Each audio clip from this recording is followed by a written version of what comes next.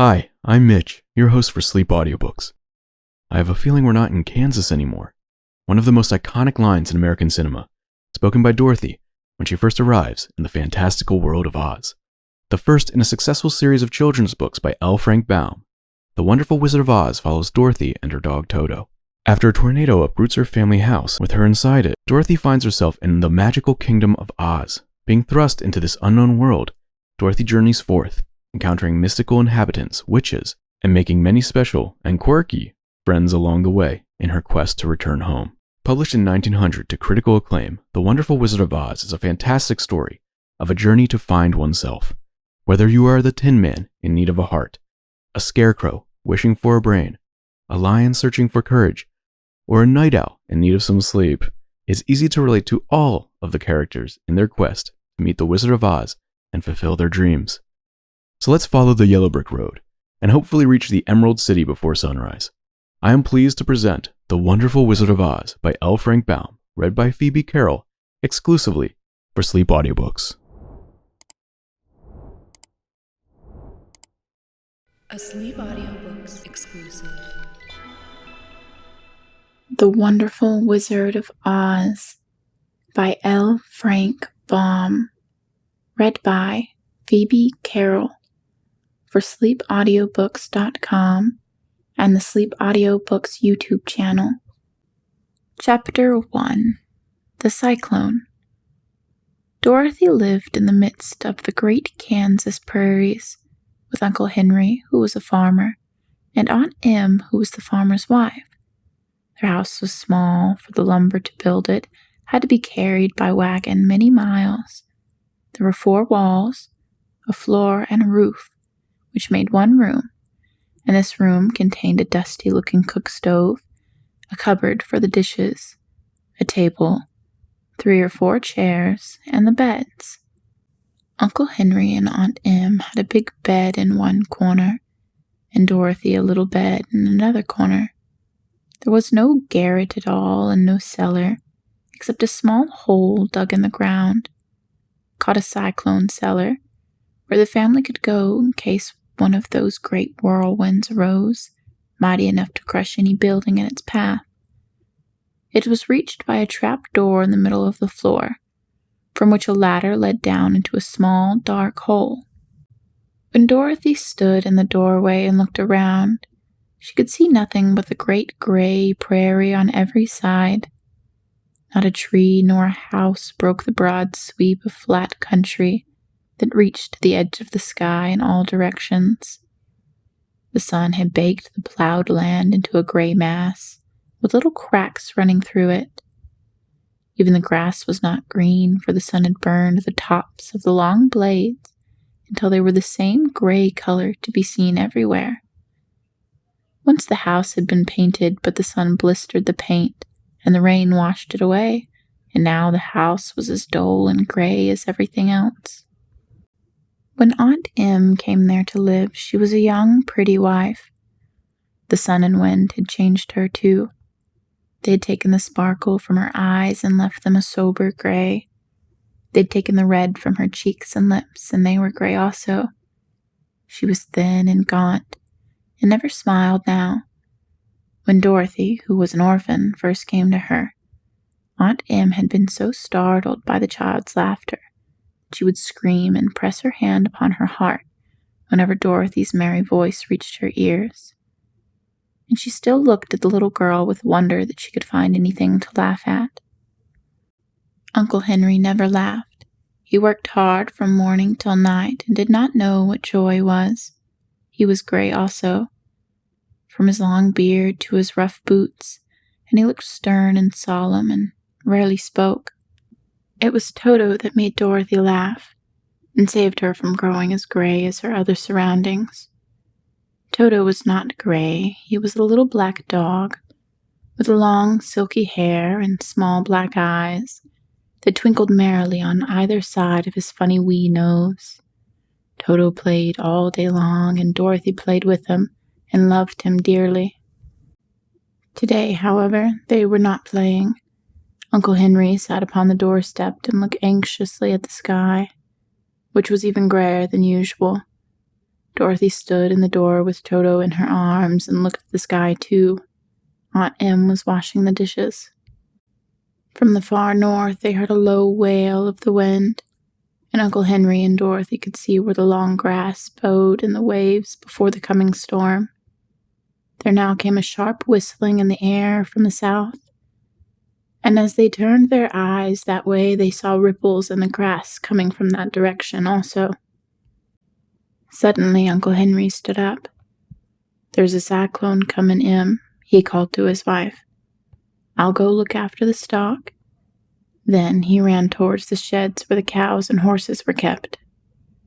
Aunt Em dropped her work and came to the door. One glance told her of the danger close at hand. "Quick, Dorothy," she screamed. "Run for the cellar."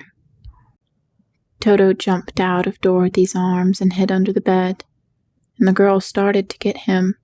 Aunt Em, badly frightened, threw open the trap door in the floor and climbed down the ladder into the small dark hole.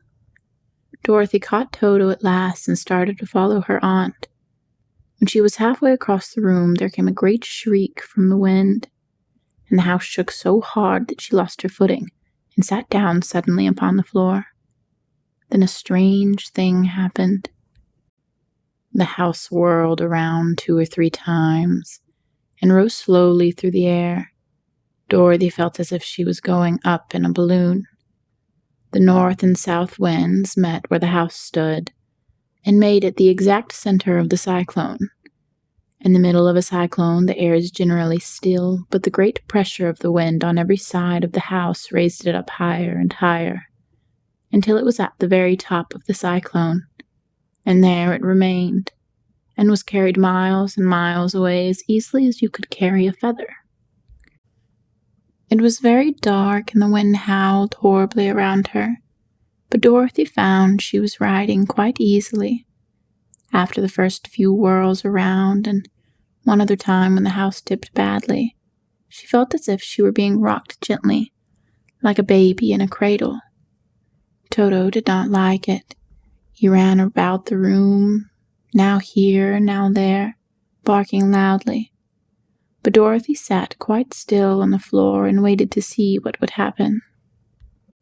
Once, Toto got too near to the open trap door and fell in, and at first the little girl thought she had lost him. But soon she saw one of his ears sticking up through the hole, for the strong pressure of the air was keeping him up so that he would not fall. She crept to the hole, caught Toto by the ear, and dragged him into the room again, afterwards closing the trap door so that no more accidents could happen. Hour after hour passed away, and slowly Dorothy got over her fright, but she felt quite lonely, and the wind shrieked so loudly all about her that she nearly became deaf. At first she had wondered if she would be dashed to pieces when the house fell again, but as the hours passed and nothing terrible happened, she stopped worrying and resolved to wait calmly and see what the future would bring. At last she crawled over the swaying floor to her bed and laid down upon it, and Toto followed and lay down beside her. In spite of the swaying of the house and the wailing of the wind, Dorothy soon closed her eyes and fell fast asleep. End of Chapter 1. Chapter 2. The Council with the Munchkins.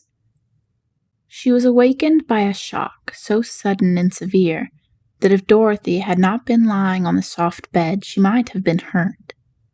As it was, the jar made her catch her breath and wonder what had happened, and Toto put his cold little nose into her face and whined dismally. Dorothy sat up and noticed that the house was not moving, nor was it dark, for the bright sunshine came in at the window, flooding the little room. She sprang from her bed and with Toto at her heels, ran and opened the door. The little girl gave a cry of amazement and looked about her, her eyes growing bigger and bigger at the wonderful sights she saw. The cyclone had set the house down very gently, for a cyclone, in the midst of a country of marvelous beauty. There was lovely patches of greensward all about, with stately trees bearing rich and luscious fruits. Banks of gorgeous flowers were on every hand, and birds with rare and brilliant plumage sang and fluttered in the trees and bushes. A little way off was a small brook, rushing and sparkling along between the green banks, and murmuring in a voice very grateful to a little girl who had lived so long on the dry, gray prairies. While she stood looking eagerly at the strange and beautiful sights, she noticed something coming towards her, a group of the queerest people she had ever seen. They were not as big as the grown folk she had always been used to, but neither were they very small. In fact, they seemed about as tall as Dorothy, who was a well-grown child for her age, although they were, so far as looks go, many years older. 3 were men and 1 a woman, and all very oddly dressed. They wore round hats that rose to a small point a foot above their heads, with little bells around the brims that tinkled sweetly when they moved. The hats of the men were blue, the little woman's hat was white, and she wore a white gown that hung in pleats from her shoulders. Over it were sprinkled little stars that glistened in the sun like diamonds. The men were dressed in blue of the same shade as their hats, and wore well-polished boots with a deep roll of blue at the tops. The men, Dorothy thought, were about as old as Uncle Henry, for 2 of them had beards.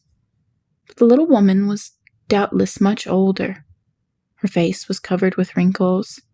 Her hair was nearly white, and she walked rather stiffly. When these people drew near the house where Dorothy was standing in the doorway, they paused and whispered among themselves, as if afraid to come closer. But the little old woman walked up to Dorothy, made a low bow, and said in a sweet voice, "You are welcome, most noble sorceress, to the land of the Munchkins. We are so grateful to you for having killed the Wicked Witch of the East, and for setting our people free from bondage." Dorothy listened to this speech with wonder. What could the little woman possibly mean by calling her a sorceress, and saying she had killed the Wicked Witch of the East? Dorothy was an innocent, harmless little girl who had been carried by a cyclone many miles from home. She had never killed anything in her life. But the little woman evidently expected her to answer, so Dorothy said with hesitation, "You are very kind, but there must be some mistake. I have not killed anything." "Your house did, anyway," replied the little old woman with a laugh. "And that is the same thing. See?" She continued, pointing to the corner of the house. "There are her 2 feet, still sticking out from under a block of wood." Dorothy looked and gave a little cry of fright. There, indeed, just under the corner of the great beam the house rested on, 2 feet were sticking out, shod in silver shoes with pointed toes. Oh dear," cried Dorothy, clasping her hands together in dismay. "The house must have fallen on her. Whatever shall we do?" "There is nothing to be done," said the little woman calmly. "But who was she?" asked Dorothy. "She was the Wicked Witch of the East, as I said," answered the little woman. "She has held all the Munchkins in bondage for many years, making them slave for her night and day. Now they are all set free and are grateful to you for the favor." "Who are the Munchkins?" inquired Dorothy. "They are the people who live in this land of the East where the Wicked Witch ruled." "Are you a Munchkin?" asked Dorothy. "No, but I am their friend. Although I live in the land of the North, when they saw the Witch of the East was dead, the Munchkins sent a swift messenger to me, and I came at once. I am the Witch of the North." "Oh, gracious!" cried Dorothy.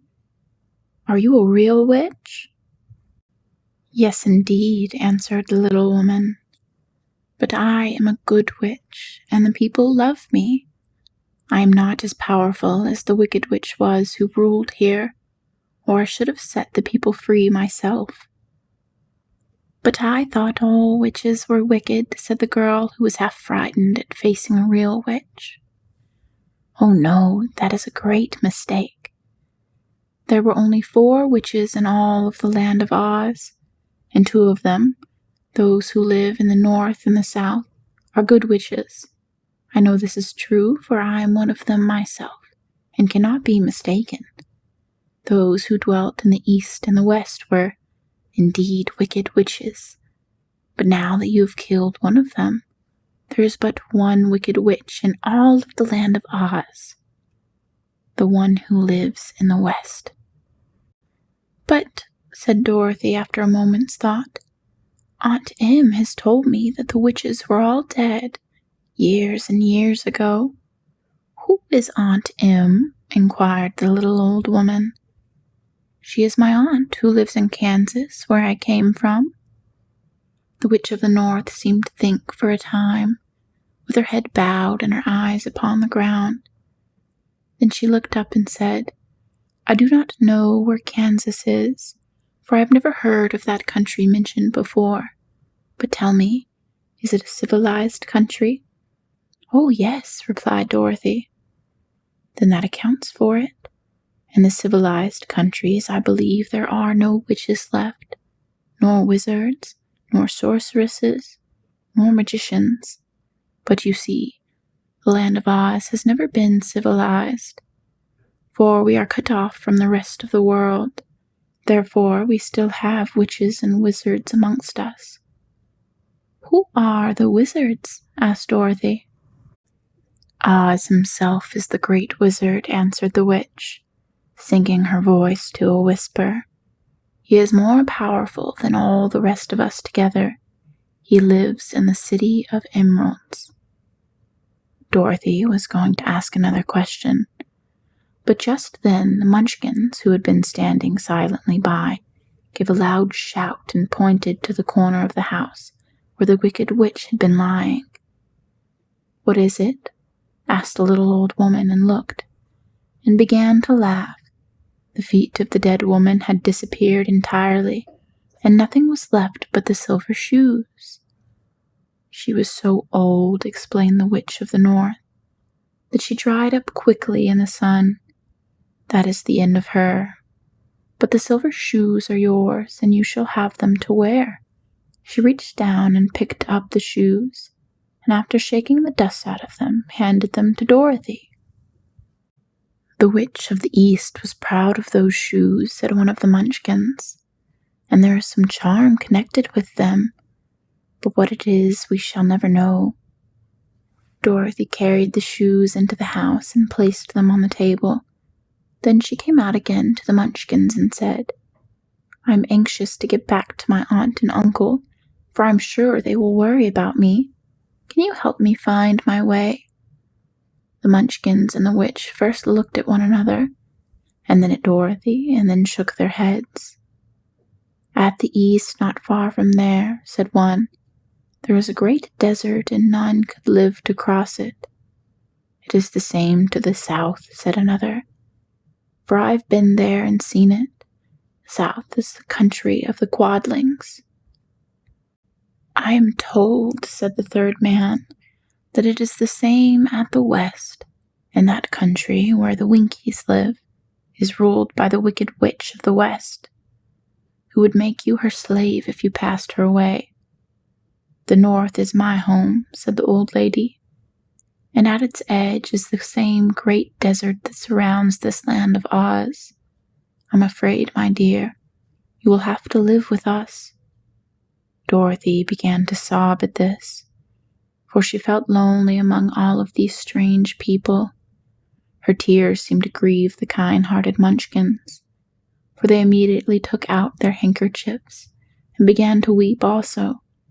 As for the little old woman, she took off her cap and balanced the point on the end of her nose while she counted. 1, 2, 3, in a solemn voice. At once the cap changed to a slate, on which was written in big white chalk marks, "Let Dorothy go to the City of Emeralds."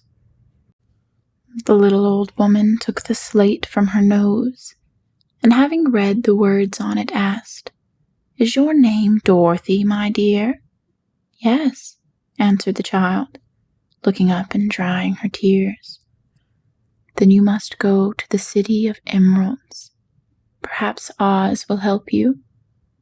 "Where is this city?" asked Dorothy. "It is exactly in the center of the country, and is ruled by Oz, the great wizard I told you of." "Is he a good man?" inquired the girl anxiously.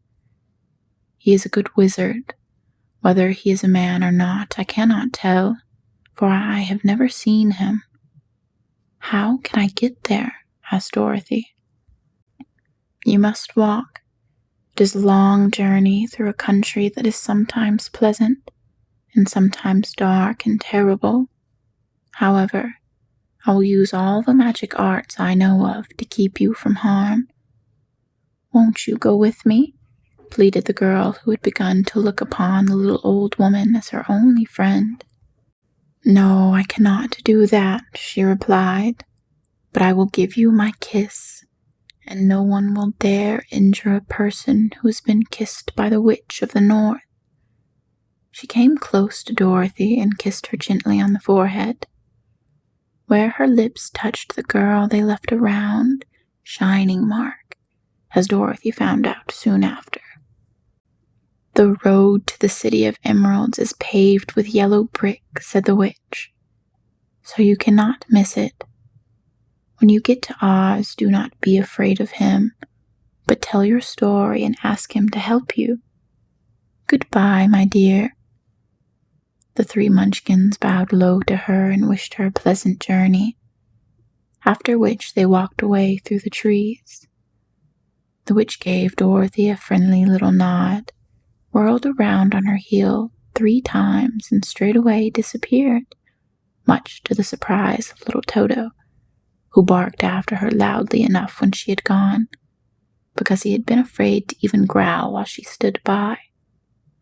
But Dorothy, knowing her to be a witch, had expected her to disappear in just that way, and was not surprised in the least. End of Chapter 2. Chapter 3. How Dorothy Saved the Scarecrow. When Dorothy was left alone, she began to feel hungry.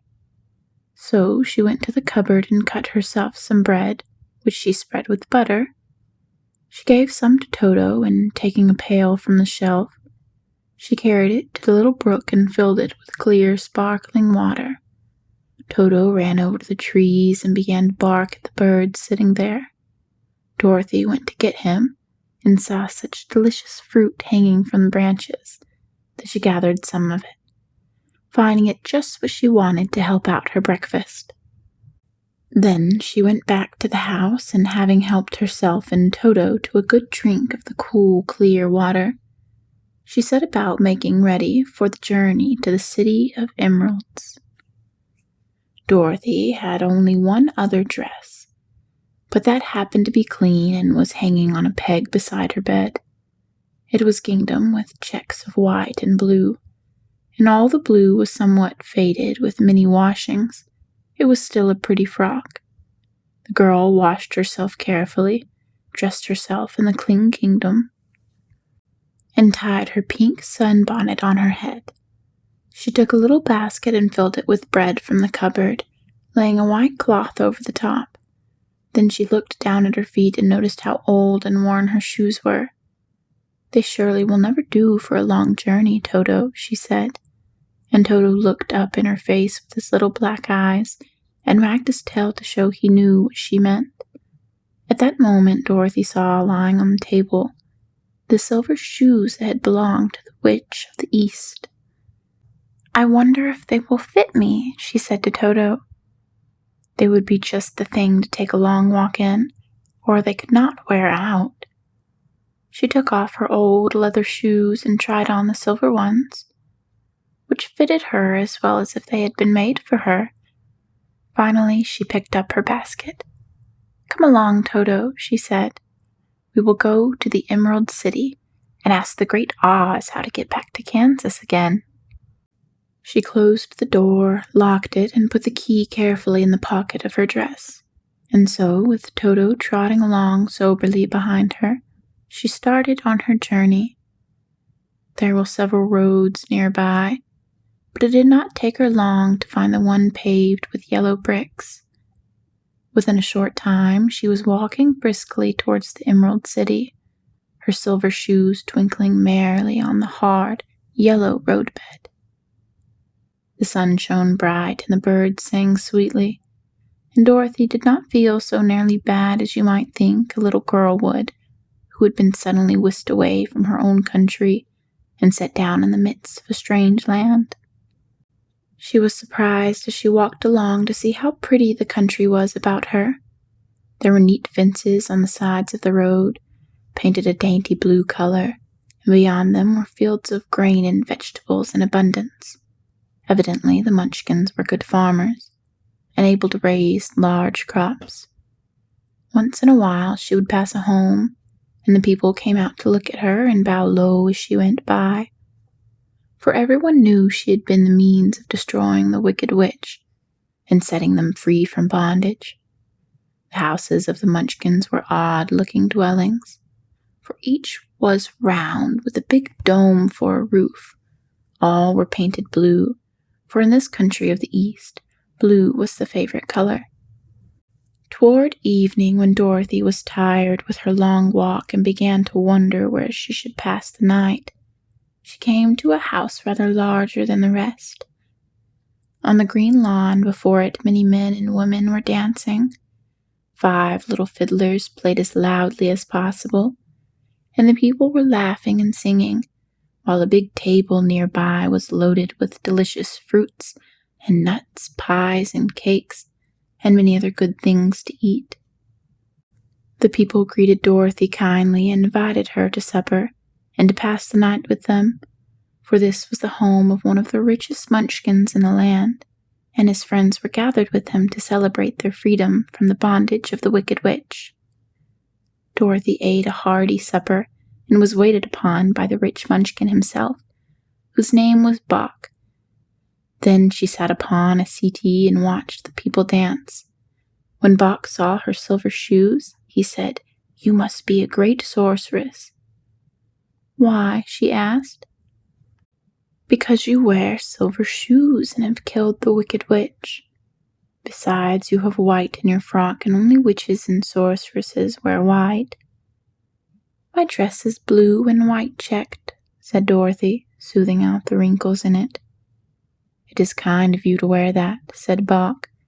"Blue is the color of the Munchkins, and white is the witch color, so we know you are a friendly witch." Dorothy did not know what to say to this, for all the people seemed to think her a witch, and she knew very well she was only an ordinary little girl who had come by the chance of a cyclone into a strange land. When she had tired watching the dancing, Bach led her into the house, where he gave her a room with a pretty bed in it. The sheets were made of blue cloth, and Dorothy slept soundly in them till morning, with Toto curled up on the blue rug beside her. She ate a hearty breakfast and watched a wee Munchkin baby, who played with Toto and pulled his tail and crowed and laughed in a way that greatly amused Dorothy. Toto was a fine curiosity to all the people, for they had never seen a dog before. "How far is it to Emerald City?" the girl asked. "I do not know," answered Bach gravely, "for I have never been there. It is better for people to keep away from Oz unless they have business with him. But it is a long way to the Emerald City, and it will take you many days. The country here is rich and pleasant, but you must pass through rough and dangerous places before you reach the end of your journey." This worried Dorothy a little, but she knew that only the great Oz could help her get back to Kansas again, so she bravely resolved not to turn back. She bade her friends goodbye and again started along the road of yellow brick. When she had gone several miles, she thought she could stop and rest, and so climbed to the top of a fence beside the road and sat down. There was a great cornfield beyond the fence, and not far away she saw a scarecrow, placed high on a pole to keep the birds from the ripe corn. Dorothy leaned her chin upon her hand and gazed thoughtfully at the scarecrow. Its head was a small sack stuffed with straw, with eyes, nose, and a mouth painted on it to represent a face. An old, pointed blue hat that had belonged to some Munchkin was perched on his head, and the rest of the figure was a blue suit of clothes, worn and faded, which had also been stuffed with straw. On the feet were some old boots with blue tops, such as every man wore in this country, and the figure was raised above the stalks of corn by means of the pole stuck up its back. While Dorothy was looking earnestly into the queer painted face of the scarecrow, she was surprised to see one of the eyes slowly wink at her. She thought she must have been mistaken at first, for none of the scarecrows in Kansas ever wink, but presently the figure nodded its head to her in a friendly way. Then she climbed down from the fence and walked up to it, while Toto ran around the pole and barked. "Good day," said the scarecrow in a rather husky voice. "Did you speak?"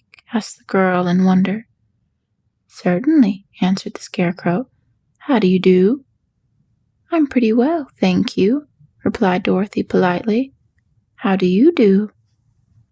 "I'm not feeling well," said the scarecrow with a smile, "for it is very tedious being perched up here night and day to scare away the crows." "Can't you get down?" asked Dorothy. "No, for this pole is stuck up my back."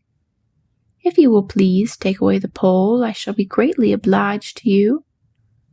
Dorothy reached up both arms and lifted the figure off the pole, for, being stuffed with straw, it was quite light. "Thank you very much," said the scarecrow, when he had been set down on the ground. "I feel like a new man." Dorothy was puzzled at this, for it sounded queer to hear a stuffed man speak, and to see him bow and walk along beside her. "Who are you?" asked the scarecrow when he had stretched himself and yawned. "And where are you going?" "My name is Dorothy," said the girl, "and I'm going to the Emerald City to ask the great Oz to send me back to Kansas." "Where is the Emerald City?" he inquired. "And who is Oz?" "Why, don't you know?" she returned, in surprise. "No, indeed. I don't know anything, you see. I am stuffed, so I have no brain at all," he answered sadly. "Oh," said Dorothy, "I'm awfully sorry for you." "Do you think," he asked, "if I go to the Emerald City with you, that Oz would give me some brains?" "I cannot tell," she returned, "but you may come with me if you like. If Oz will not give you any brains, you'll be no worse off than you are now." "That is true," said the scarecrow. "You see," he continued confidently, "I don't mind my legs and arms and body being stuffed, because I cannot get hurt. If anyone treads on my toes or sticks a pin into me, it doesn't matter, for I cannot feel it. But I do not want people to call me a fool. And if my head stays stuffed with straw instead of with brains, as yours is, how am I ever to know anything?" "I understand how you feel," said the little girl, who was truly sorry for him. "If you come with me, I'll ask Oz to do all he can for you." "Thank you," he answered gratefully. They walked back to the road. Dorothy helped him over the fence, and they started along the path of yellow brick for the Emerald City. Toto did not like this addition to the party at first. He smelled around the stuffed man as if he had suspected there might be a nest of rats in the straw, and he often growled in an unfriendly way at the scarecrow. "Don't mind Toto," said Dorothy to her new friend. "He never bites." "Oh, I'm not afraid," replied the Scarecrow. "He can't hurt the straw. Do let me carry that basket for you. I shall not mind it, for I can't get tired. I'll tell you a secret," he continued as he walked along. "There's only one thing in the world I'm afraid of." "What is that?" asked Dorothy. "The Munchkin farmer who made you?" "No," answered the Scarecrow. "It's a lighted match." End of Chapter 3. Chapter 4. The Road Through the Forest. After a few hours, the road began to be rough, and the walking grew so difficult that the Scarecrow often stumbled over the yellow bricks, which were here very uneven. Sometimes, indeed, they were broken or missing altogether, leaving holes that Toto jumped across and Dorothy walked around. As for the Scarecrow, having no brains, he walked straight ahead and so stepped into the holes and fell at full length on the hard bricks. It never hurt him, however, and Dorothy would pick him up and set him upon his feet again, while he joined her in laughing merrily at his own mishap. The farms were not nearly so well cared for here as they were further back. There were fewer houses and fewer fruit trees, and the further they went, the more dismal and lonesome the country became. At noon they sat down by the roadside, near a little brook, and Dorothy opened her basket and got out some bread. She offered a piece to the Scarecrow, but he refused. "I am never hungry," he said, "and it is a lucky thing that I am not, for my mouth is only painted, and if I were to cut a hole in it so that I could eat, the straw I am stuffed with would come out, and that would spoil the shape of my head." Dorothy saw at once that this was true, so she only nodded and went on eating her bread. "Tell me something about yourself and the country you came from," said the Scarecrow, when she had finished her dinner. So she told him all about Kansas and how gray everything was there, and how the cyclone had carried her to this queer land of Oz. The Scarecrow listened carefully and said, "I cannot understand why you should wish to leave this beautiful country and go back to the dry, gray place you call Kansas." "That is because you have no brains," answered the girl. "No matter how dreary and gray our homes are, we people of flesh and blood would rather live there than in any other country, be it ever so beautiful. There's no place like home." The Scarecrow sighed. "Of course I cannot understand it," he said. "If your heads were stuffed with straw like mine, you would probably all live in the beautiful places, and then Kansas would have no people at all. It is fortunate for Kansas that you have brains." "Won't you tell me a story while we're resting?" asked the child. The Scarecrow looked at her reproachfully and answered, "My life has been so short that I really know nothing whatever. I was only made day before yesterday. What happened in the world before that is all unknown to me. Luckily, when the farmer made my head, one of the first things he did was to paint my ears, so that I heard what was going on. There was another Munchkin with him, and the first thing I heard was the farmer saying, 'How do you like those ears?' 'They aren't straight,' answered the other. 'Never mind,' said the farmer. 'They are ears just the same,' which was true enough. 'Now I'll make the eyes,' said the farmer. So he painted my right eye, and as soon as it was finished, I found myself looking at him and at everything around me with a great deal of curiosity, for this was my first glimpse of the world. 'That's a rather pretty eye,' remarked the Munchkin, who was watching the farmer. 'Blue paint is just the color for eyes.' 'I think I'll make the other a little bigger,' said the farmer. And when the second eye was done, I could see much better than before. Then he made my nose and my mouth, but I did not speak, because at that time I did not know what a mouth was for. I had the fun of watching them make my body and my arms and legs, and when they fastened on my head at last, I felt very proud, for I thought I was just as good a man as anyone. "This fellow will scare the crows fast enough," said the farmer. "He looks just like a man." "Why, he is a man," said the other, and I quite agreed with him. The farmer carried me under his arm to the cornfield and set me up on a tall stick where you found me. He and his friend soon after walked away and left me alone. I did not like to be deserted this way, so I tried to walk after them, but my feet would not touch the ground, and I was forced to stay on that pole. It was a lonely life to lead, for I had nothing to think of, having been made such a little while before. Many crows and other birds flew into the cornfield, but as soon as they saw me, they flew away again, thinking I was a Munchkin. And this pleased me and made me feel that I was quite an important person. By and by, an old crow flew near me, and after looking at me carefully, he perched upon my shoulder and said, "I wonder if that farmer thought to fool me in this clumsy manner. Any crow of sense could see that you're only stuffed with straw." Then he hopped down at my feet and ate all the corn he wanted. The other birds, seeing he was not harmed by me, came to eat the corn too. So in a short time there was a great flock of them above me. I felt sad at this, for it showed I was not such a good scarecrow after all.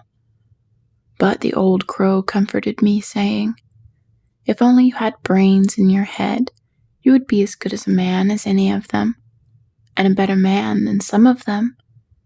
Brains are the only things worth having in this world, no matter whether one is a crow or a man." After the crows had gone, I thought this over and decided I would try hard to get some brains. By such luck, you came along and pulled me off the stake, and from what you say, I am sure the great Oz will give me brains as soon as we get to the Emerald City. "I hope so," said Dorothy earnestly, "since you seem anxious to have them." "Oh, yes, I am anxious," returned the Scarecrow. "It is such an uncomfortable feeling to know one is a fool." "Well," said the girl, "let us go," and she handed the basket to the Scarecrow. There were no fences at all by the roadside now, and the land was rough and untilled. Toward evening they came to a great forest, where the trees grew so big and close together that their branches met over the road of the yellow brick. It was almost dark under the trees, for the branches shut out the daylight. But the travelers did not stop and went on into the forest. "If this road goes in, it must come out," said the Scarecrow, "and as the Emerald City is at the other end of the road, we must go wherever it leads us." "Anyone would know that," said Dorothy. "Certainly. That is why I know it," returned the Scarecrow. "If it required brains to figure it out, I never should have said it." After an hour or so, the light faded away, and they found themselves stumbling along in darkness. Dorothy could not see at all, but Toto could, for some dogs see very well in the dark, and the Scarecrow declared he could see as well as by day. So she took hold of his arm and managed to get along fairly well. "If you see any house or any place where we can pass the night," she said, "you must tell me, for it is very uncomfortable walking in the dark." Soon after, the Scarecrow stopped. "I see a little cottage at the right of us," he said, "built of logs and branches. Shall we go there?" "Yes, indeed," answered the child. "I am all tired out." So the Scarecrow led her through the trees until they reached the cottage, and Dorothy entered and found a bed of dried leaves in one corner. She lay down at once, and with Toto beside her, soon fell into a sound sleep. The Scarecrow, who was never tired, stood up in another corner and waited patiently until morning came. End of Chapter 4. Chapter 5. The Rescue of the Tin Woodman. When Dorothy awoke, the sun was shining through the trees, and Toto had long been out chasing birds around him and squirrels. She sat up and looked around her. There was the Scarecrow, still standing patiently in his corner, waiting for her. "We must go and search for water," she said to him. "Why do you want water?" he asked. "To wash my face clean after the dust of the road, and to drink so the dry bread will not stick in my throat." "It must be inconvenient to be made of flesh," said the Scarecrow thoughtfully, "for you must sleep and eat and drink. However, you have brains, and it is worth a lot of bother to be able to think properly." They left the cottage and walked through the trees until they found a little spring of clear water, where Dorothy drank and bathed and ate her breakfast. She saw there was not much bread left in the basket, and the girl was thankful the Scarecrow did not have to eat anything, for there was scarcely enough for her and Toto for the day. When she had finished her meal and was about to go back to the road of yellow brick, she was startled to hear a deep groan nearby. "What was that?" she asked timidly. "I cannot imagine," replied the Scarecrow, "but we can go and see." Just then another groan reached their ears, and the sound seemed to come from behind them. They turned and walked through the forest a few steps, when Dorothy discovered something shining in a ray of sunshine that fell between the trees. She ran to the place and stopped short with a little cry of surprise. One of the big trees had been partly chopped through, and standing beside it with an uplifted axe in his hand was a man made entirely of tin. His head and arms and legs were jointed upon his body, but he stood perfectly motionless as if he could not stir at all. Dorothy looked at him in amazement, and so did the Scarecrow, while Toto barked sharply and made a snap at the tin legs, which hurt his teeth. "Did you groan?" asked Dorothy. "Yes," answered the Tin Man. "I did. I've been groaning for more than a year, and no one has ever heard before or come to help me." "What can I do for you?" she inquired softly, for she was moved by the sad voice in which the man spoke. "Get an oil can and oil my joints," he answered. "They are rusted so badly that I cannot move them at all. If I am well oiled, I shall soon be all right again. You will find an oil can on a shelf in my cottage." Dorothy at once ran back to the cottage and found the oil can, and then she returned and asked anxiously, "Where are your joints?" "Oil my neck first," replied the Tin Woodman. So she oiled it, and as it was quite badly rusted, the Scarecrow took a hold of the tin head and moved it gently from side to side until it worked freely, and then the man could turn it himself. "Now oil the joints in my arms," he said. And Dorothy oiled them, and the Scarecrow bent them carefully until they were quite free from the rust and as good as new. The Tin Woodman gave a sigh of satisfaction and lowered his axe, which he leaned against the tree. "This is a great comfort," he said. "I've been holding that axe in the air ever since I rusted, and I am glad to be able to put it down at last. Now, if you will oil the joints of my legs, I shall be all right once more." So they oiled his legs until he could move them freely, and he thanked them again and again for his release, for he seemed a very polite creature and very grateful. "I might have stood there always if you had not come along," he said. "So you have certainly saved my life. How did you happen to be here?" "We are on our way to the Emerald City to see the Great Oz," she answered, "and we stopped at your cottage to pass the night." "Why do you wish to see the Oz?" he asked. "I want him to send me back to Kansas, and the Scarecrow wants him to put a few brains in his head," he replied. The Tin Woodman appeared to be thinking deeply for a moment. Then he said, "Do you suppose Oz could give me a heart?" "Why, I guess so," Dorothy answered. "It would be as easy to give the Scarecrow brains." "True," the Tin Woodman returned. "So if you will allow me to join your party, I will also go to the Emerald City and ask Oz to help me." "Come along," said the Scarecrow heartily, and Dorothy added that she would be pleased to have his company.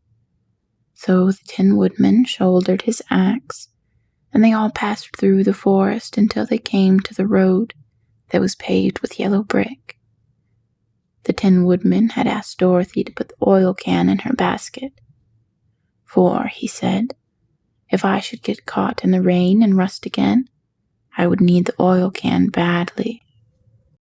It was a bit of good luck to have their new comrade join the party, for soon after they had begun their journey again, they came to a place where the trees and branches grew so thick over the road that the travelers could not pass.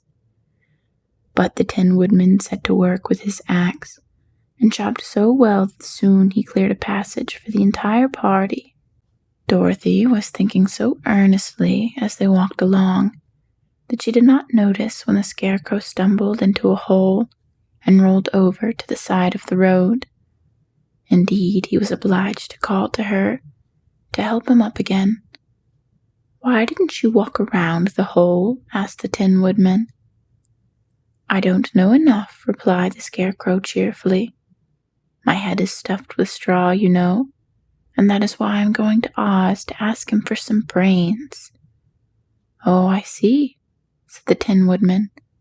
"But, after all, brains are not the best thing in the world." "Have you any?" inquired the Scarecrow. "No, my head is quite empty," answered the Woodman. "But once I had brains and a heart also, so having tried them both, I should much rather have a heart." "And why is that?" asked the Scarecrow. "I will tell you my story, and then you will know." So while they were walking through the forest, the Tin Woodman told the following story. "I was born the son of a woodman who chopped down trees in the forest and sold the wood for a living. When I grew up, I too became a wood chopper, and after my father died, I took care of my old mother as long as she lived. Then I made up my mind that instead of living alone, I would marry, so that I might not become lonely. There was one of the Munchkin girls who was so beautiful that I soon grew to love her with all my heart. She, on her part, promised to marry me as soon as I could earn enough money to build a better house for her. So I set to work harder than ever. But the girl lived with an old woman who did not want her to marry anyone, for she was so lazy she wished the girl to remain with her and do the cooking and the housework. So the old woman went to the Wicked Witch of the East and promised her 2 sheep and a cow if she would prevent the marriage. Thereupon the Wicked Witch enchanted my axe, and when I was chopping away at my best one day, for I was anxious to get the new house and my wife as soon as possible, the axe slipped at once and cut off my left leg. This at first seemed a great misfortune, for I knew a one-legged man could not do well as a wood chopper. So I went to a tinsmith and had him make me a new leg out of tin. The leg worked very well once I was used to it. But my action angered the Wicked Witch of the East, for she had promised the old woman I should not marry the pretty Munchkin girl. When I began chopping again, my axe slipped and cut off my right leg. Again I went to the tinsmith, and again he made me a leg out of tin. After this, the enchanted axe cut off my arms, one after the other, but nothing daunted, I had them replaced with tin ones. The Wicked Witch then made the axe slip and cut off my head, and at first I thought that was the end of me. But the tinsmith happened to come along, and he made me a new head out of tin. I thought I had beaten the Wicked Witch then, and I worked harder than ever. But I little knew how cruel my enemy could be. She thought of a new way to kill my love for the beautiful Munchkin maiden, and made my axe slip again, so that it cut right through my body, splitting me into 2 halves. Once more the tinsmith came to my help, and made me a body of tin, fastening my tin arms and legs and head to it by means of joints so that I could move around as well as ever. But alas, I had now no heart, so that I lost all my love for the Munchkin girl, and did not care whether I married her or not. I suppose she's still living with the old woman, waiting for me to come after her. My body shone so brightly in the sun that I felt very proud of it, and it did not matter now if my axe slipped, for it could not cut me. There was only one danger, that my joints would rust, but I kept an oil can in my cottage, and took care to oil myself whenever I needed it. However, there came a day when I forgot to do this, and, being caught in a rainstorm, before I thought of the danger my joints had rusted, and I was left to stand in the woods until you came to help me. It was a terrible thing to undergo, but during the year I stood there I had time to think that the greatest loss I had known was the loss of my heart. While I was in love, I was the happiest man on earth, but no one can love who has not a heart, and so I am resolved to ask Oz to give me one. If he does, I will go back to be the Munchkin lady. While I was in love, I was the happiest man on earth, but no one can love who has not a heart, and so I am resolved to ask Oz to give me one. If he does, I will go back to the Munchkin maiden and marry her. Both Dorothy and the Scarecrow had been greatly interested in the story of the Tin Woodman, and now they knew why he was so anxious to get a new heart. "All the same," said the Scarecrow, "I shall ask for brains instead of a heart, for a fool would not know what to do with a heart if he had one." "I shall take the heart," returned the Tin Woodman, "for brains do not make one happy, and happiness is the best thing in the world."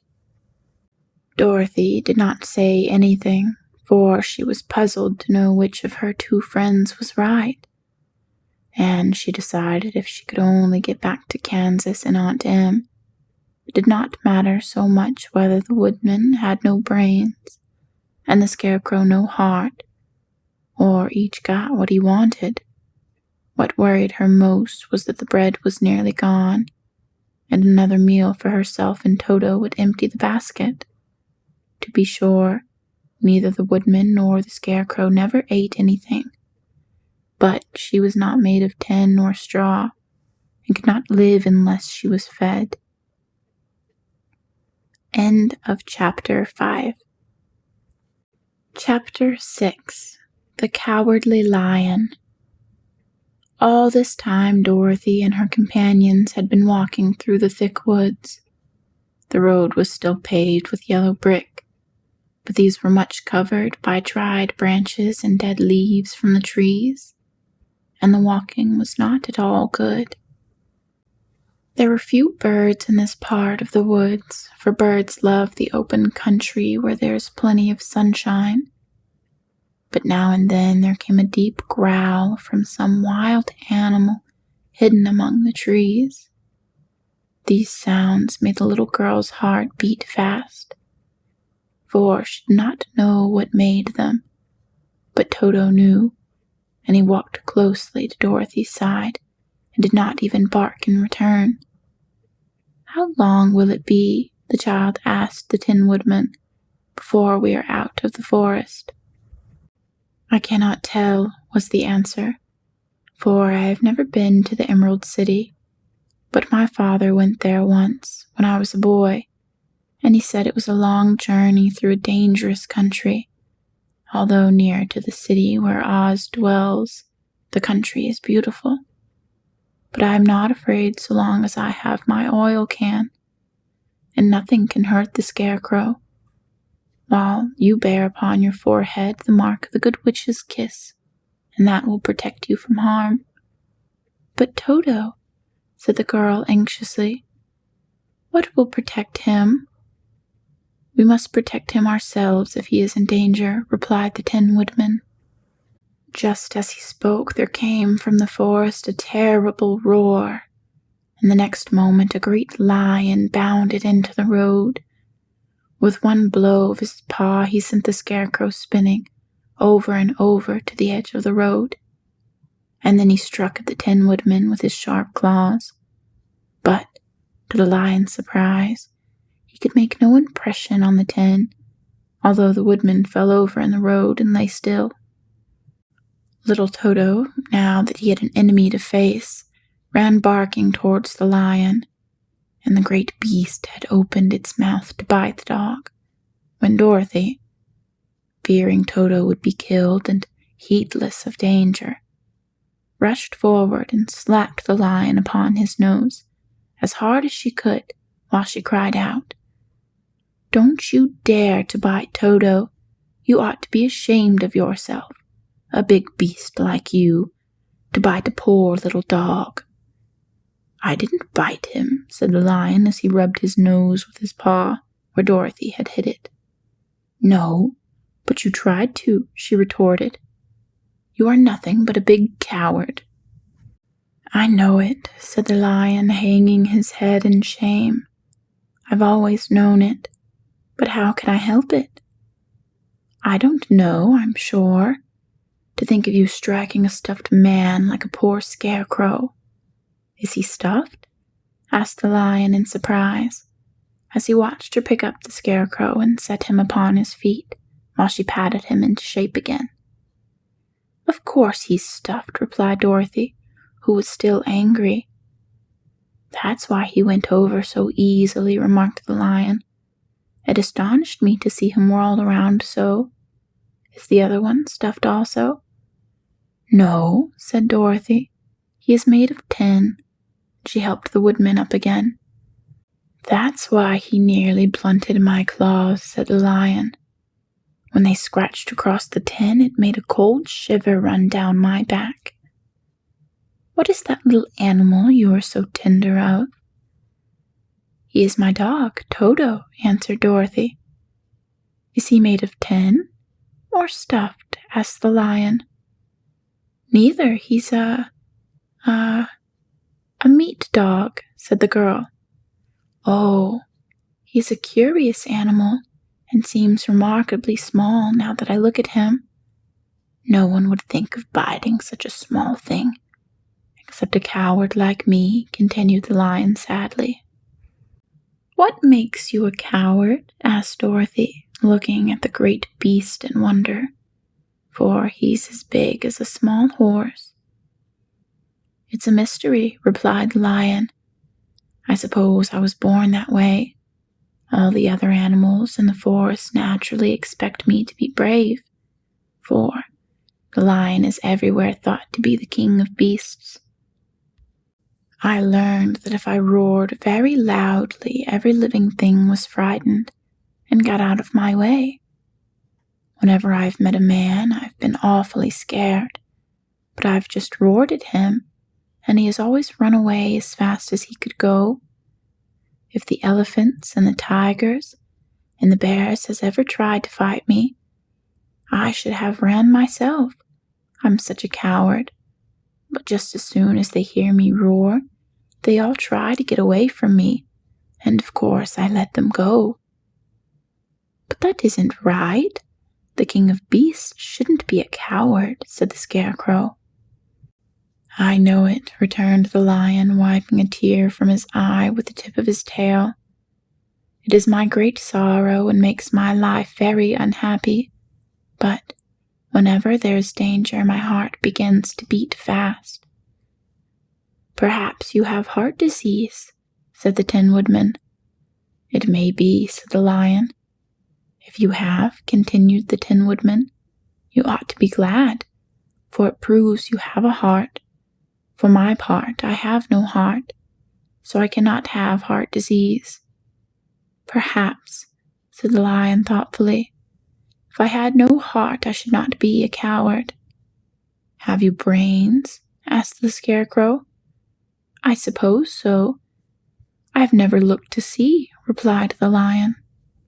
"I am going to the Great Oz to ask him to give me some," remarked the Scarecrow, "for my head is stuffed with straw." "And I am going to ask him to give me a heart," said the Woodman. "And I am going to ask him to send Toto and me back to Kansas," added Dorothy. "Do you think Oz could give me courage?" asked the Cowardly Lion. "Just as easily as he could give me brains," said the Scarecrow. "Or give me a heart," said the Tin Woodman. "Or send me back to Kansas," said Dorothy. "Then, if you don't mind, I'll go with you," said the Lion, "for my life is simply unbearable without a bit of courage." "You will be very welcome," answered Dorothy, "for you will help to keep away the other wild beasts. It seems to me they must be more cowardly than you are if they allow you to scare them so easily." "They really are," said the Lion. "That doesn't make me any braver, and as long as I know myself to be a coward, I shall be unhappy." So once more the little company set off upon the journey, the Lion walking with stately strides at Dorothy's side. Toto did not approve of this new comrade at first, for he could not forget how nearly he had been crushed between the Lion's great jaws. But after a time he became more at ease, and presently Toto and the Cowardly Lion had grown to be good friends. During the rest of that day there was no other adventure to mar the peace of their journey. Once, indeed, the Tin Woodman stepped upon a beetle that was crawling along the road, and killed the poor little thing. This made the Tin Woodman very unhappy, for he was always careful not to hurt any living creature. And as he walked along, he wept several tears of sorrow and regret. These tears ran slowly down his face, and over the hinges of his jaw, and there they rested. When Dorothy presently asked him a question, the Tin Woodman could not open his mouth, for his jaws were tightly rusted together. He became greatly frightened at this and made many motions to Dorothy to relieve him, but she could not understand. The Lion was also puzzled to know what was wrong, but the Scarecrow seized the oil can from Dorothy's basket and oiled the woodsman's jaw, so that after a few moments he could talk as well as before. "This will serve me a lesson," said he, "to look where I step, for if I should kill another bug or beetle, I should surely cry again, and crying rests my jaws so that I cannot speak." Thereafter he walked very carefully, with his eyes on the road, and when he saw a tiny ant toiling by, he would step over it so as not to harm it. The Tin Woodman knew very well he had no heart, and therefore he took great care never to be cruel or unkind to anything.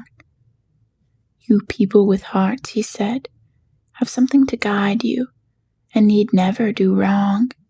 But I have no heart, and so I must be very careful. When Oz gives me a heart, of course, I needn't mind so much." End of Chapter 6. Chapter 7. The Journey to the Great Oz. They were obligated to camp out that night under a large tree in the forest, for there were no houses near. The tree made a good thick covering to protect them from the dew, and the Tin Woodman chopped a great pile of wood with his axe, and Dorothy built a splendid fire that warmed her and made her feel less lonely. She and Toto ate the last of their bread, and now she did not know what they would do for breakfast. "If you wish," said the lion, "I will go into the forest and kill a deer for you. You can roast it by the fire, since your tastes are so peculiar that you prefer cooked food, and then you will have a very good breakfast." "Don't, please don't," begged the Tin Woodman. "I should certainly weep if you killed a poor deer, and then my jaws would rust again." But the lion went away into the forest and found his own supper, and no one ever knew what it was, for he didn't mention it. And the Scarecrow found a tree full of nuts and filled Dorothy's basket with them so that she would not be hungry for a long time. She thought this was very kind and thoughtful of the Scarecrow, but she laughed heartily at the awkward way in which the poor creature picked up the nuts. His padded hands were so clumsy, and the nuts were so small that he dropped almost as many as he put in the basket. But the Scarecrow did not mind how long it took him to fill the basket, for it enabled him to keep away from the fire, as he feared a spark might get into his straw and burn him up.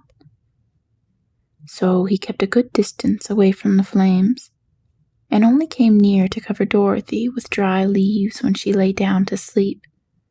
These kept her very snug and warm, and she slept soundly until morning. When it was daylight, the girl bathed her face in a little rippling brook, and soon after they all started towards the Emerald City. This was to be an eventful day for the travelers. They had hardly been walking an hour when they saw before them a great ditch that crossed the road and divided the forest as far as they could see on either side. It was a very wide ditch. When they crept up to the edge and looked into it, they could see it was also very deep, and there were many big, jagged rocks at the bottom. The sides were also so steep that none of them could climb down, and for a moment it seemed that their journey must end. "What shall we do?" asked Dorothy despairingly. "I haven't the faintest idea," said the Tin Woodman. And the lion shook his shaggy mane and looked thoughtful. But the Scarecrow said, "We cannot fly, that is certain. Neither can we climb down into this great ditch. Therefore, if we cannot jump over it, we must stop where we are." "I think I could jump over it," said the Cowardly Lion, after measuring the distance thoughtfully in his mind. "Then we are all right," answered the Scarecrow, "for you can carry us all over on your back, one at a time." "Well, I'll try it," said the lion. "Who will go first?" "I will," declared the Scarecrow, "for if you found that you could not jump over the gulf, Dorothy would be killed, or the Tin Woodman badly dented on the rocks below. But if I am on your back, it will not matter so much, for the fall would not hurt me at all." "I am terribly afraid of falling myself," said the Cowardly Lion. "But I suppose there is nothing to do but try it. So get on my back and we will make the attempt."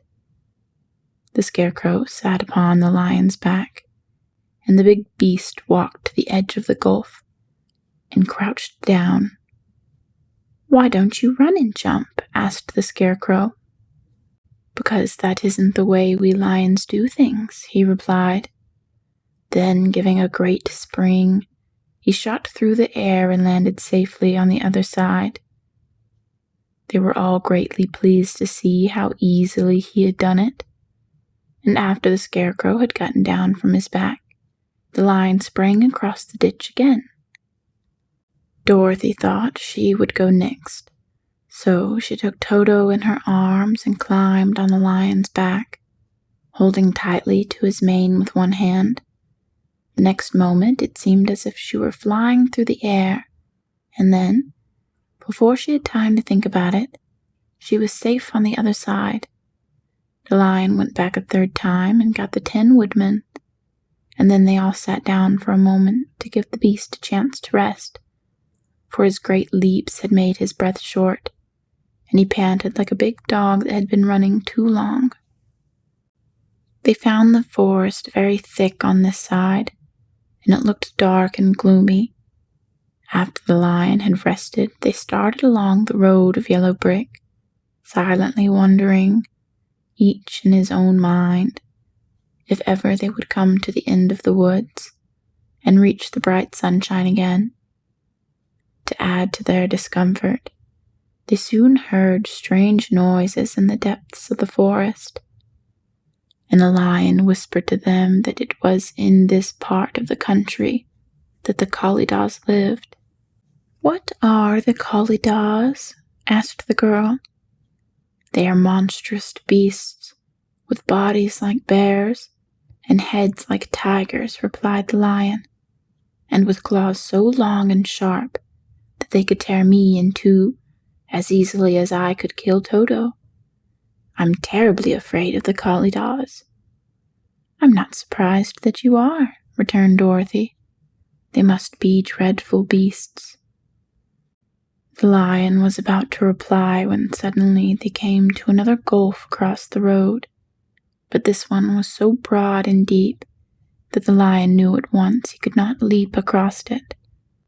So they sat down to consider what they should do, and after serious thought the Scarecrow said, "Here is a great tree standing close to the ditch.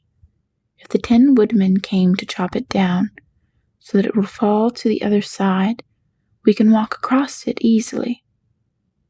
"That is a first-rate idea," said the lion.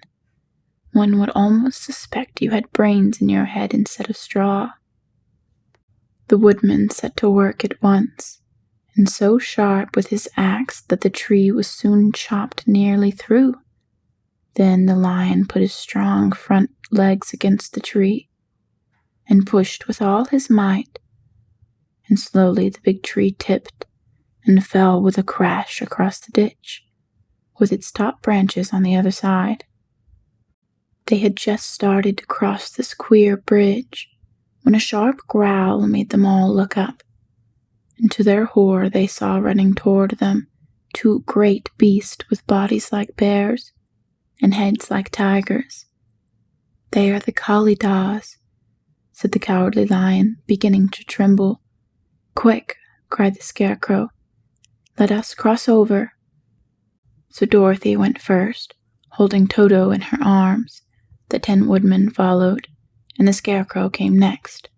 The lion, although he was certainly afraid, turned to face the Callidas, and then he gave so loud and terrible a roar that Dorothy screamed, and the Scarecrow fell over backward, while even the fierce beast stopped short and looked at him in surprise. But, seeing they were bigger than the lion, and remembering that there were 2 of them and only 1 of him, the Callidas again rushed forward, and the lion crossed over the tree and turned to see what they would do next. Without stopping an instant, the fierce beast also began to cross the tree, and the lion said to Dorothy, "We are lost, for they will surely tear us to pieces with their sharp claws. But stand close behind me and I will fight them as long as I am alive." "Wait a minute," called the Scarecrow. He had been thinking what was best to be done, and now he asked the woodman to chop away the end of the tree that rested on their side of the ditch. The 10 woodmen began to use his axe at once, and, just as the 2 Callidas were nearly across, the tree fell with a crash into the gulf, carrying the ugly, snarling brutes with it, and both were dashed to pieces on the sharp rocks at the bottom. "Well," said the Cowardly Lion, drawing a long breath of relief, "I see we are going to live a little while longer, and I am glad of it, for it must be a very uncomfortable thing not to be alive. Those creatures frightened me so bad that my heart is beating yet." "Ah," said the 10 woodman sadly, "I wish I had a heart to beat." This adventure made the travelers more anxious than ever to get out of the forest, and they walked so fast that Dorothy became tired and had to ride on the lion's back. To their great joy, the trees became thinner the further they advanced, and in the afternoon they suddenly came upon a broad river flowing swiftly just between them. On the other side of the water they could see the road of yellow brick running through a beautiful country with green meadows dotted with bright flowers, and all the road bordered with trees hanging full of delicious fruits. They were greatly pleased to see this delightful country before them. "How shall we cross the river?" asked Dorothy. "That is easily done," replied the Scarecrow. "The 10 Woodmen must build us a raft so we can float to the other side." So the Woodman took his axe and began to chop down small trees to make a raft. And while he was busy at this, the Scarecrow found on the river bank a tree full of fine fruit. This pleased Dorothy, who had eaten nothing but nuts all day, and she made a hearty meal of the ripe fruit. But it takes time to make a raft, even when one is as industrious and untiring as the 10 Woodmen. And when night came, the work was not done. So they found a cozy place under the trees where they slept until the morning, and Dorothy dreamed of the Emerald City and of the good wizard Oz, who would soon send her back to her own home again. End of Chapter 7. Chapter 8. The Deadly Poppy Field. Our little party of travelers awakened the next morning, refreshed and full of hope, and Dorothy breakfasted like a princess off peaches and plums from the trees beside the river. Behind them was the dark forest they'd passed safely through, although they had suffered many discouragements. But before them was a lovely sunny country that seemed to beckon them on to the Emerald City. To be sure, the broad river now cut them off from this beautiful land, but the raft was nearly done, and after the 10 Woodmen had cut a few more logs and fastened them together with wooden pins, they were ready to start. Dorothy sat down in the middle of the raft and held Toto in her arms. When the Cowardly Lion stepped upon the raft, it tipped badly, for he was big and heavy, but the Scarecrow and the 10 Woodmen sat upon the other end to steady it, and they had long poles in their hands to push the raft through the water. They got along quite well at first, but when they reached the middle of the river, the swift currents swept the raft downstream, further and further away from the road of yellow brick, and the water grew so deep that the long poles would not touch the bottom. "This is bad," said the 10 Woodmen, "for if we cannot get to the land, we shall be carried into the country of the Wicked Witch of the West, and she will enchant us and make us her slaves. And then I shall get no brains," said the Scarecrow. "And I should get no courage," said the Cowardly Lion. "And I should get no heart," said the 10 Woodmen. "And I should never get back to Kansas," said Dorothy.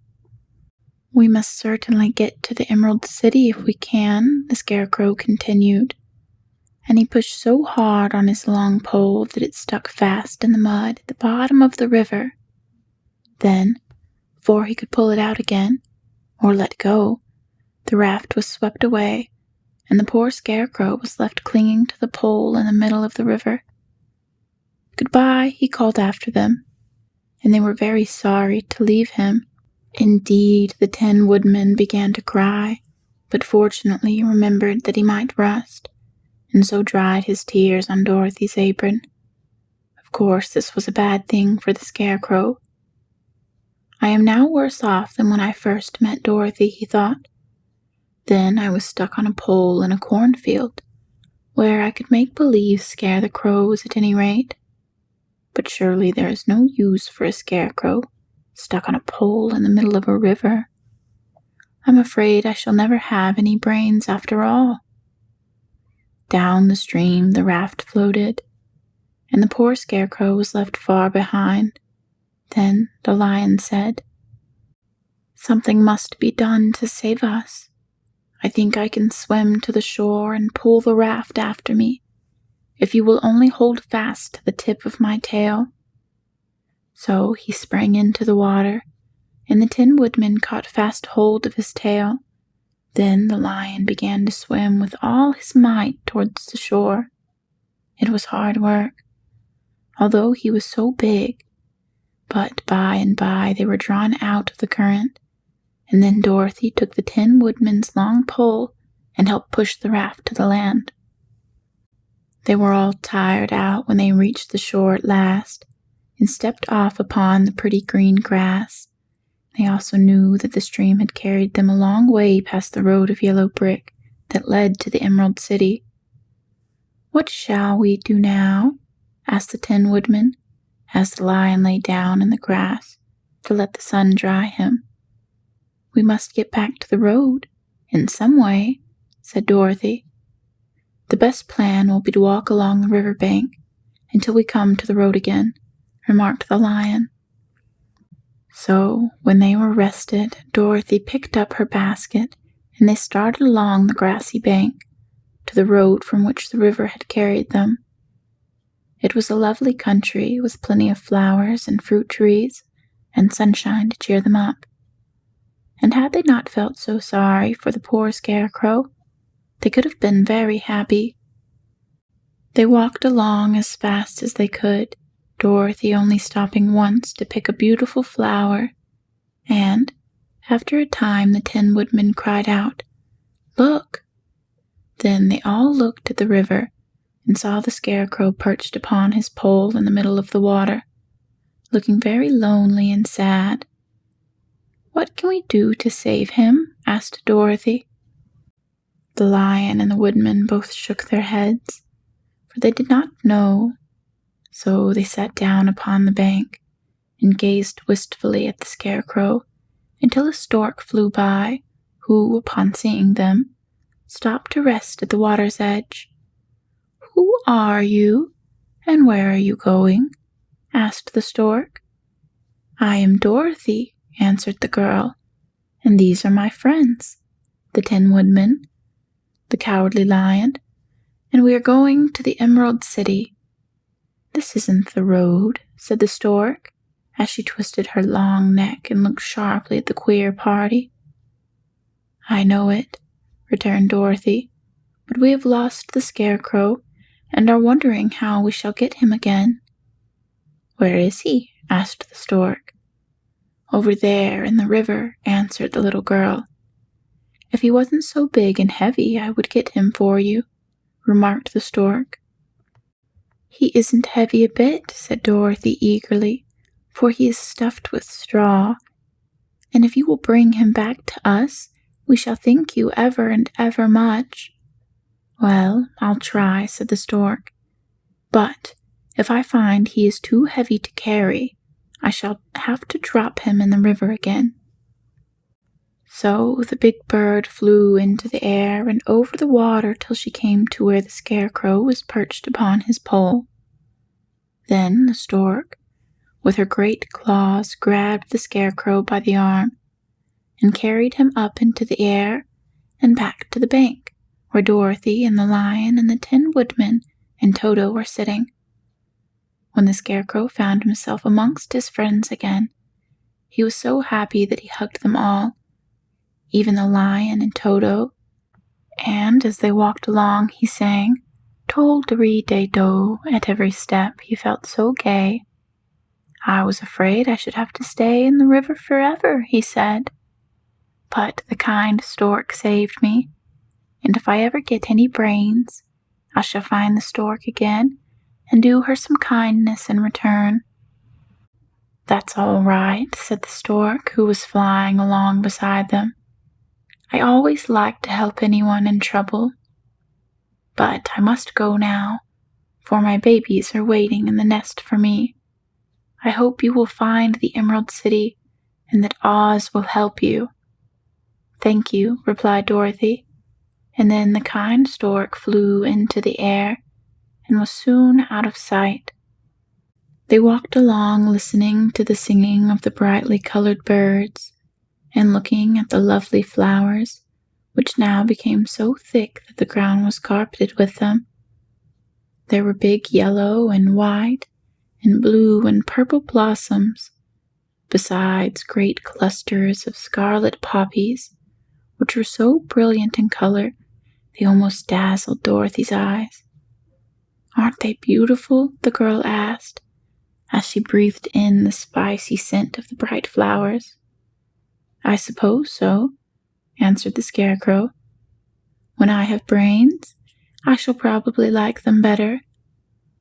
"If I only had a heart, I should love them," added the Tin Woodman. "I always did like flowers," said the Lion. "They seem so helpless and frail, but there are none in the forest so bright as these."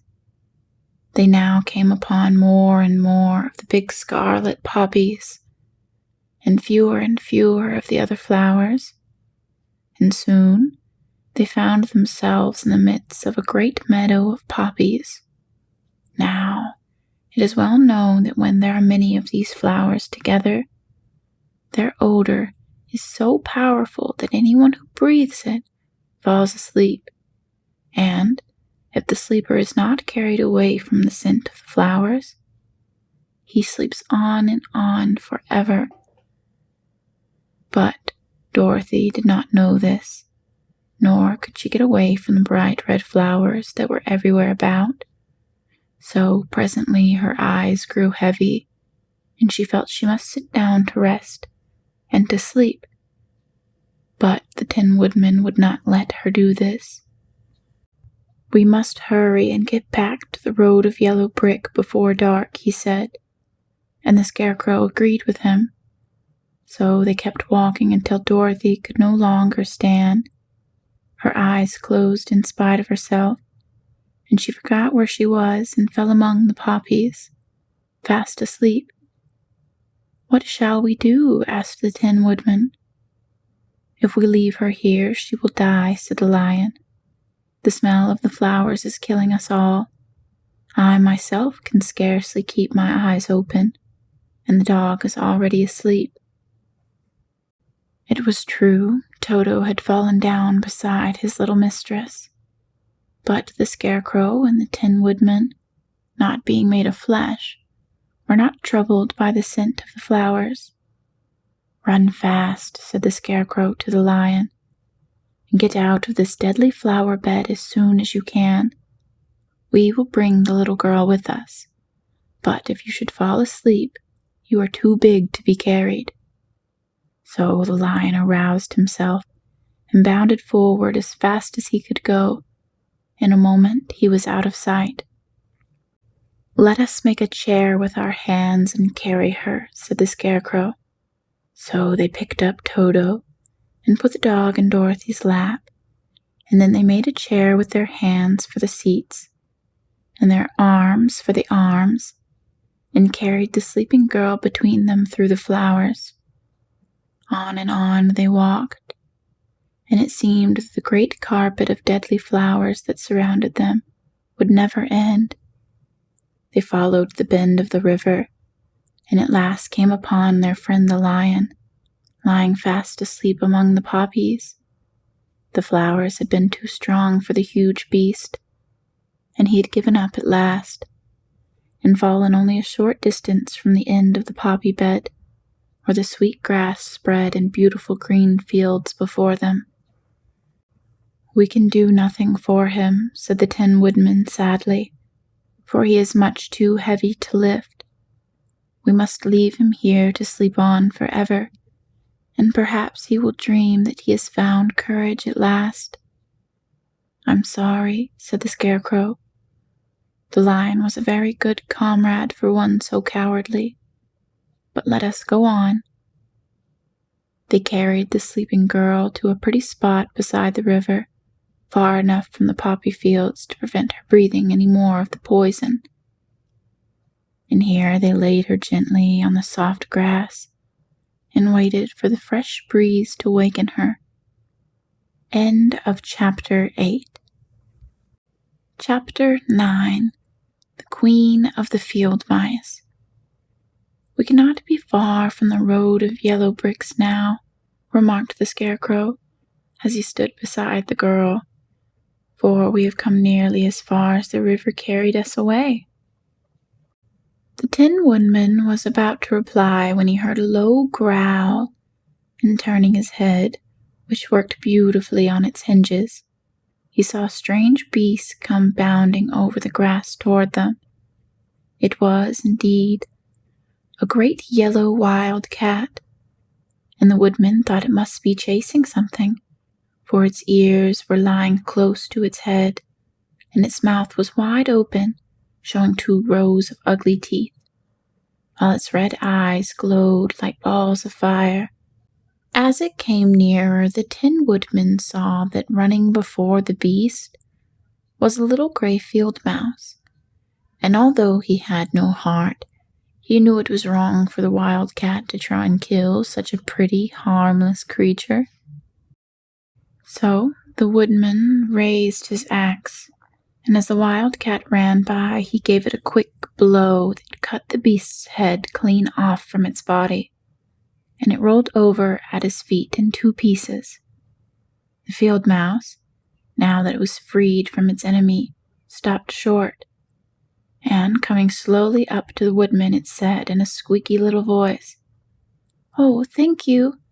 Thank you ever so much for saving my life." "Don't speak of it, I beg you," replied the woodman. "I have no heart, you know, so I am careful to help all those who may need a friend, even if it happens to be only a mouse." "Only a mouse?" cried the little animal indignantly. "Why, I am a queen, the queen of all the field mice." "Oh, indeed," said the woodman, making a bow. "Therefore you've done a great deed, as well as a brave one, in saving my life," added the queen. In that moment, several mice were seen running up as fast as their little legs could carry them, and when they saw their queen, they exclaimed, "Oh, your Majesty, we thought you would be killed. How did you manage to escape the great wild cat?" They all bowed so low to the little queen that they almost stood upon their heads. "This funny tin man," she answered, "killed the wild cat and saved my life. So, hereafter you must all serve him and obey his slightest wish." "We will," cried all of the mice in a shrill chorus, and then they scampered in all directions, for Toto had awakened from his sleep, and seeing all those mice around him, he gave one bark of delight and jumped right into the middle of the group. Toto had always loved to chase mice when he lived in Kansas, and saw no harm in it, but the Tin Woodman caught the dog in his arms and held him tight, while he called to the mice, "Come back, come back. Toto shall not hurt you."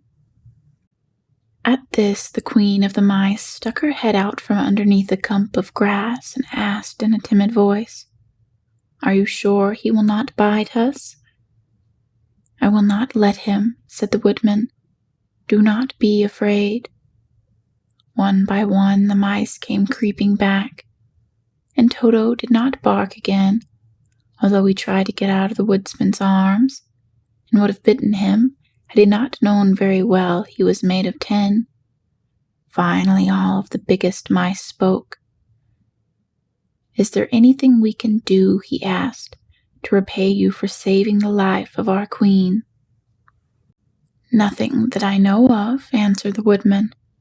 But the Scarecrow, who had been trying to think, but could not because his head was stuffed with straw, said quickly, "Oh, yes, you can save our friend, the Cowardly Lion, who is asleep in the poppy bed." "A lion?" cried the little queen. "Why, he would eat us all up." "Oh, no," declared the Scarecrow. "This lion is a coward. "Really?" asked the mouse. "He says so himself," answered the Scarecrow, "and he would never hurt anyone who is our friend. If you will help us to save him, I promise that he shall treat you all with kindness." "Very well," said the Queen. "We trust you. But what shall we do? Are there many of these mice which call you Queen and are willing to obey you?" "Oh, yes, there are thousands," she replied. "Then send for them all to come here as soon as possible, and let each one bring a long piece of string." The Queen turned to the mice that attended her and told them to go at once and get all of her people. As soon as they heard her orders, they ran away in every direction as fast as possible. "Now," said the Scarecrow to the Tin Woodman, "you must go to those trees by the riverside and make a truck that will carry the lion." So the Woodman went at once to the trees and began to work, and he soon made a truck out of the limbs of trees, from which he chopped away all the leaves and branches. He fastened it together with wooden pegs, and made the 4 wheels out of short pieces of big tree trunks. So fast and so well did he work that by the time the mice began to arrive, the truck was all ready for them. They came from all directions, and there were thousands of them, big mice and little mice and middle-sized mice, and each one brought a string in their mouth. It was about this time that Dorothy woke from her long sleep and opened her eyes. She was greatly astonished to find herself lying upon the grass, with thousands of mice standing around and looking at her timidly. But the Scarecrow told her about everything, and turning to the dignified little mouse, he said, "Permit me to introduce you, Her Majesty, the Queen." Dorothy nodded gravely, and the Queen made a little curtsy, after which she became quite friendly with the little girl. The Scarecrow and the Woodman now began to fasten the mice to the truck, using the strings they had brought. One end of the string was tied around the neck of each mouse, and the other end of the truck. Of course, the truck was 1,000 times bigger than any of the mice who were to draw it. But when all of the mice had been harnessed, they were able to pull it quite easily. Even the Scarecrow and the Tin Woodman could sit on it, and were drawn swiftly by their queer little horses to the place where the lion lay asleep. After a great deal of hard work, for the lion was heavy, they managed to get him up on the truck. Then the Queen hurriedly gave her people the order to start, for feared if the mice stayed among the poppies too long, they would also fall asleep. At first the little creatures, many though they were, could hardly stir the heavily loaded truck, but the Woodman and the Scarecrow both pushed from behind, and they got along better. Soon they rolled the lion out of the poppy bed to the green fields, where he could breathe the sweet, fresh air again, instead of the poisonous scent of the flowers. Dorothy came to meet them and thanked the little mice warmly for saving her companion from death. She had grown so fond of the big lion, she was glad he had been rescued. Then the mice were unharnessed from the truck and scampered away through the grass to their homes. The Queen of the Mice was the last to leave. "If you ever need us," she said, "come out into the field and call, and we shall hear you and come to your assistance. Goodbye." "Goodbye," they all answered, and away the Queen ran, while Dorothy held Toto tightly, lest he should run after her and frighten her. After this, they sat down beside the lion until he should awaken, and the Scarecrow bought Dorothy some fruit from a tree nearby, which she ate for her dinner. End of Chapter 9. Chapter 10. The Guardian of the Gate. It was some time before the Cowardly Lion awakened, for he had lain among the poppies a long while, breathing in their deadly fragrance. But when he did open his eyes and roll off the truck, he was very glad to find himself still alive. "I ran as fast as I could," he said, sitting down and yawning. "But the flowers were too strong for me. How did you get me out?" Then they told him of the field mice, and how they had generously saved him from death, and the Cowardly Lion laughed and said, "I have always thought myself very big and terrible, yet such little things as flowers come near to killing me, and such small creatures as mice have saved my life. How strange it all is! But, comrades, what shall we do now?" "We must journey on until we find the road of yellow brick again," said Dorothy, "and then we can keep on to the Emerald City." So, the lion being fully refreshed and feeling quite himself again, they all started upon the journey, greatly enjoying the walk through the soft, fresh grass. And it was not long before they reached the road of yellow brick and turned again toward the Emerald City where the great Oz dwelt. The road was smooth and well paved now, and the country about was beautiful, so that the travelers rejoiced in leaving the forest far behind, and with it the many dangers they had met in its gloomy shades. Once more they could see fences built beside the road, but these were painted green. And when they came to a small house, in which a farmer evidently lived, that was also painted green. They passed by several of these houses during the afternoon, and sometimes people came to the doors and looked at them as if they would like to ask questions. But no one came near them, nor spoke to them because of the great lion, of which they were very much afraid. The people were all dressed in clothing of a lovely emerald green color, and wore peaked hats much like those of the Munchkins.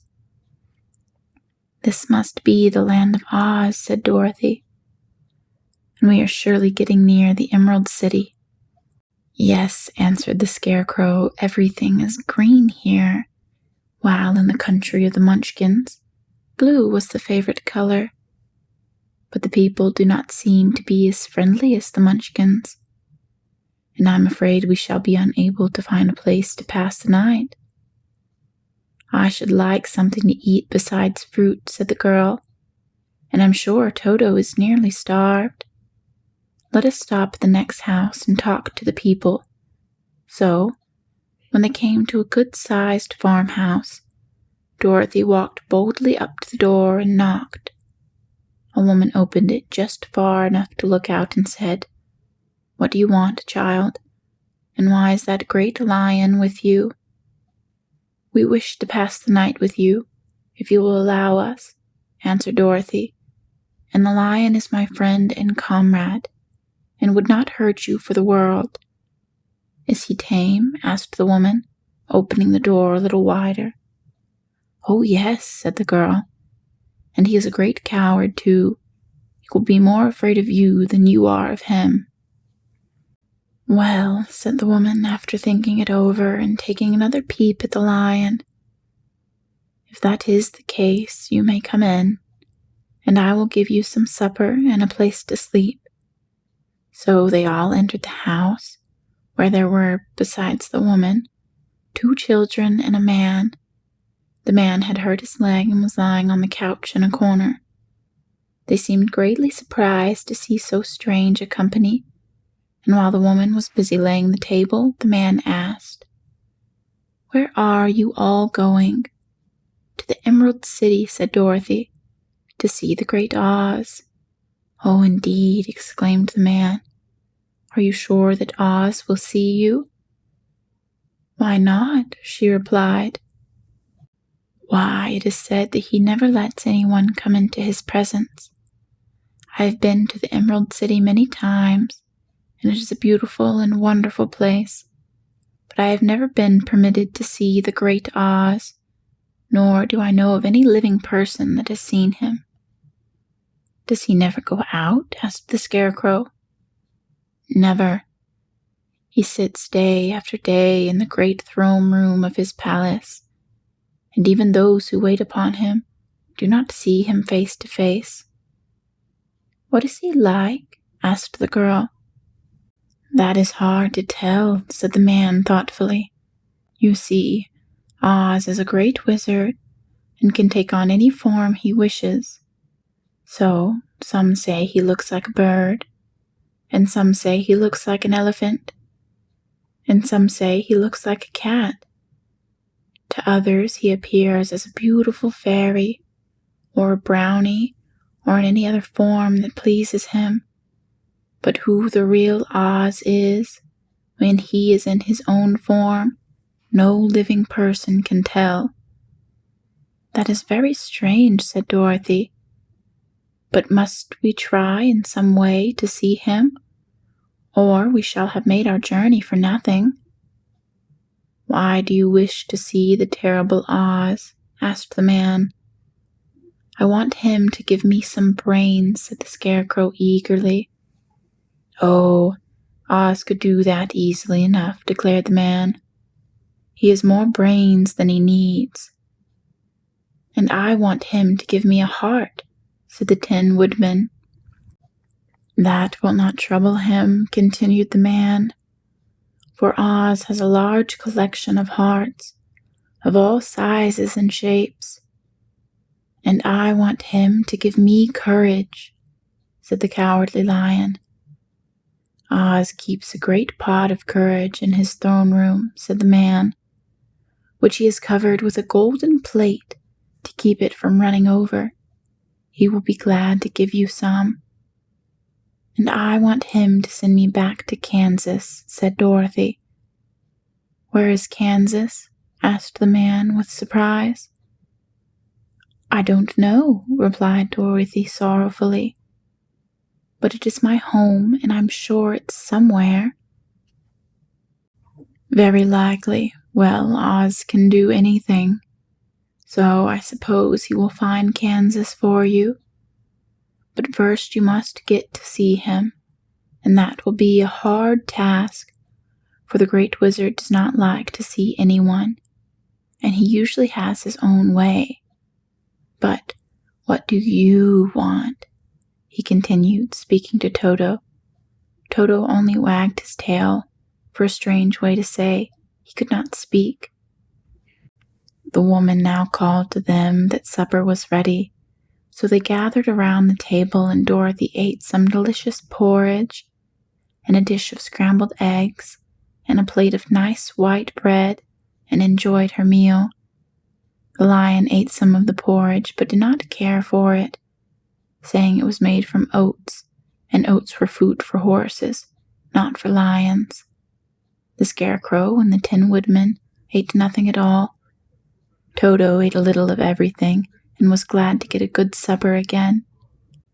The woman now gave Dorothy a bed to sleep in, and Toto lay down beside her, while the lion guarded the door of her room so she might not be disturbed.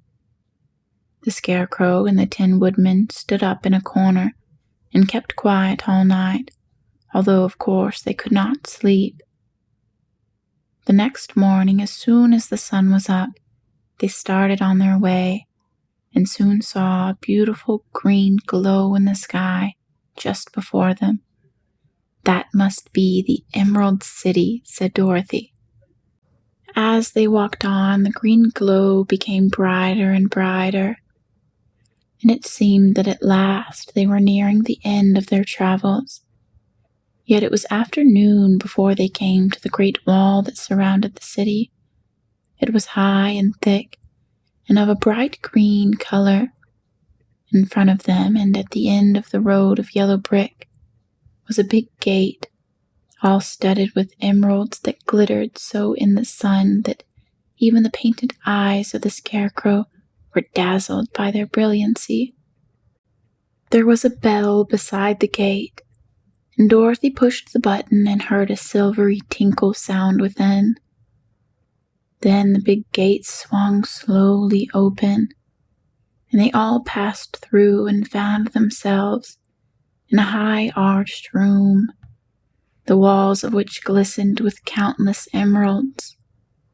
Before them stood a little man about the same size as the Munchkins. He was clothed in all green, from his head to his feet, and even his skin was of a greenish tint. At his side was a large green box.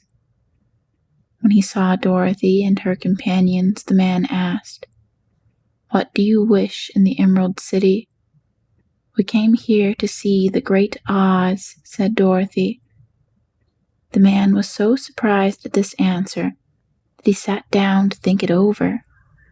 "It has been many years since anyone asked me to see Oz," he said, shaking his head in perplexity. "He is powerful and terrible, and if you come on an idle or foolish errand to bother the wise reflections of the great wizard, he might be angry and destroy you all in an instant. But it is not a foolish errand, nor an idle one," replied the Scarecrow. "It is important, and we have been told that Oz is a great wizard." "So he is," said the Green Man, "and he rules the Emerald City wisely and well. But to those who are not honest, or who approach him from curiosity, he is most terrible, and few have ever dared to ask to see his face. I am the guardian of the gates, and since you demand to see the Great Oz, I must take you to his palace. But first, you must put on the spectacles." "Why?" asked Dorothy. "Because if you do not wear spectacles, the brightness and glory of the Emerald City will blind you. Even those who live in the city must wear spectacles night and day. They are all locked on, for Oz so ordered it when the city was first built, and I have the only key that will unlock them." He opened the big box, and Dorothy saw that it was filled with spectacles of every size and shape. All of them had green glasses in them. The guardian of the gates found a pair that would fit just Dorothy and put them over her eyes. There were 2 golden bands fastened on them and passed around the back of her head, where they were locked together by a little key that was at the end of a chain the guardian of the gates wore around his neck. When they were on, Dorothy could not take them off had she wished, but of course she did not wish to be blinded by the glare of the Emerald City, so she said nothing. Then the Green Man fitted spectacles for the Scarecrow and the Tin Woodman and the Lion, and even little Toto, and all were locked fast with the key. Then the guardian of the gates put on his own glasses and told them he was ready to show them to the palace. Taking a big golden key from a peg on the wall, he opened another gate, and they all followed him through the portal into the streets of the Emerald City. End of Chapter 10. Chapter 11. The Wonderful City of Oz. Even with eyes protected by the green spectacles, Dorothy and her friends were at first dazzled by the brilliancy of the wonderful city. The streets were lined with beautiful houses, all built of green marble and studded everywhere with sparkling emeralds. They walked over a pavement of the same green marble, and where the blocks were joined together with rows of emeralds, set closely and glittering in the brightness of the sun. The window panes were of green glass. Even the sky above the city had a green tint, and the rays of the sun were green. There were many people, men, women, and children, walking about, and these were all dressed in green clothes and had greenish skins. They looked at Dorothy and her strangely assorted company with wandering eyes, and the children all ran away and hid behind their mothers when they saw the lion. But no one spoke to them. Many shops stood in the street, and Dorothy saw that everything in them was green. Green candy and green popcorn were offered for sale, as well as green shoes, green hats, and green clothes of all sorts. At one place, a man was selling green lemonade, and when the children bought it, Dorothy could see that they paid for it with green pennies. There seemed to be no horses nor animals of any kind. The men carried things around in their green carts, which they pushed before them. Everyone seemed happy and contented and prosperous. The guardian of the gates led them through the streets until they came to a big building, exactly in the middle of the city, which was the Palace of Oz, the Great Wizard. There was a soldier before the door, dressed in a green uniform and wearing a long green beard. "Here are strangers," said the guardian of the gates to him, "and they demand to see Oz." "Step inside," answered the soldier, "and I will carry your message to him." So they passed through the palace gates and were led into a big room with a green carpet and lovely green furniture set with emeralds. The soldier made them all wipe their feet upon a green mat before entering the room, and when they were all seated, he said politely, "Please make yourselves comfortable while I go to the door of the throne room and tell Oz you are here." They had to wait a long time before the soldier returned. When, at last, he came back, Dorothy asked, "Have you seen Oz?" "Oh, no," returned the soldier. "I have never seen him, but I spoke to him as he sat behind his screen and gave him your message. He said he will grant you an audience if you so desire, but each of you must enter his presence alone, and he will admit but one each day. Therefore, as you must remain in the palace for several days, I will have you shown to rooms where you may rest in comfort after your journey." "Thank you," replied the girl. "That is very kind of Oz." The soldier now blew upon a green whistle, and at once a young girl dressed in a pretty green silk gown entered the room. She had lovely green hair and green eyes, and bowed low before Dorothy as she said, "Follow me and I will show you to your room." So Dorothy said goodbye to all of her friends except Toto, and taking the dog in her arms, followed the green girl through 7 passages and up 3 flights of stairs until they came to a room at the front of the palace. It was the sweetest little room in the world, with a soft, comfortable bed that had sheets of green silk and a green velvet counterpane. There was a tiny fountain in the middle of the room that shot a spray of green perfume into the air to fall back into a beautifully carved green marble basin. Beautiful green flowers stood in the windows, and there was a shelf with a row of little green books. When Dorothy had time to open these books, she found them full of queer green pictures that made her laugh. They were so funny. In a wardrobe were many green dresses made of silk and satin and velvet, and all of them fitted Dorothy exactly. "Make yourself at home," said the girl, "and if you wish for anything, ring the bell. Oz will send for you tomorrow morning." She left Dorothy alone and went back to the others.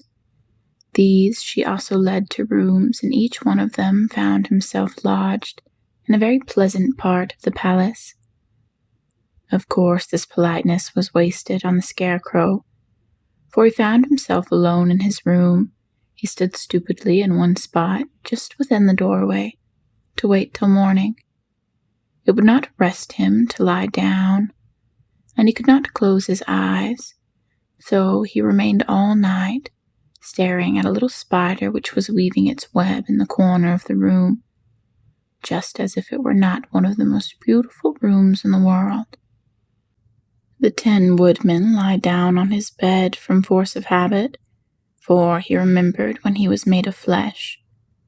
But not being able to sleep, he passed the night moving his joints up and down to make sure they kept in good working order.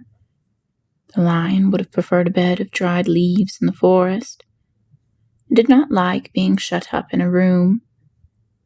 But he had too much sense to let this worry him, so he sprang upon the bed and rolled himself up like a cat and purred himself asleep in a minute. The next morning after breakfast, the Green Maiden came to fetch Dorothy, and she dressed her in one of the prettiest gowns made of green brocaded satin. Dorothy put on a green silk apron and tied a green ribbon around Toto's neck, and they started for the throne room of the great Oz. First, they came to a great hall in which there were many ladies and gentlemen of the court, all dressed in rich costumes. These people had nothing to do but talk to each other, but they always came to wait outside the throne room every morning, although they were never permitted to see Oz. As Dorothy entered, they looked at her curiously, and one of them whispered, "Are you really going to look upon the face of Oz the Terrible?" "Of course," answered the girl, "if he will see me." "Oh, he will see you," said the soldier who had taken her message to the wizard, "although he does not like to have people ask to see him. Indeed, at first he was angry, and I said I should send you back where you came from. Then he asked me what you looked like, and when I mentioned your silver shoes, he was very much interested. At last I told him about the mark upon your forehead, and he decided he would admit you to his presence." Just then a bell rang, and the green girl said to Dorothy, "That is the signal. You must go into the throne room alone." She opened a little door, and Dorothy walked boldly through and found herself in a wonderful place. It was a big, round room with high arched roof, and the walls and ceiling and floor were covered with large emeralds set closely together. In the center of the roof was a great light, as bright as the sun, which made the emeralds sparkle in a wonderful manner. But what interested Dorothy most was the big throne of green marble that stood in the middle of the room. It was shaped like a chair and sparkled with gems, as did everything else. In the center of the chair was an enormous head, without a body to support it, or any arms or legs whatever. There was no hair upon this head, but it has eyes and a nose and a mouth, and was much bigger than the head of the biggest giant. As Dorothy gazed upon this in wonder and fear, the eyes turned slowly and looked at her sharply and steadily. Then the mouth moved, and Dorothy heard a voice say, "I am Oz, the great and terrible. Who are you, and why do you seek me?" It was not an awful voice as she had expected to come from the huge head, so she took courage and answered, "I am Dorothy, the small and meek. I have come to you for help." The eyes looked at her thoughtfully for a minute. Then said the voice, "Where did you get the silver shoes?" "I got them from the Wicked Witch of the East when my house fell on her and killed her," she replied. "Where did you get the mark upon your forehead?" continued the voice. "This is where the Good Witch of the North kissed me when she bade me goodbye and sent me to you," said the girl. Again, the eyes looked at her sharply, and they saw she was telling the truth. Then Oz asked, "What do you wish me to do?" "Send me back to Kansas, where my Aunt Em and Uncle Henry are," she answered earnestly. "I don't like your country, although it is so beautiful, and I am sure Aunt Em will be dreadfully worried over my being away so long." The eyes winked 3 times, and then they turned up to the ceiling and down to the floor, and rolled around so queerly that they seemed to see every part of the room. And at last they looked at Dorothy again. "Why should I do this for you?" asked Oz. "Because you are strong and I am weak. Because you are a great wizard and I am only a girl."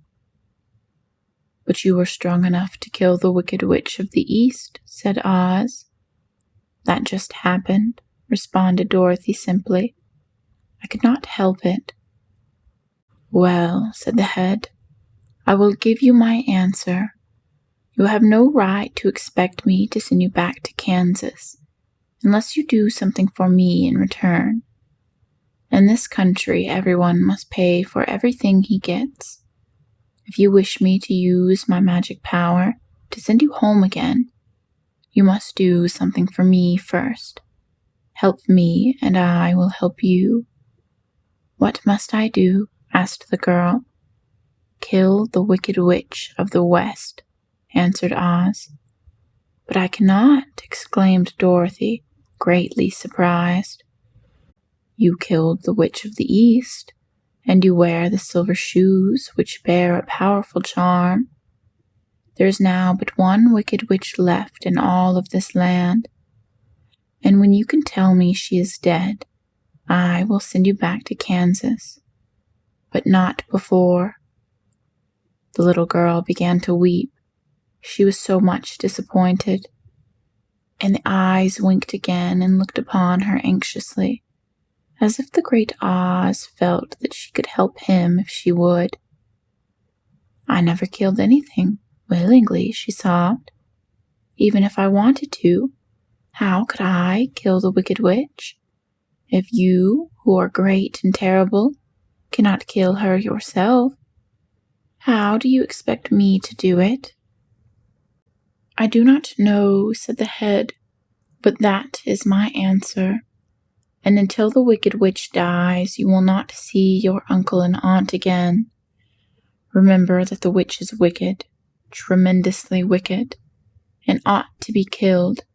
Now go, and do not ask to see me again until you have done your task." Sorrowfully, Dorothy left the throne room and went back to where the lion and the Scarecrow and the Tin Woodman were waiting to hear what Oz had said to her.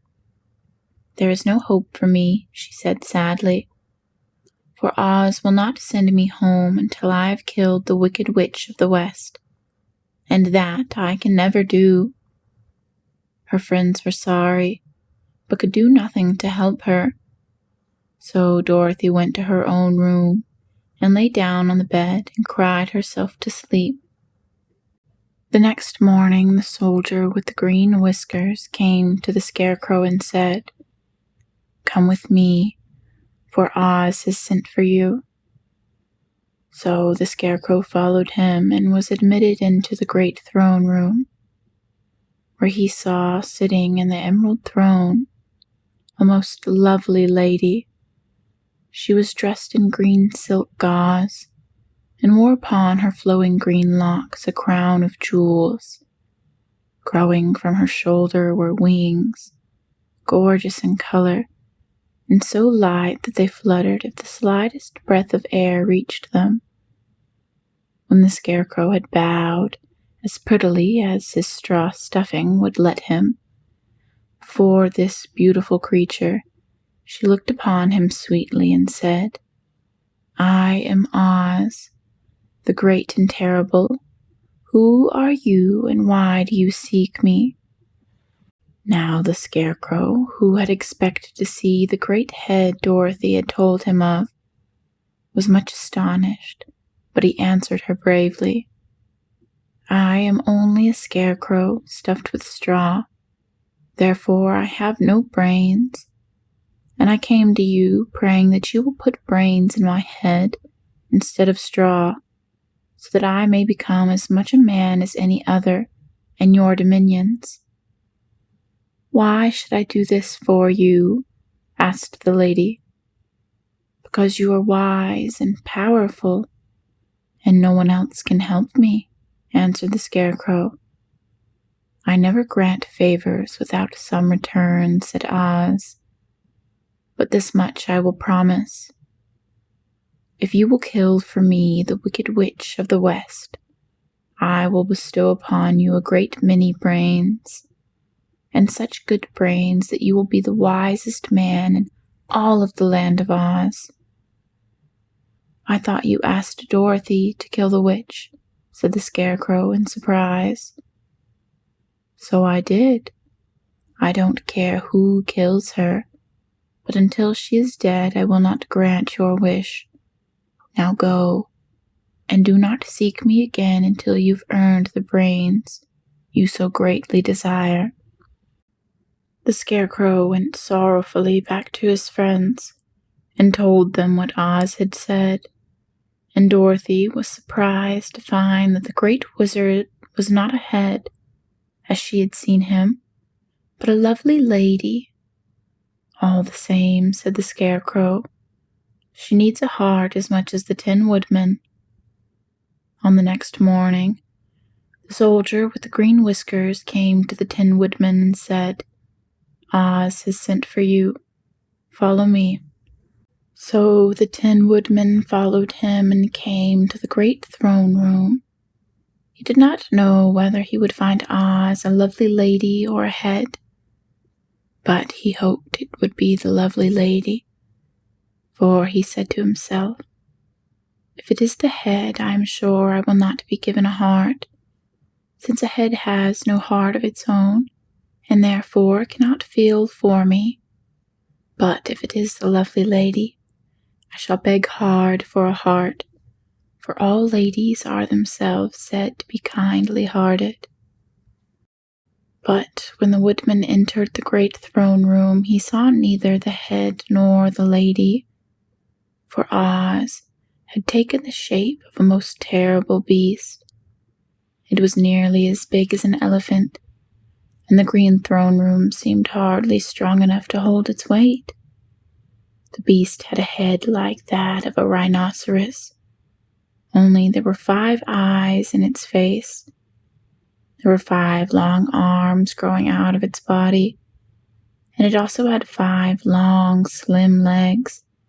Thick, woolly hair covered every part of it, and a more dreadful-looking monster could not be imagined. It was fortunate the Tin Woodman had no heart at that moment, for it would have beat loud and fast from terror. But being only tin, the woodman was not at all afraid, although he was much disappointed. I am Oz, the great and terrible, spoke the beast in a voice that was one great roar. Who are you, and why do you seek me? I am a woodman, and made of tin. Therefore I have no heart, and I cannot love. I pray you to give me a heart, that I may be as other men are. Why should I do this? Demanded the beast. Because I ask it, and you alone can grant my request, answered the woodman. Oz gave a low growl at this, but said gruffly, if you indeed desire a heart, you must earn it. How? Asked the woodman. Help Dorothy to kill the Wicked Witch of the West, replied the beast. When the witch is dead, come to me, and I will then give you the biggest and kindest and most loving heart in all of the land of Oz. So the Tin Woodman was forced to return sorrowfully to his friends and tell them of the terrible beast he had seen.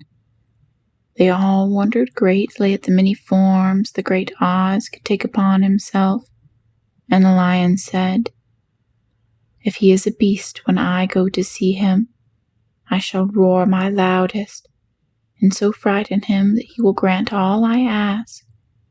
And if he is a lovely lady, I shall pretend to spring upon her, and so compel her to do my bidding. And if he is a great head, he will be at my mercy, for I will roll this head all about the room until he promises to give us what we desire. So be of good cheer, my friends, for all will be yet well." The next morning, the soldier with the green whiskers led the lion to the great throne room and bade him enter the presence of Oz.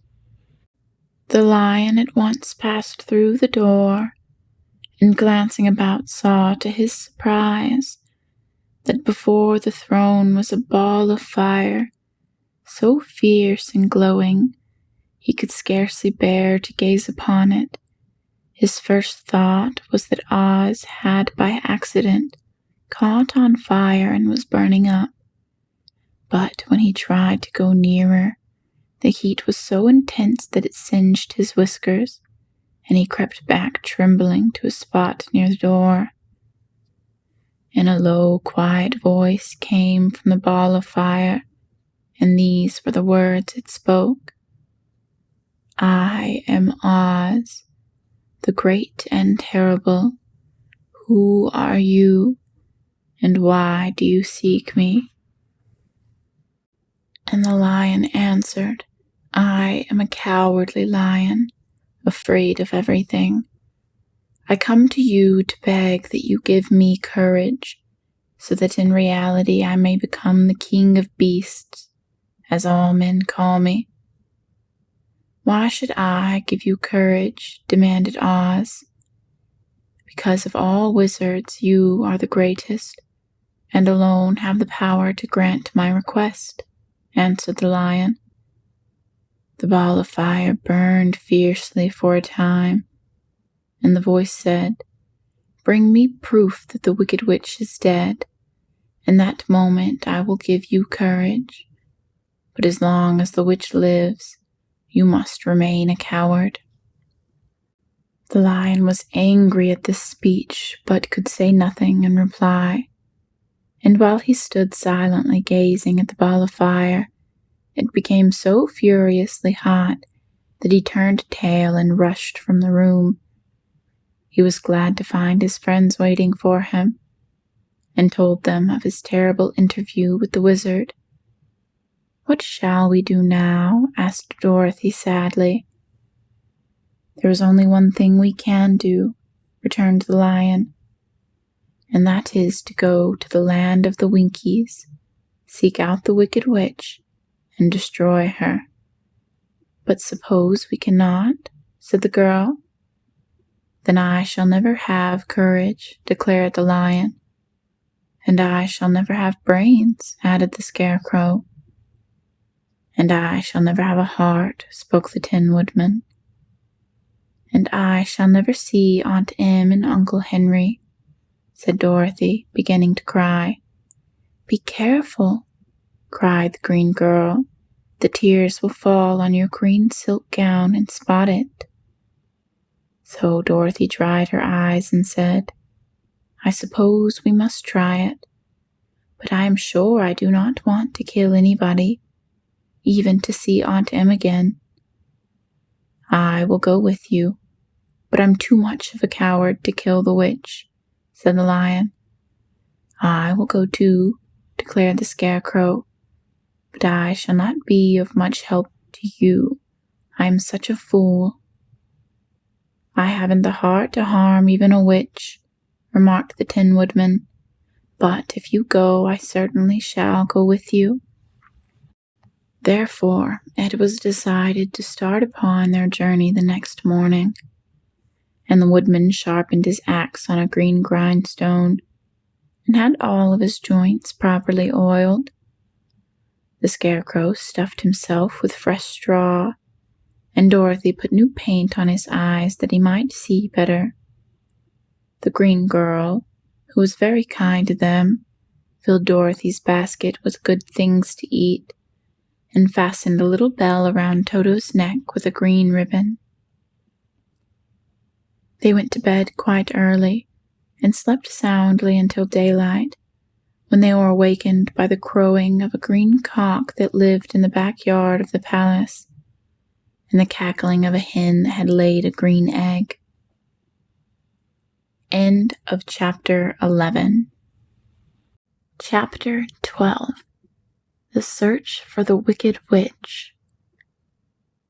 The soldier with the green whiskers led them through the streets of the Emerald City until they reached the room where the guardian of the gates lived. This officer unlocked their spectacles to put them back in his great box, and then he politely opened the gate for our friends. "Which road leads to the Wicked Witch of the West?" asked Dorothy. "There is no road," answered the guardian of the gates. "No one ever wishes to go that way." "How, then, are we to find her?" inquired the girl. "That will be easy," replied the man, "for when she knows you are in the country of the Winkies, she will find you and make you all her slaves." "Perhaps not," said the Scarecrow, "for we mean to destroy her." "Oh, that is different," said the guardian of the gates. "No one has ever destroyed her before, so I naturally thought she would make slaves of you, as she has the rest. But take care, for she is wicked and fierce, and may not allow you to destroy her. Keep to the west, where the sun sets, and you cannot fail to find her." They thanked him and bade him goodbye, and turned toward the west, walking over fields of soft grass, dotted here and there with daisies and buttercups. Dorothy still wore the pretty silk dress she had put on in the palace, but now, to her surprise, she found it was no longer green, but pure white. The ribbon around Toto's neck had also lost its green color, and was as white as Dorothy's dress. The Emerald City was soon left far behind. As they advanced, the ground became rougher and hillier, for there were no farms nor houses in this country of the West, and the ground was untilled. In the afternoon, the sun shone hot in their faces, for there were no trees to offer them shade. So before that night, Dorothy and Toto and the lion retired and lay down upon the grass and fell asleep, with the woodman and the Scarecrow keeping watch. Now the Wicked Witch of the West had but one eye, yet that was so powerful as a telescope and could see everywhere. So she sat down in the door of her castle.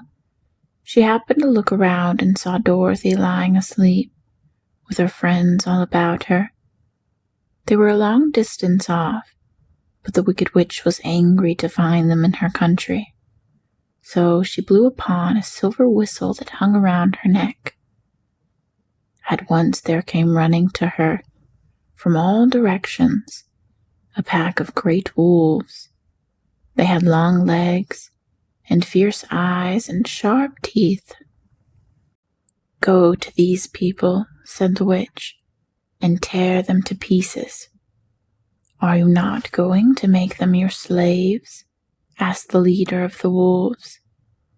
"No," she answered. "One is of tin, and one is of straw. One is a girl, and another a lion. None of them is fit to work, so you may tear them into small pieces." "Very well," said the wolf, and he dashed away at full speed, followed by the others. It was lucky the Scarecrow and the woodman were wide awake and heard the wolves coming. "This is my fight," said the woodman, "so get behind me, and I will meet them as they come." He seized his axe, which he made very sharp, and as the leader of the wolves came on the Tin Woodman, swung his arm and chopped the wolf's head from its body, so that it immediately died. As soon as he could raise his axe, another wolf came up, and he also fell under the sharp edge of the Tin Woodman's weapon. There were 40 wolves, and 40 times a wolf was killed, so that at last they all lay dead in a heap before the woodman. Then he put down his axe and sat beside the Scarecrow, who said, "It was a good fight, friend." They waited until Dorothy awoke the next morning. The little girl was quite frightened when she saw the great pile of shaggy wolves. But the Tin Woodman told her all. She thanked him for saving them and sat down to breakfast, after which they started again upon their journey. Now this same morning, the Wicked Witch came to the door of her castle and looked out with her one eye that could see far off. She saw all of her wolves lying dead, and the strangers still traveling through her country. This made her angrier than before, and she blew her silver whistle twice. Straightway a great flock of wild crows came flying toward her, enough to darken the sky.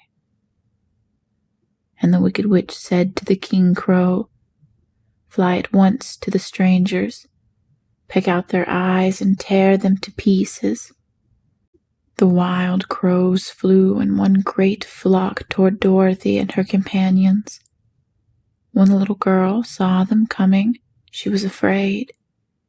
But the Scarecrow said, "This is my battle, so lie down beside me and you will not be harmed." So they all lie down upon the ground except the Scarecrow, and he stood up and stretched out his arms. And when the crows saw him, they were frightened, as these birds always are by scarecrows, did not dare to come any nearer.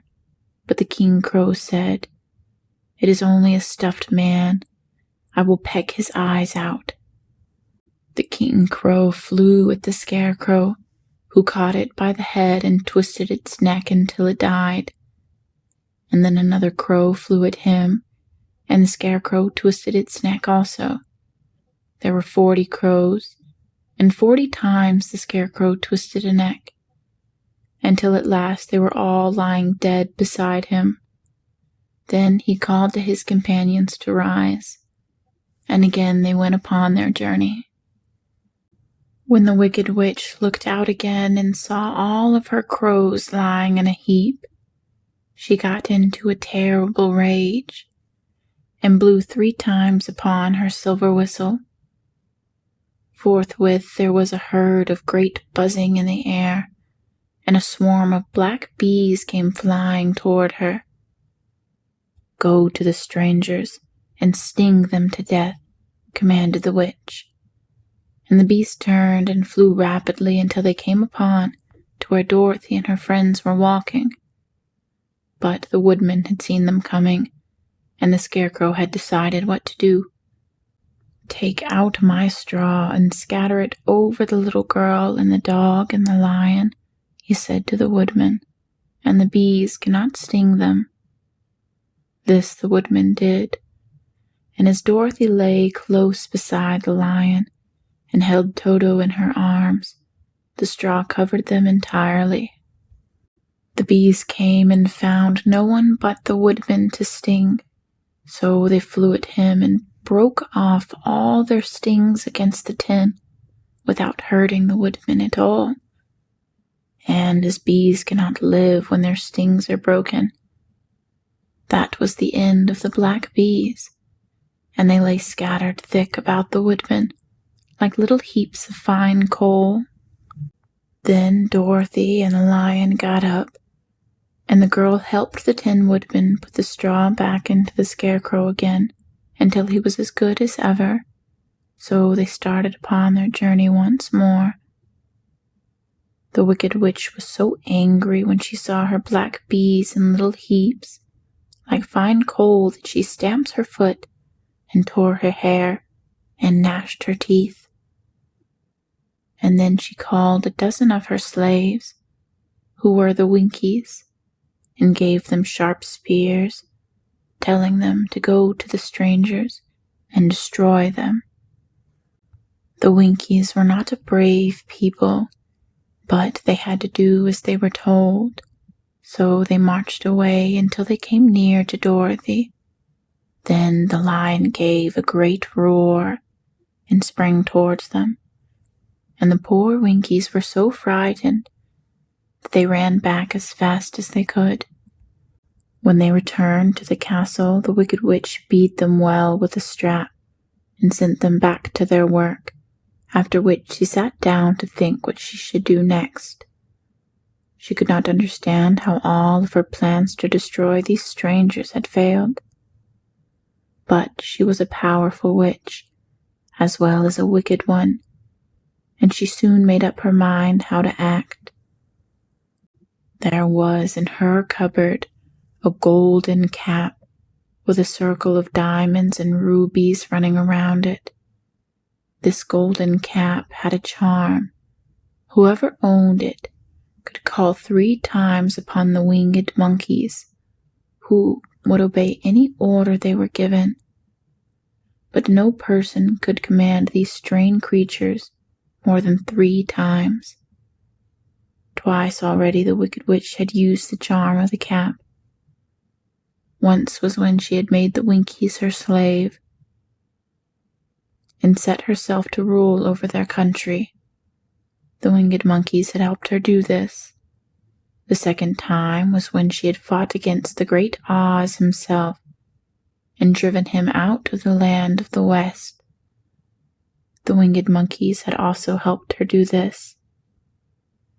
Only once more could she use this golden cap, for which reason she did not like to do so until all her other powers were exhausted. But now that her fierce wolves and her wild crows and her stinging bees were gone, and her slaves had been scared away by the cowardly lion, she saw there was only one way left to destroy Dorothy and her friends. So the Wicked Witch took the golden cap from her cupboard and placed it upon her head. Then she stood upon her left foot and said slowly, "Pee, pep, pee, cock, key." Next she stood upon her right foot and said, "Heel, low, hole, low, heel, low." After this she stood upon both feet and cried in a loud voice, "Ziz, zee, zuz, zee, zick." Now the charm began to work. The sky was darkened and a low rumbling sound was heard in the air. There was a rushing of many wings, a great chattering and laughing, and the sun came out of the dark sky to show the Wicked Witch surrounded by a crowd of monkeys, each with a pair of immense and powerful wings on his shoulders. One, much bigger than the others, seemed to be their leader. He flew close to the witch and said, "You have called us for the 3rd and last time. What do you command?" "Go to the strangers who are within my land and destroy them all except the lion," said the Wicked Witch. "Bring that beast to me, for I have a mind to harness him like a horse and make him work." "Your command shall be obeyed," said the leader. Then, with a great deal of chattering and noise, the winged monkeys flew away to the place where Dorothy and her friends were walking. Some of the monkeys seized the Tin Woodman and carried him through the air until they were over a country thickly covered with sharp rocks. Here they dropped the poor woodman, who fell a great distance to the rocks, where he lay so battered and dented that he could neither move nor groan. Others of the monkeys caught the Scarecrow and with their long fingers pulled all of the straw out of his clothes and head. They made his hat and boots and clothes into a small bundle and threw it into the top branch of a tall tree. The remaining monkeys threw pieces of stout rope around the lion and wound many coils about his body and head and legs until he was unable to bite or scratch or struggle in any way. Then they lifted him up and flew away with him to the witch's castle, where he was placed in a small yard with a high iron fence around it so that he could not escape. But Dorothy they did not harm at all. She stood with Toto in her arms, watching the sad fate of her comrades and thinking it would soon be her turn. The leader of the winged monkeys flew up to her, his long hairy arms stretched out and his ugly face grinning terribly. But he saw the mark of the good witch's kiss upon her forehead and stopped short, motioning the others not to touch her.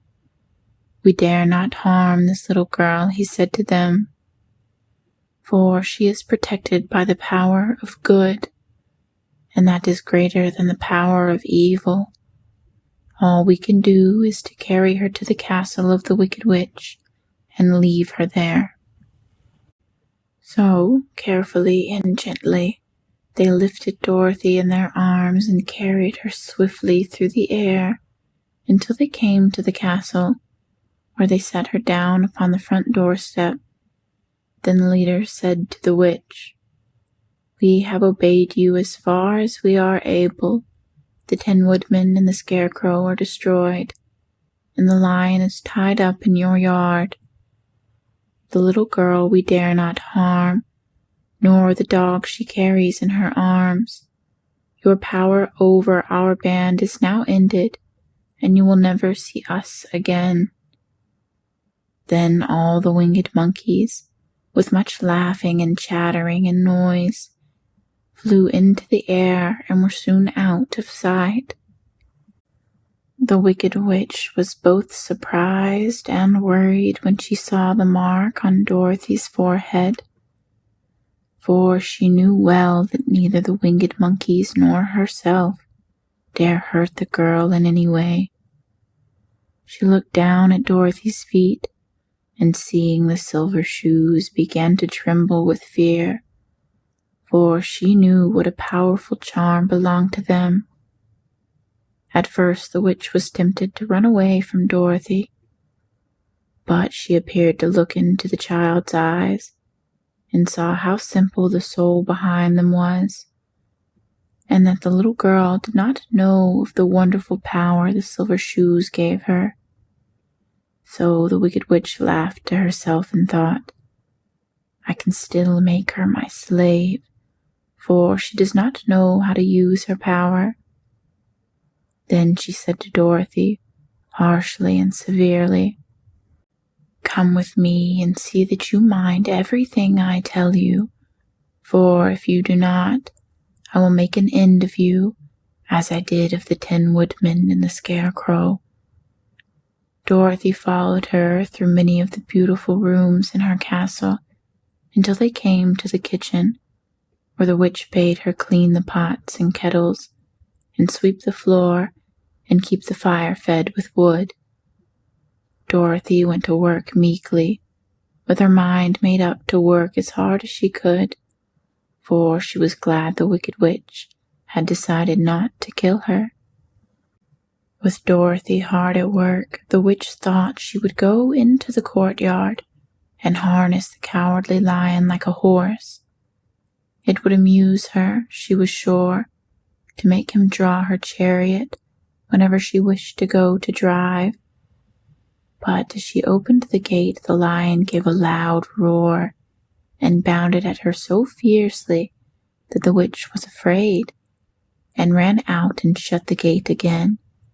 "If I cannot harness you," said the witch to the lion, speaking through the bars of the gate, "I can starve you. You shall have nothing to eat until you do as I wish." So after that she took no food to the imprisoned lion, but every day she came to the gate at noon and asked, "Are you ready to be harnessed like a horse?" And the lion would answer, "No, if you come in this yard, I will bite you." The reason the lion did not have to do as the witch wished was that every night while the woman was asleep, Dorothy carried food from the cupboard. After he had eaten, he would lie down on his bed of straw, and Dorothy would lie beside him and put her head on his soft, shaggy mane, while they talked of their troubles and tried to plan some way to escape. But they could find no way to get out of the castle, for it was constantly guarded by the yellow Winkies, who were the slaves of the Wicked Witch, and too afraid of her not to do as she told them. The girl had to work hard during the day, and often the witch threatened to beat her with the same old umbrella she always carried in her hand. But in truth, she did not dare to strike Dorothy because of the mark upon her forehead. The child did not know this, and was full of fear for herself and Toto. Once the witch struck Toto a blow with her umbrella, and the brave little dog flew at her and bit her leg in return. The witch did not bleed where she was bitten, for she was so wicked that the blood in her had dried up many years before. Dorothy's life became very sad as she grew to understand that it would be harder than ever to get back to Kansas and Aunt Em again.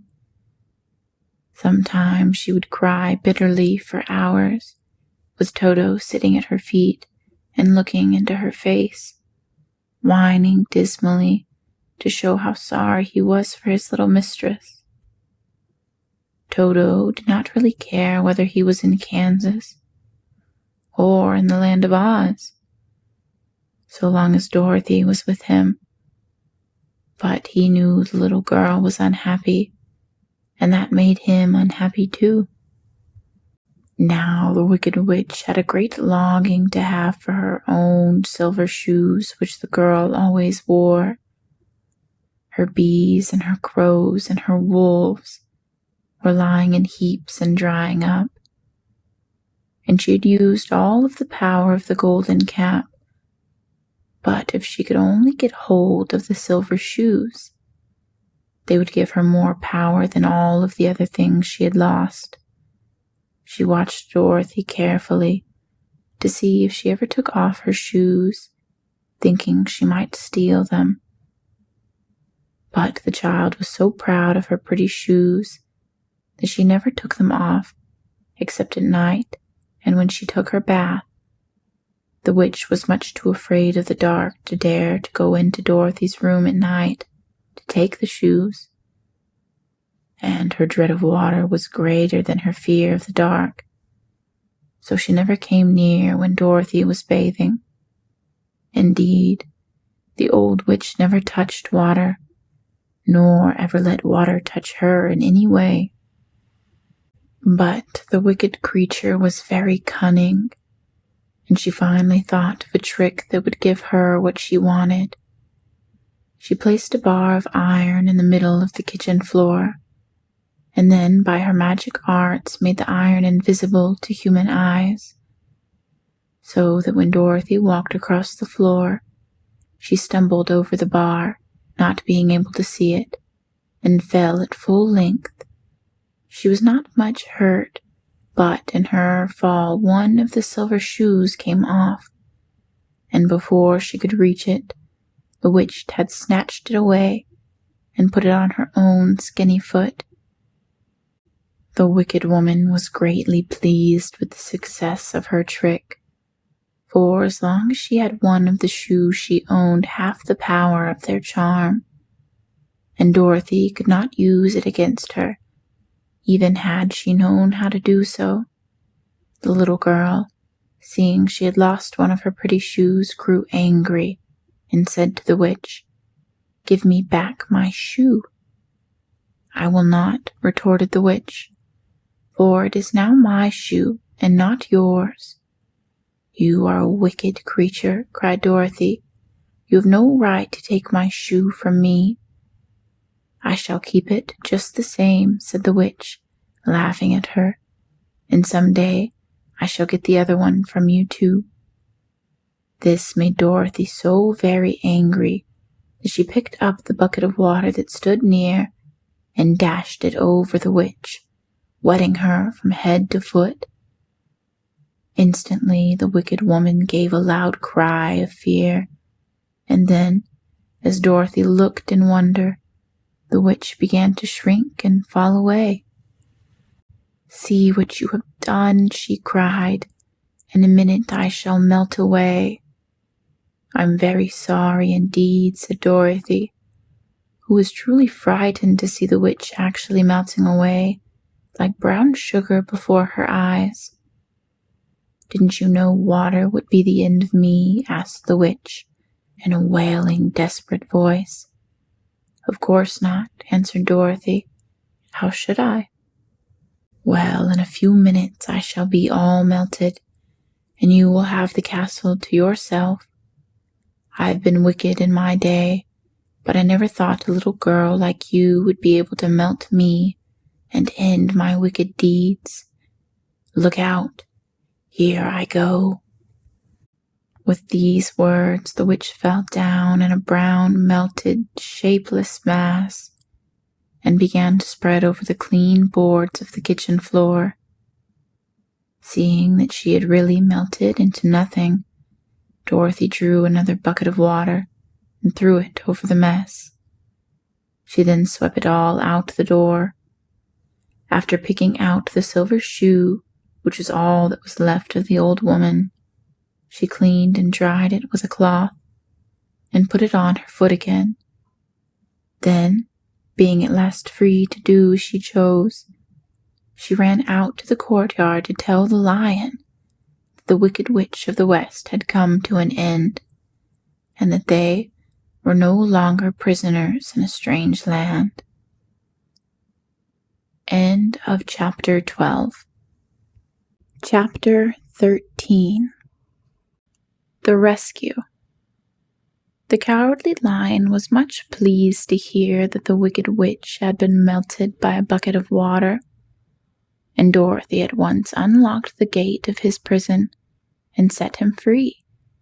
They went in together to the castle, where Dorothy's first act was to call all the Winkies together and tell them that they were no longer slaves. There was great rejoicing among the yellow Winkies, for they had been made to work hard during many years for the Wicked Witch, who had always treated them with great cruelty. They kept this day as a holiday, then and ever after, and spent the time in feasting and dancing. "If only our friends, the Scarecrow and the Tin Woodman, were only with us," said the Lion, "I should be quite happy." "Don't you suppose we could rescue them?" asked the girl anxiously. "We can try," answered the Lion. So they called the yellow Winkies and asked them if they would help to rescue their friends. And the Winkies said that they would be delighted to do all in their power for Dorothy, who had set them free from bondage. So she chose a number of Winkies who looked as if they knew the most, and they all started away. They traveled that day and part of the next, until they came to the rocky plain where the Tin Woodman lay, all battered and bent. His axe was near him, but the blade was rusted, and the handle broken off short. The Winkies lifted him tenderly in their arms, and carried him back to the yellow castle again, Dorothy shedding a few tears by the way at the sad plight of her old friend, and the Lion looking sober and sorry. When they reached the castle, Dorothy said to the Winkies, "Are any of your people tinsmiths?" "Oh, yes. Some of us are very good tinsmiths," they told her. "Then bring them to me," she said. And when the tinsmiths came, bringing with them all their tools and baskets, she inquired, "Can you straighten out all those dents in the Tin Woodman, and bend him back into shape again, and solder him together where he is broken?" The tinsmiths looked the woodman over carefully, and then answered that they thought they could mend him, so he would be as good as ever. So they set to work in one of the big yellow rooms of the castle, and worked for 3 days and 4 nights, hammering and twisting and bending and soldering and polishing and pounding at the legs and body and the head of the Tin Woodman, until at last he was straightened out into his old form, and his joints worked as well as ever. To be sure, there were several patches on him, but the tinsmiths did a good job, and as the woodman was not a vain man, he did not mind the patches at all. When, at last, he walked into Dorothy's room and thanked her for rescuing him, he was so pleased that he wept tears of joy, and Dorothy had to wipe every tear carefully from his face with her apron, so his joints would not be rusted. At the same time, her own tears fell thick and fast at the joy of meeting her old friend again, and these tears did not need to be wiped away. As for the lion, he wiped his eyes so often with the tip of his tail that it became quite wet, and he was obligated to go into the courtyard and hold it in the sun till it dried. "If we only had the Scarecrow with us again," said the Tin Woodman, when Dorothy had finished telling him everything that had happened, "I should be quite happy." "We must try to find him," said the girl. So she called the Winkies to help her, and they walked all that day and part of the next, until they came to the tall tree in the branches of which the winged monkeys had tossed the Scarecrow's clothes. It was a very tall tree, and the trunk was so smooth that no one could climb it. But the woodman said at once, "I'll chop it down, and then we can get the Scarecrow's clothes." Now, while the tinsmiths had been good at mending the woodman himself, another of the Winkies, who was a goldsmith, had made an axe handle of solid gold and fitted it to the woodman's axe, instead of the old broken handle. Others polished the blade until all the rust was removed, and it glistened like a burnished silver. As soon as he had spoken, the Tin Woodman began to chop, and in a short time the tree fell over with a crash, whereupon the Scarecrow's clothes fell out of the branches and rolled off on the ground. Dorothy picked them up and had the Winkies carry them back to the castle, where they were stuffed with nice, clean straw, and behold, here was the Scarecrow, as good as ever, thanking them over and over again for saving him.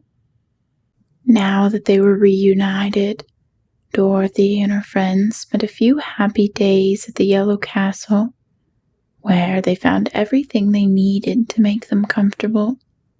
But one day the girl thought of Aunt Em and said, "We must go back to Oz and claim his promise." "Yes," said the woodman, "at last I shall get a heart." "And I shall get my brains," added the Scarecrow joyfully. "And I shall get my courage," said the lion thoughtfully. "And I shall get back to Kansas," cried Dorothy, clapping her hands. "Oh, let us start for the Emerald City tomorrow." This they decided to do. The next day they called the Winkies together and bade them goodbye. The Winkies were sorry to have them go, and they had grown so fond of the Tin Woodman that they begged him to stay and rule over them in the yellow land of the West. Finding they were determined to go, the Winkies gave Toto and the lion each a golden collar, and to Dorothy they presented a beautiful bracelet studded with diamonds, and to the Scarecrow they gave him a gold-headed walking stick to keep him from stumbling, and to the Tin Woodman they offered a silver oil can inlaid with gold and set with precious jewels. Every one of the travelers made the Winkies a pretty speech in return, and all shook hands with them until their arms ached. Dorothy went to the witch's cupboard to fill her basket with food for the journey, and there she saw the golden cap. She tried it on her own head and found that it fitted her exactly.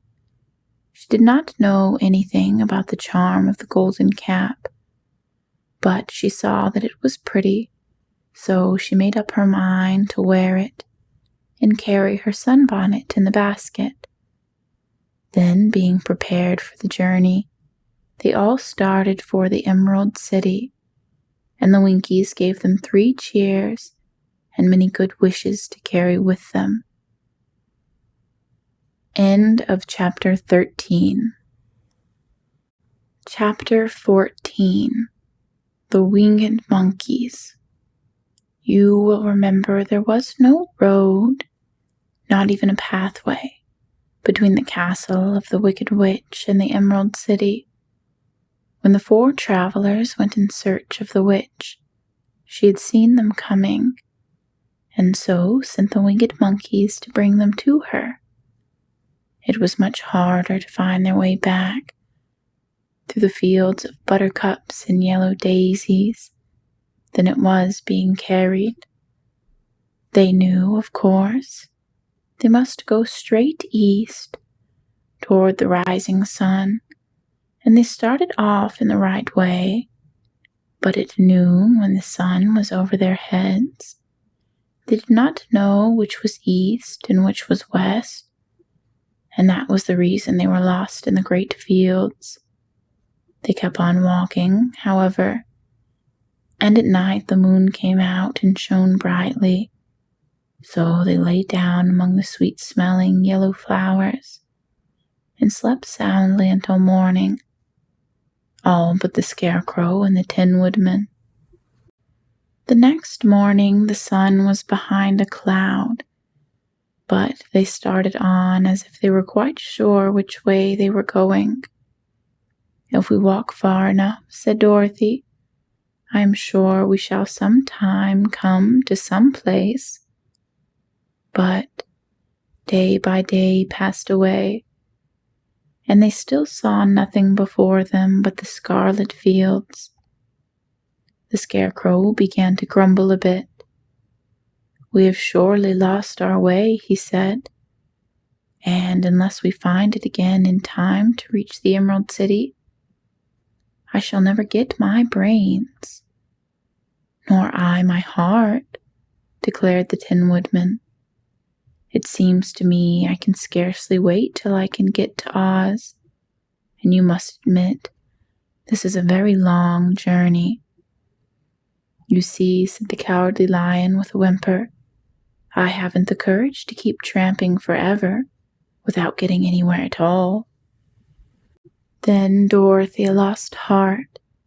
She sat down on the grass and looked at her companions, and they sat down and looked at her, and Toto found that for the first time in his life he was too tired to chase a butterfly that flew past his head.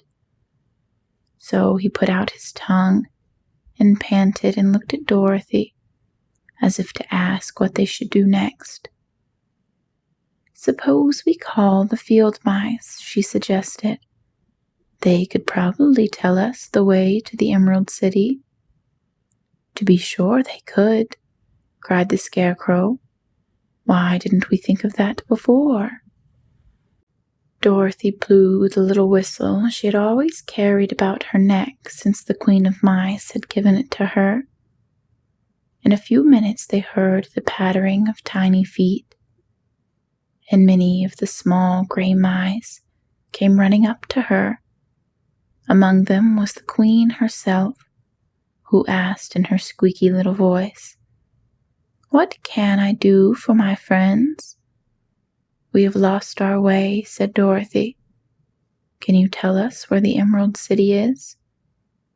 "Certainly," answered the Queen, "but it is a great way off, for you have had it at your backs all this time." Then she noticed Dorothy's golden cap and said, "Why don't you use the charm of the cap and call the winged monkeys to you? Then they will carry you to the City of Oz in less than an hour." "I didn't know there was a charm," answered Dorothy in surprise. "What is it?" "It is written inside the golden cap," replied the Queen of the Mice. "But if you are going to call the winged monkeys, we must run away, for they are full of mischief and think it great fun to plague us." "Won't they hurt me?" asked the girl anxiously.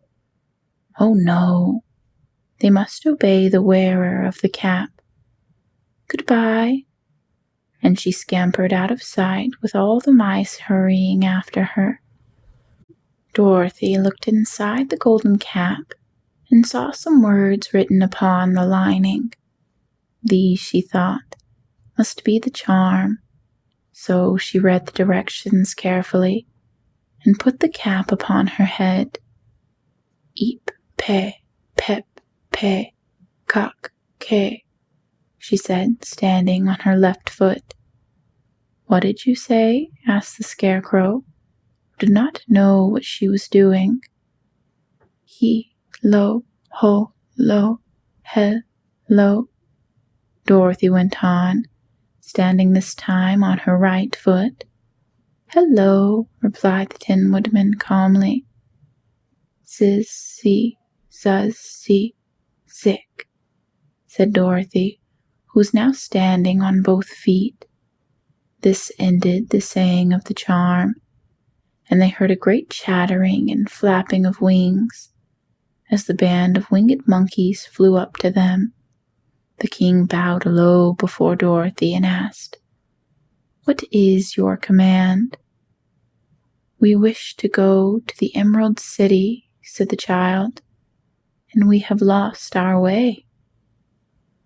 "We will carry you," replied the king, and no sooner had he spoken than two of the monkeys caught Dorothy in their arms and flew away with her. Others took the Scarecrow and the Woodman and the Lion, and one little monkey seized Toto and flew after them, although the dog tried hard to bite him. The Scarecrow and the Tin Woodman were rather frightened at first, for they remember how badly the winged monkeys had treated them before. But they saw that no harm was intended, so they rode through the air quite cheerfully and had a fine time looking at the pretty gardens and woods far below them. Dorothy found herself riding easily between two of the biggest monkeys, one of them the king himself. They had made a chair of their hands and were careful not to hurt her. "Why do you have to obey the charm of the golden cap?" she asked.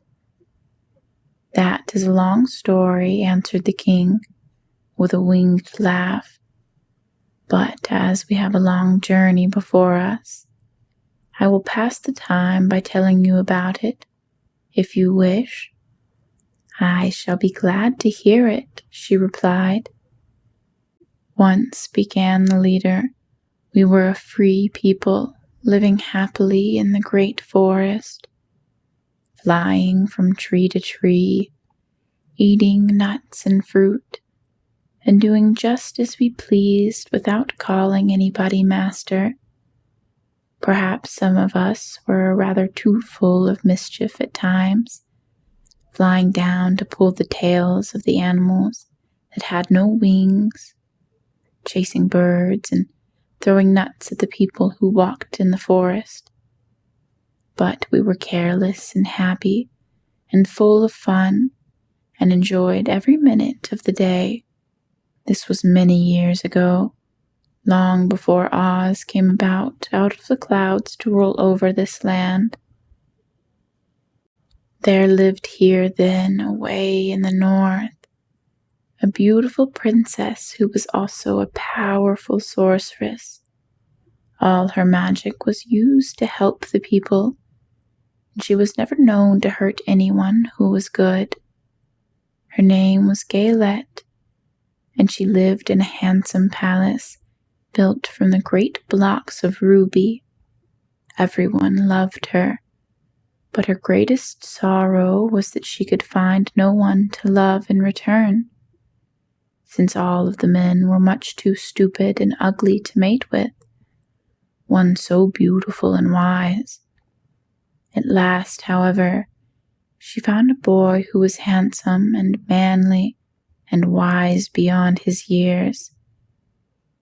Galette made up her mind that when he grew to be a man, she would make him her husband. So she took him to her ruby palace and used all of her magic powers to make him as strong and good and lovely as any woman could wish. When he grew to manhood, Quilala, as he was called, was said to be the best and wisest man in all the land, while his manly beauty was so great that Galette loved him dearly and hastened to make everything ready for the wedding.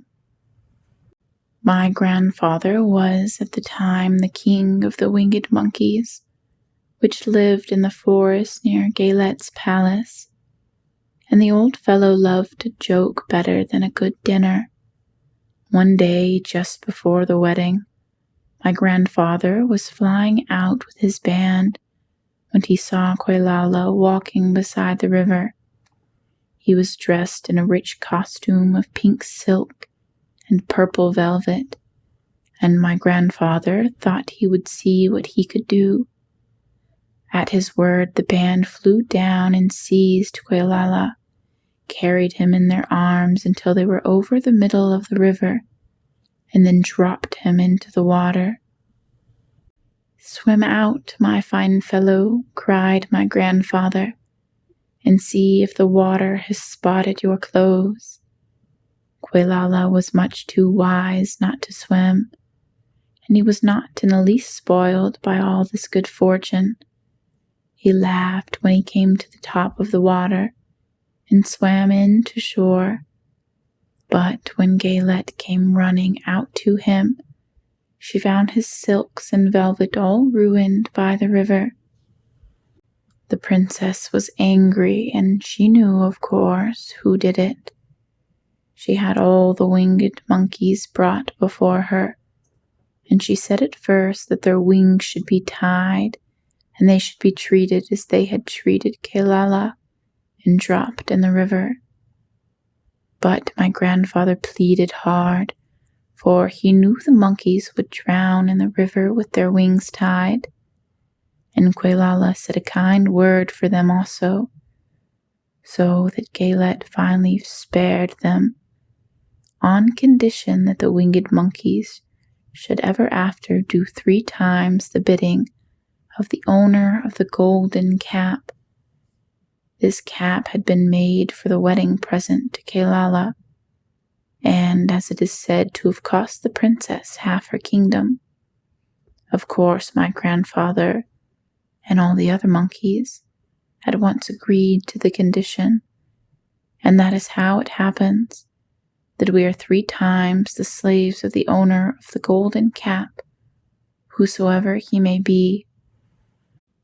"And what became of them?" asked Dorothy, who had been greatly interested in the story. "Quilala became the first owner of the golden cap," replied the monkey. "He was the first to lay his wishes upon us. As his bride could not bear the sight of us, he called us all to him in the forest after he had married her, and ordered us always to keep where she could never again set eyes on a winged monkey, which we were glad to do, for we were all afraid of her. This was all we ever had to do until the golden cap fell into the hands of the wicked witch of the West, who made us enslave the Winkies, and afterward drive Oz himself out of the land of the West. Now the golden cap is yours, and 3 times you have the right to lay your wishes upon us. As the Monkey King finished his story, Dorothy looked down and saw the green, shining walls of the Emerald City before them. She wondered at the rapid flight of the monkeys, but was glad the journey was over. The strange creatures set the travelers down carefully before the gate of the city. The king bowed low to Dorothy, and then flew swiftly away, followed by all his band. "That was a good ride," said the little girl. "Yes, and a quick way out of our troubles," replied the lion. "How lucky it was you brought away that wonderful cap." End of chapter 14. Chapter 15.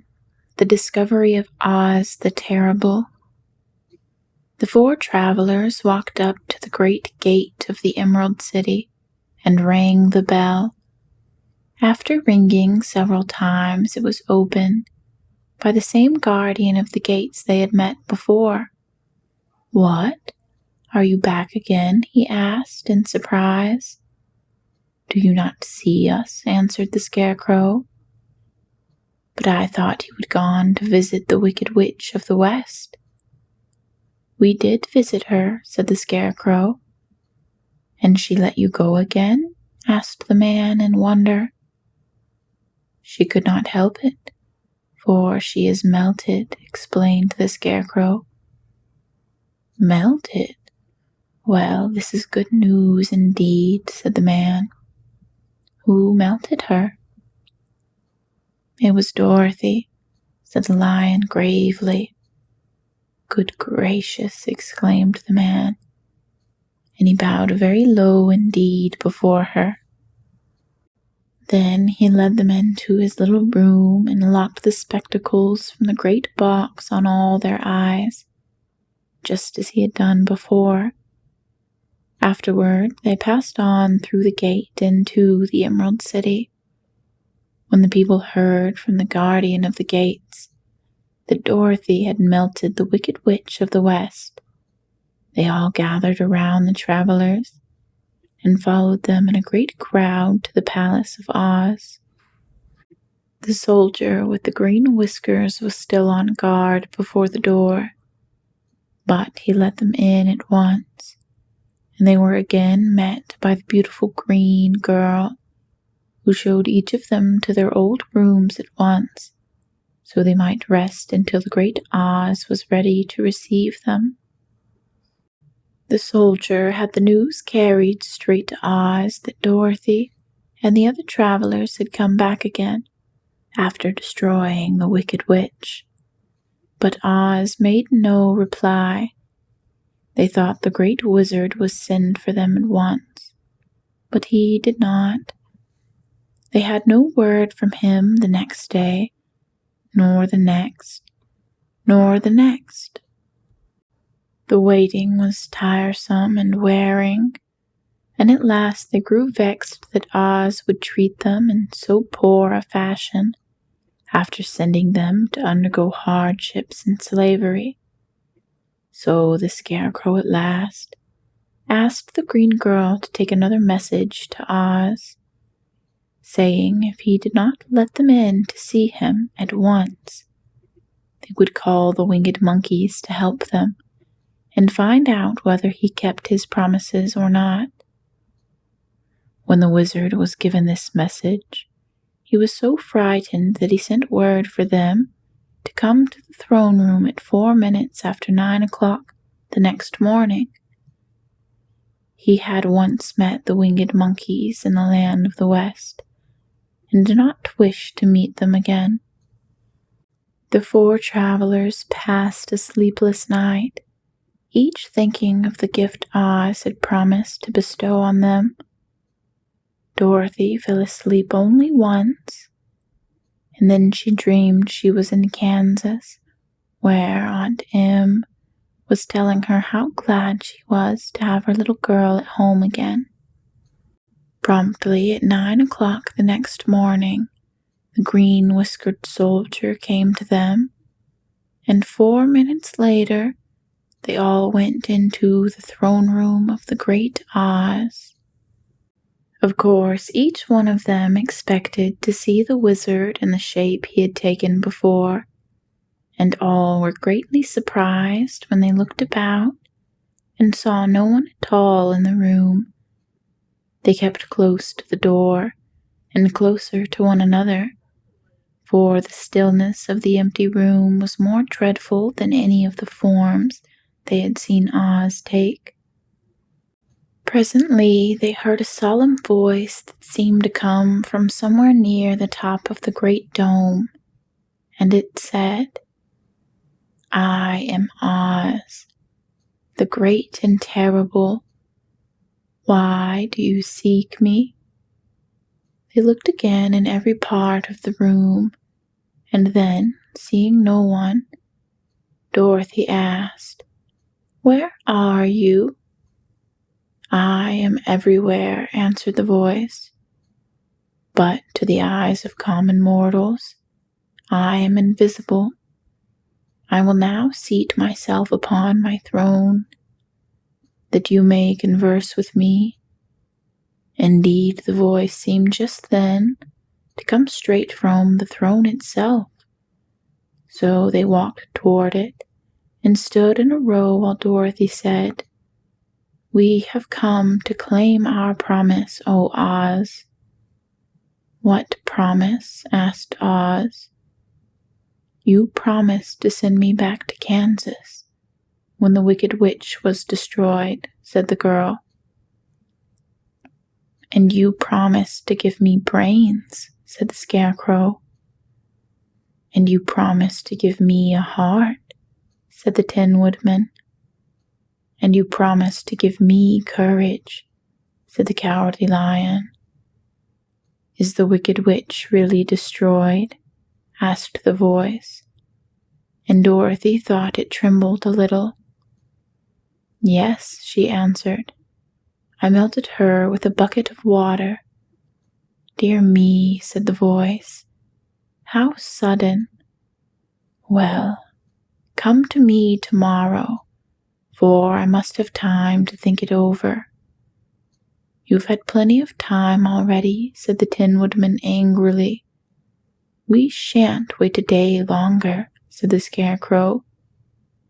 "You must keep your promises to us," exclaimed Dorothy.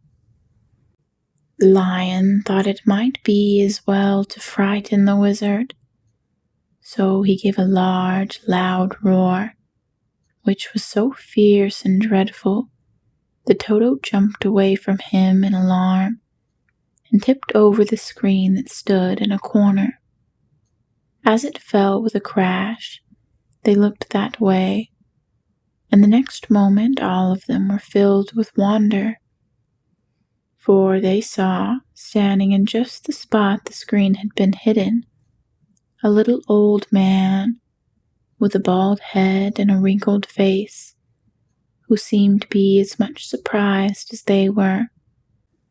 The Tin Woodman, raising his axe, rushed toward the little man and cried out, "Who are you?" "I am Oz, the great and terrible," said the little man in a trembling voice. "But don't strike me. Please don't, and I'll do anything you want me to." Our friends looked at him in surprise and dismay. I thought Oz was a great head, said Dorothy. And I thought Oz was a lovely lady, said the Scarecrow. And I thought Oz was a terrible beast, said the Tin Woodman. And I thought Oz was a ball of fire, exclaimed the Lion. No, you are all wrong, said the little man meekly. I have been making believe. Making believe, cried Dorothy. Are you not a great wizard? Hush, my dear, he said. Don't speak so loud, or you will be overheard, and I should be ruined. I'm supposed to be a great wizard. And aren't you? She asked. Not a bit of it, my dear. I'm just a common man. You're more than that, said the Scarecrow in a grieved tone. You're a humbug. Exactly so, declared the little man, rubbing his hands together as if it pleased him. I am a humbug. But this is terrible, said the Tin Woodman. How shall I ever get my heart? Or I my courage? Asked the Lion.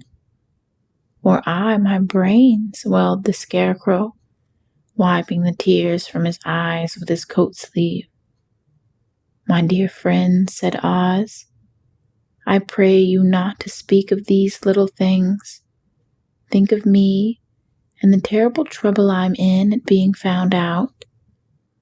Doesn't anyone else know you're a humbug? Asked Dorothy. No one knows it but you four and myself, replied Oz. I have fooled everyone so long that I thought I should never be found out. It was a great mistake my ever letting you into the throne room. Usually I will not see even my subjects, and so they believe I am something terrible. But I don't understand, said Dorothy in bewilderment. How was it you appeared to me as a great head? That was one of my tricks, answered Oz. Step this way, please, and I will tell you all about it. He led the way to a small chamber in the rear of the throne room, and they all followed him. He pointed to one corner in which lay the great head, made out of many thicknesses of paper and with a carefully painted face. This I hung from the ceiling by a wire, said Oz. I stood behind the screen and pulled a thread to make the eyes move and the mouth open. But how about the voice? She inquired. Oh, I am a ventriloquist, said the little man. I can throw the sound of my voice wherever I wish, so that you thought it was coming out of the head. Here are the other things I used to deceive you.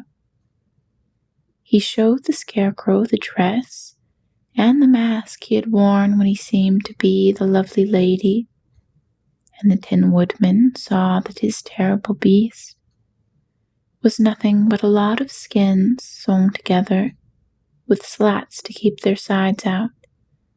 As for the ball of fire, the false wizard had hung that also from the ceiling. It was really a ball of cotton, but when oil was poured upon it, the ball burned fiercely. Really, said the Scarecrow, you ought to be ashamed of yourself for being such a humbug. I am. I certainly am, answered the little man sorrowfully. But it was the only thing I could do. Sit down, please. There are plenty of chairs, and I will tell you my story. So they sat down and listened while he told the following tale. I was born in Omaha. Why, that isn't very far from Kansas, cried Dorothy. No, but it's farther from here, he said, shaking his head at her sadly. When I grew up, I became a ventriloquist, and that I was very well trained by a great master. I can imitate any kind of bird or beast. Here he mewed so like a kitten that Toto pricked up his ears and looked everywhere to see where she was. After a time, continued Oz, I tired of that and became a balloonist. What is that? Asked Dorothy. A man who goes up in a balloon on circus day so as to draw a crowd of people together and get them to pay to see the circus, he explained. Oh, she said, I know. Well, one day I went up in a balloon and the ropes got twisted so that I couldn't come down again. It went way up above the clouds, so far that a current of air struck it and carried it many, many miles away. For a day and a night, I traveled through the air, and on the morning of the second day, I awoke and found the balloon floating over a strange and beautiful country.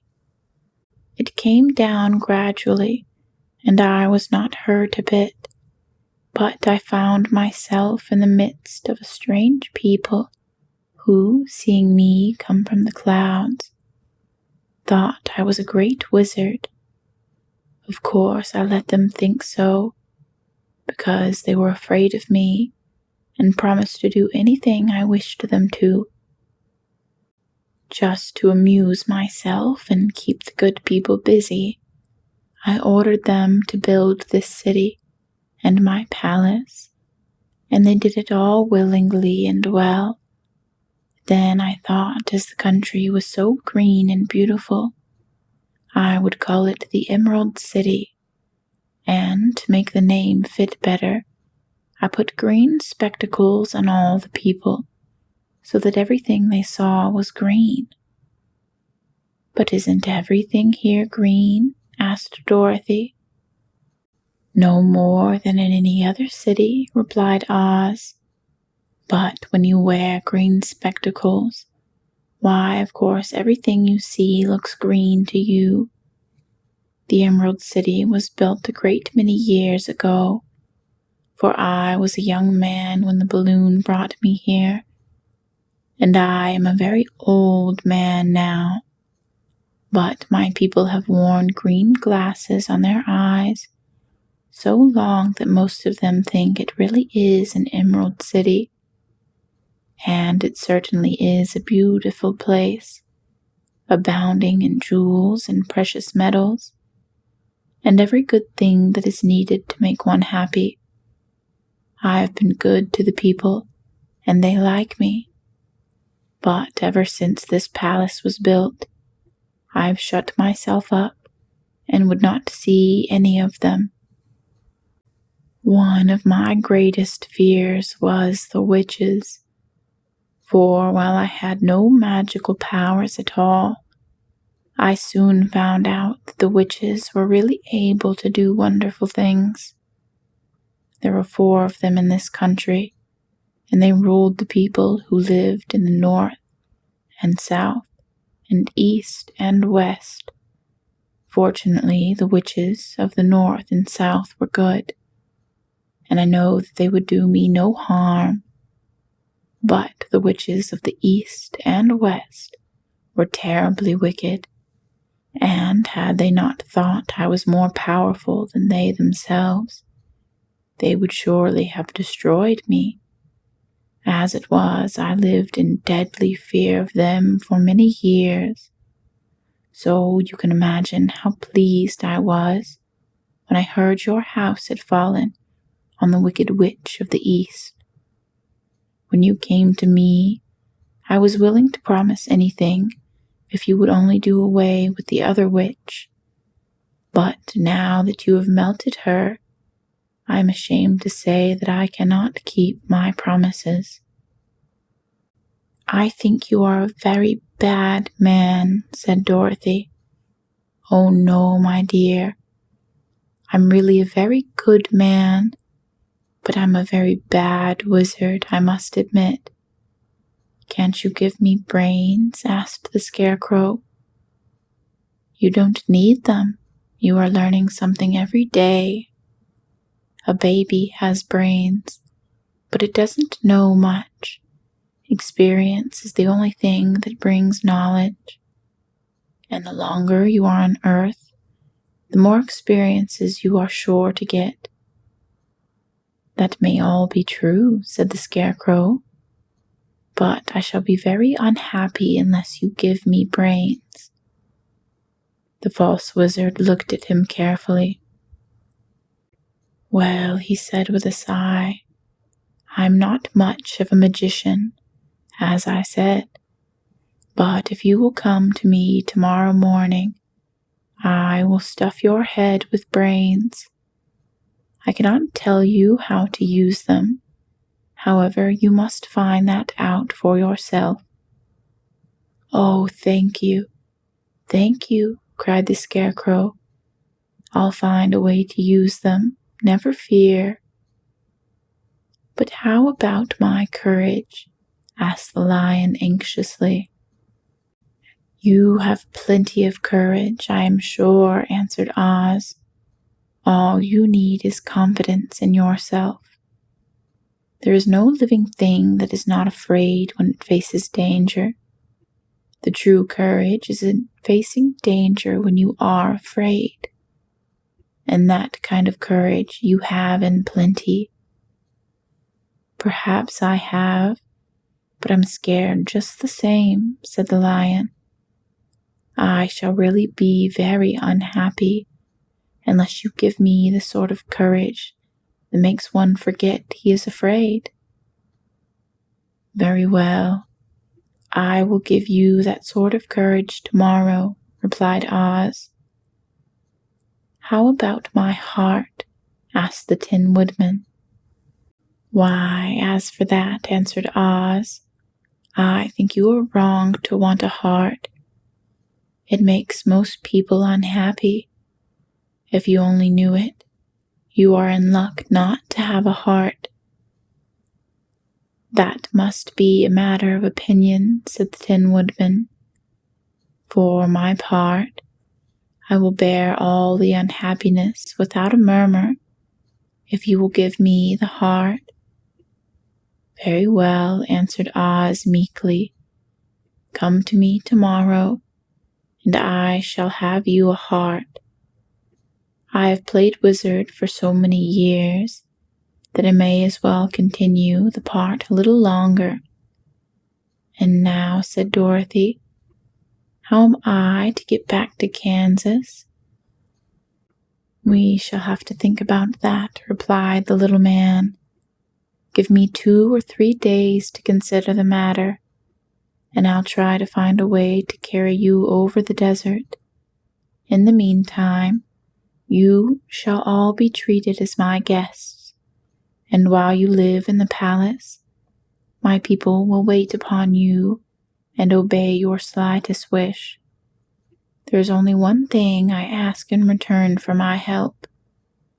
Such as it is, you must keep my secret and tell no one I am a humbug." They agreed to say nothing of what they had learned, and went back to their rooms in high spirits. Even Dorothy had hope that the great and terrible humbug, as she called him, would find a way to send her back to Kansas. And if he did, she was willing to forgive him for everything. End of chapter 15. Chapter 16. The Magic Art of the Great Humbug. Next morning, the Scarecrow said to his friends, "Congratulate me. I am going to Oz to get my brains at last. When I return, I shall be as other men are." "I have always liked you as you were," said Dorothy simply. "It is kind of you to like a scarecrow," he replied.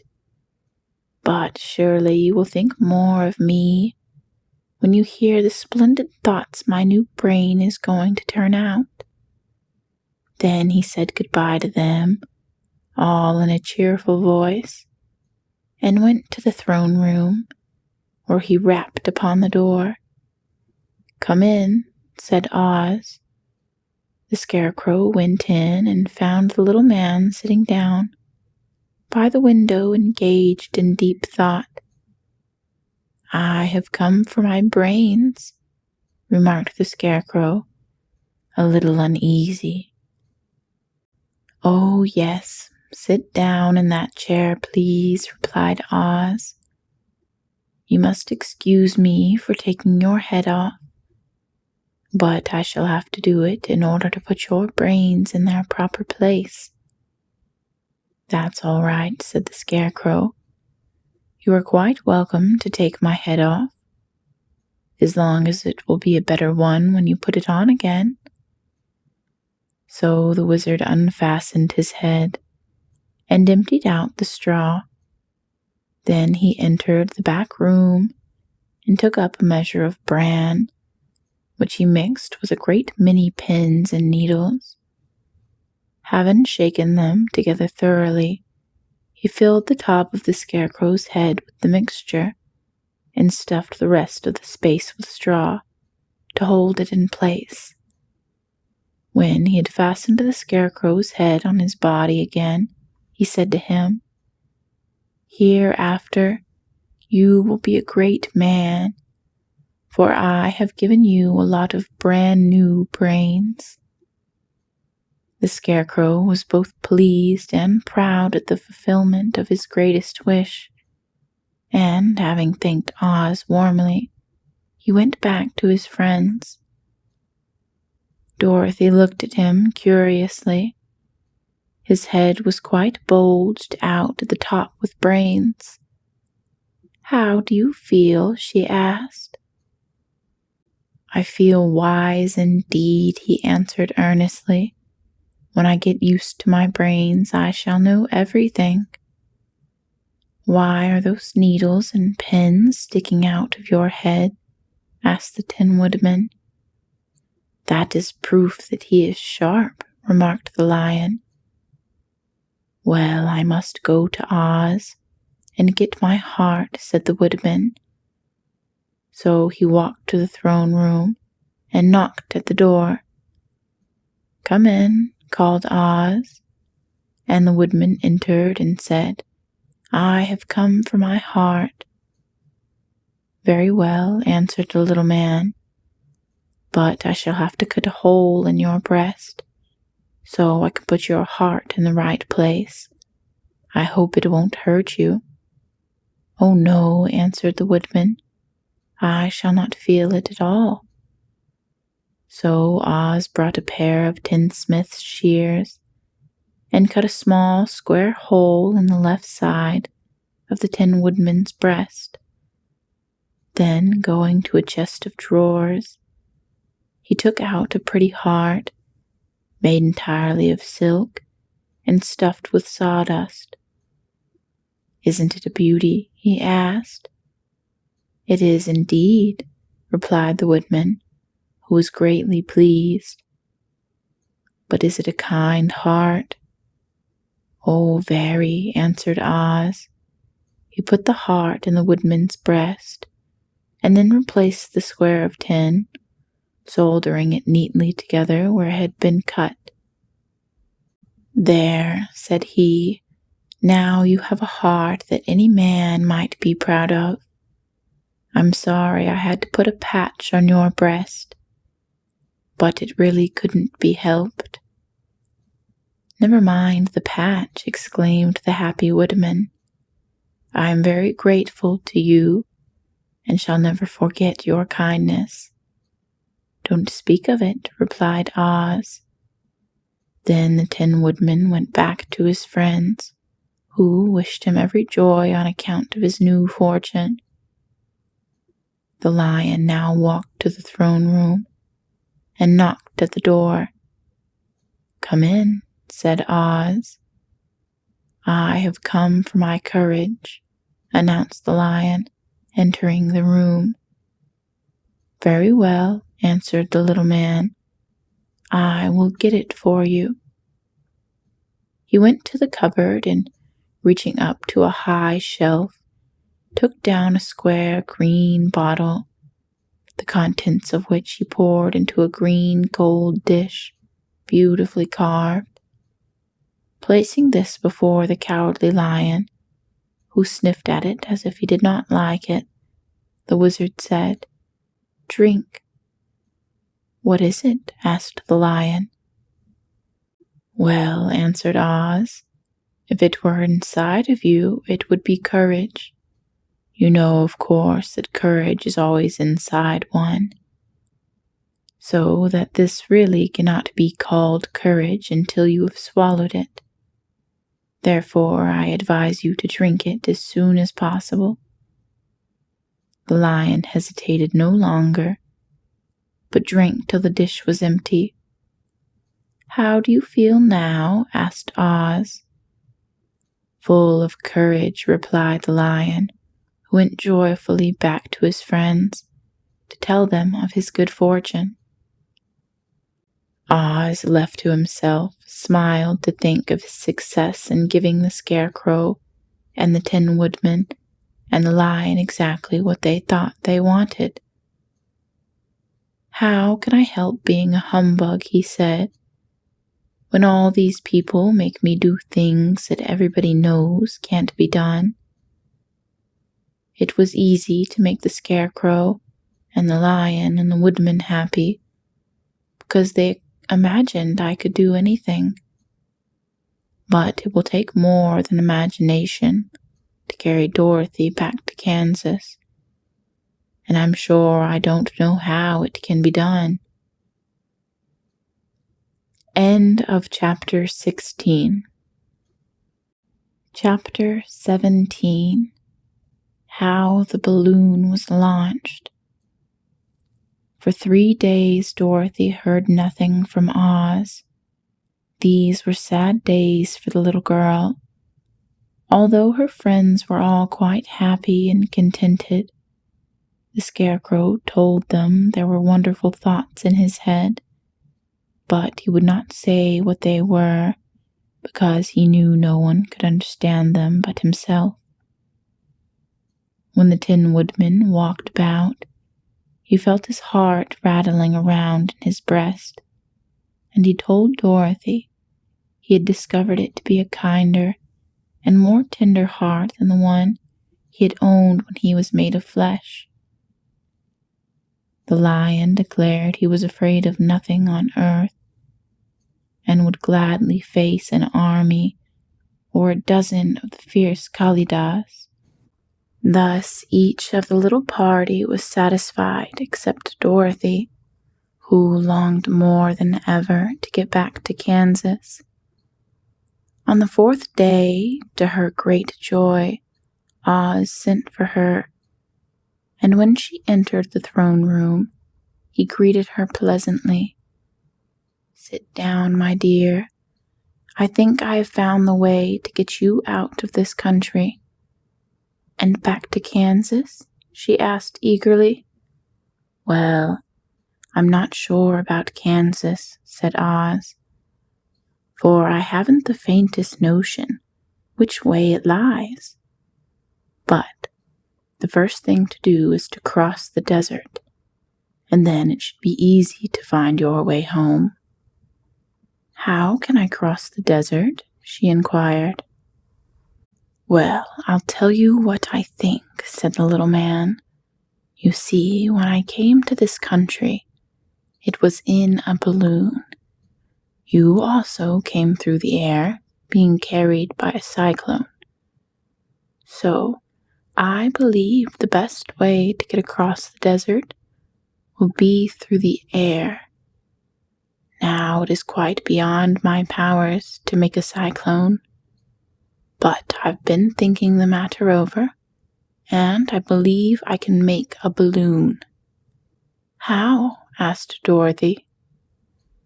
"Yes, of course," replied Oz. "I am tired of being such a humbug.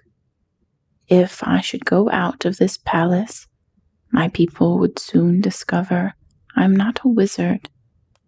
and then they would be vexed with me for having deceived them. So I have to stay shut up in these rooms all day, and it gets tiresome. I'd much rather go back to Kansas with you and be in a circus again." "I shall be glad to have your company," said Dorothy. "Thank you," he answered. "Now, if you will help me sew the silk together, we will begin to work on our balloon." So Dorothy took a needle and thread, and as fast as Oz cut the strips of silk into proper shape, the girl sewed them neatly together.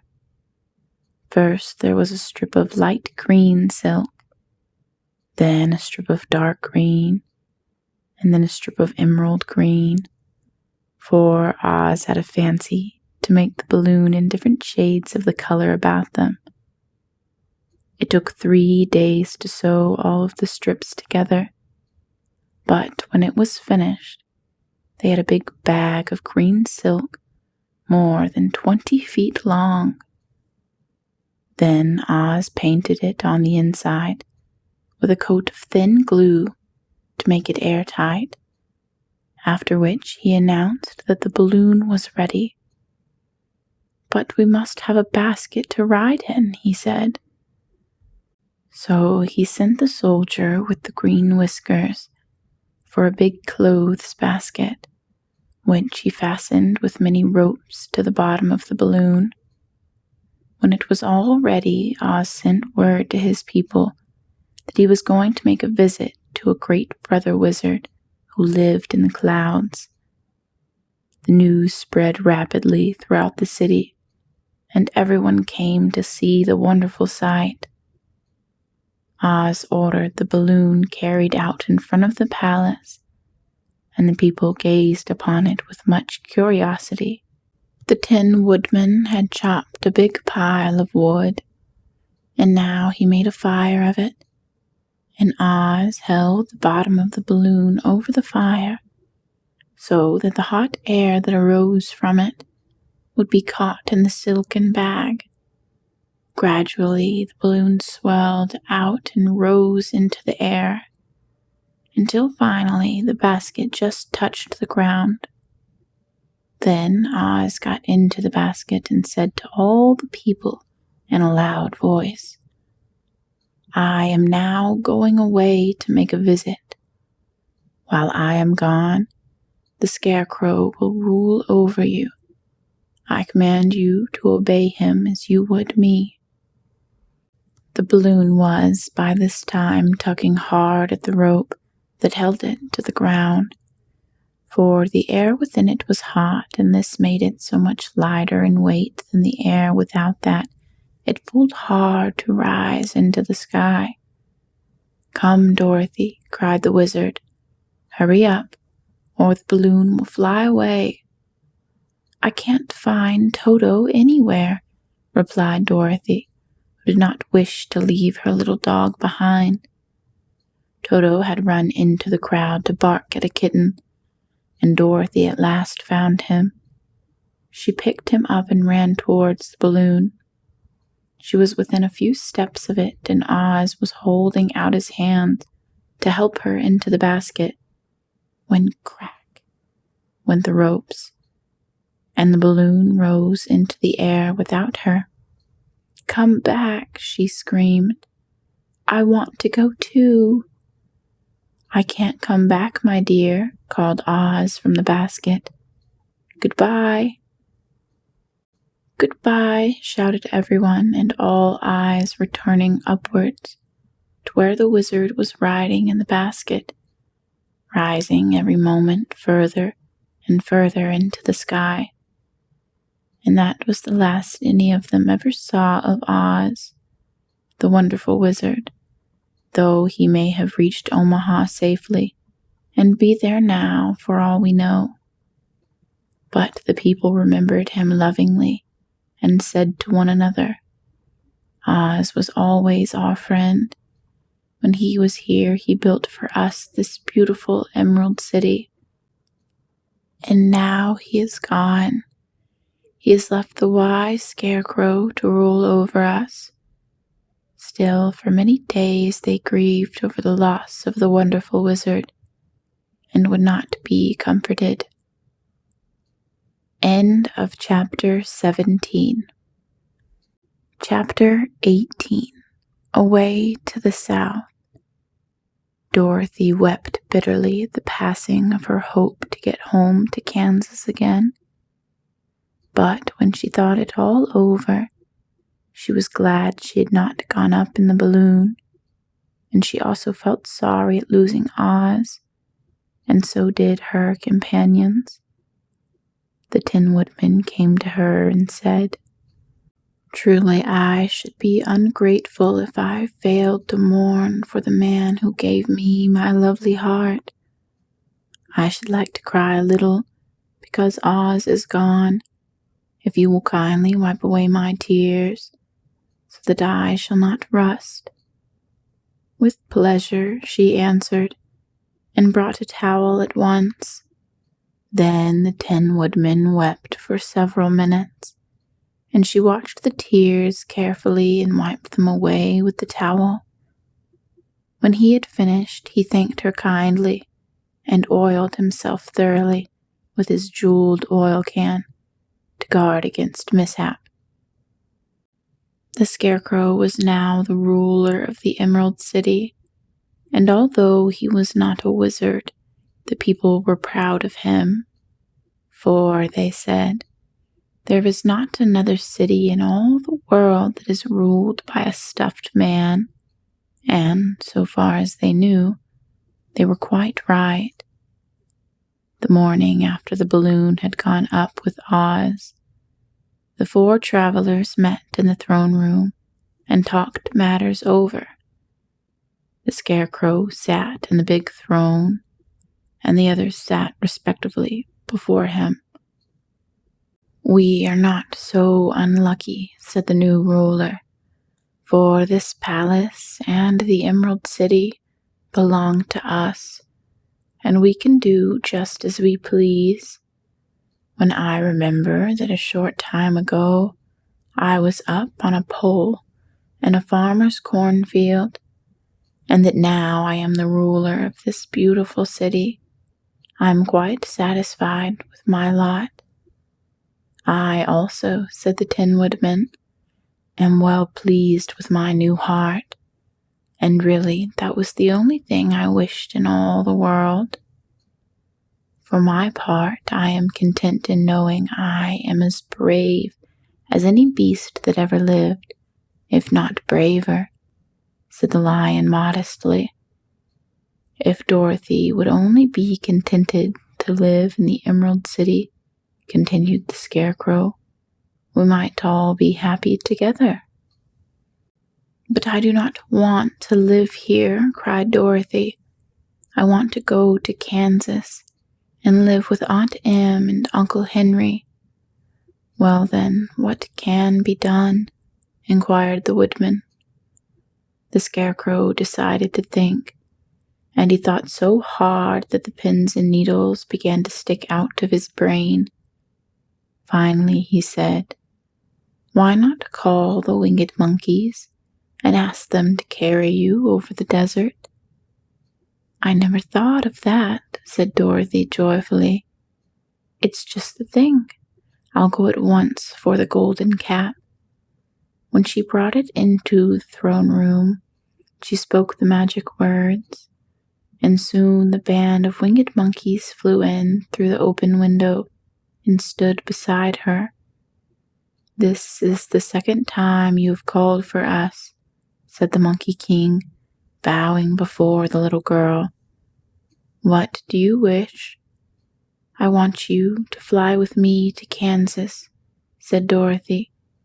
But the Monkey King shook his head.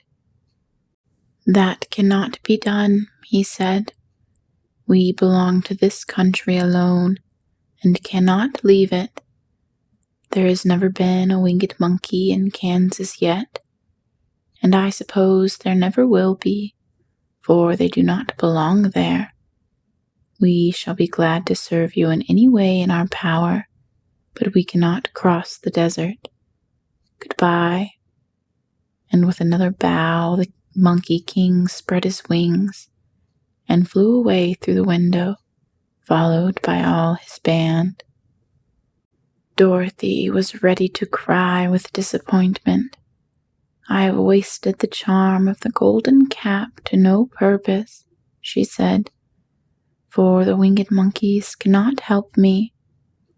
"It is certainly too bad," said the tender-hearted woodman. The Scarecrow was thinking again, and his head bulged out so horribly that Dorothy feared it would burst. "Let us call in the soldier with the green whiskers," he said, "and ask his advice."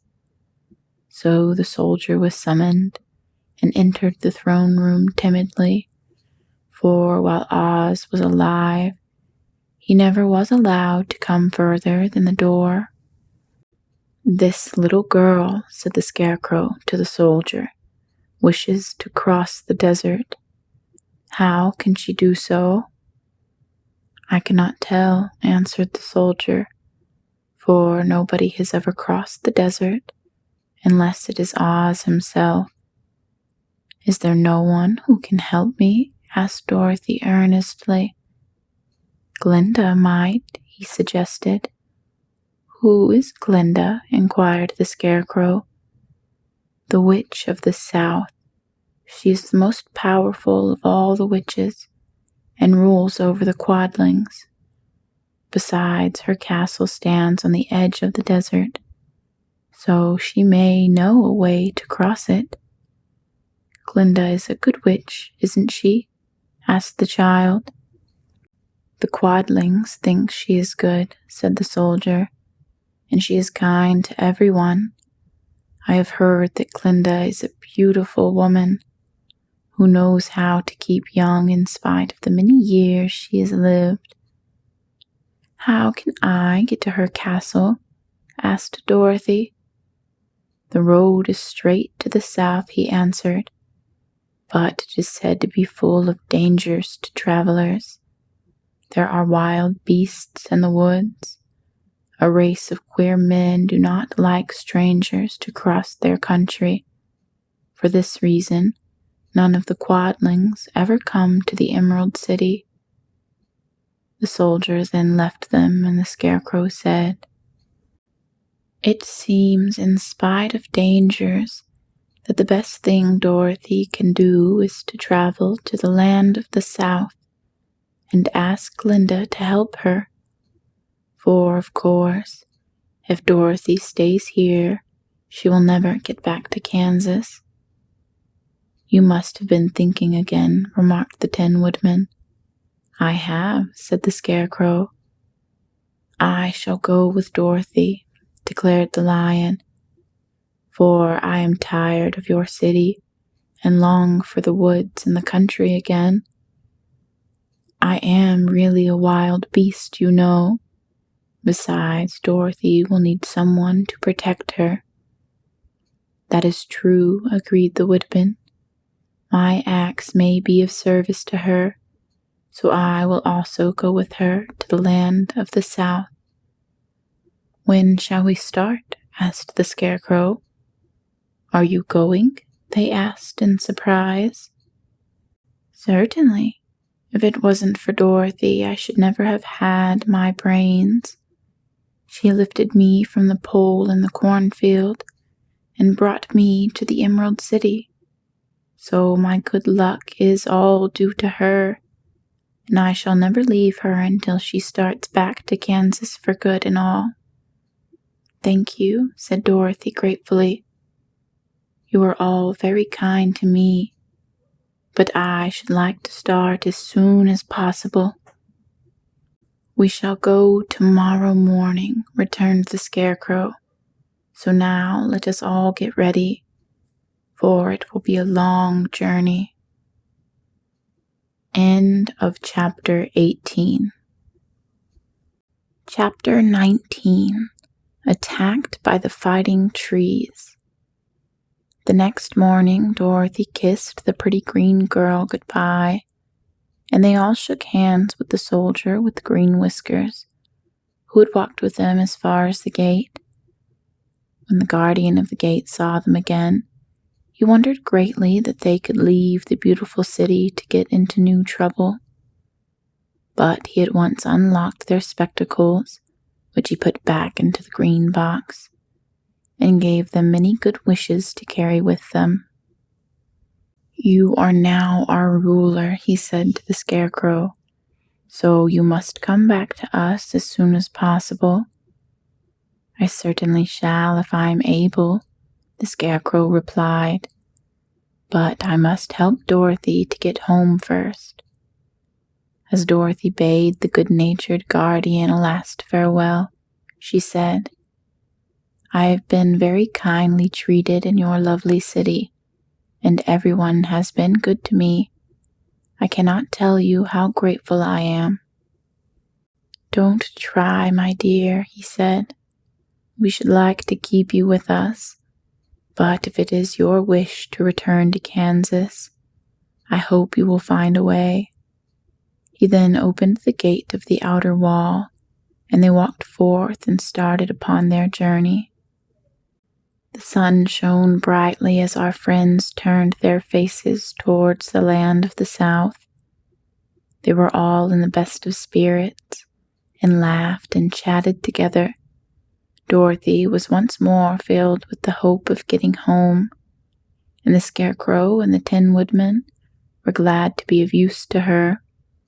As for the lion, he sniffed the fresh air with delight, and whisked his tail from side to side in pure joy at being in the country again, while Toto ran around them and chased the moths and butterflies, barking merrily all the time. "City life does not agree with me at all," remarked the lion as they walked along at a brisk pace.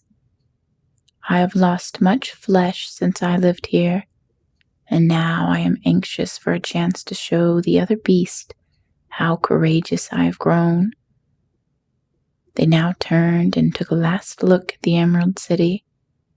As they could see was a mass of towers and steeples behind the green walls, and high up above everything the spires and dome of the Palace of Oz. Oz was not such a bad wizard after all, said the Tin Woodman, as he felt his heart rattling around in his breast. "He knew how to give me brains, and very good brains too," said the Scarecrow. "If Oz had taken a dose of the same courage he gave me," added the lion, "he would have been a brave man." Dorothy said nothing. Oz had not kept the promise he made her, but he had done his best, so she forgave him. As he said, he was a good man, even if he was a bad wizard. The first day's journey was through the green fields and bright flowers that stretched about the Emerald City on every side. They slept that night on the grass, with nothing but the stars over them, and they rested very well indeed. In the morning they traveled on until they came to a thick wood. There was no way of going around it, for it seemed to extend to the right and left as far as they could see, and besides they did not dare change the direction of their journey for fear of getting lost. So they looked for a place where it would be easiest to get into the forest. The Scarecrow, who was in the lead, finally discovered a big tree with such wide spreading branches that there was room for the party to pass underneath.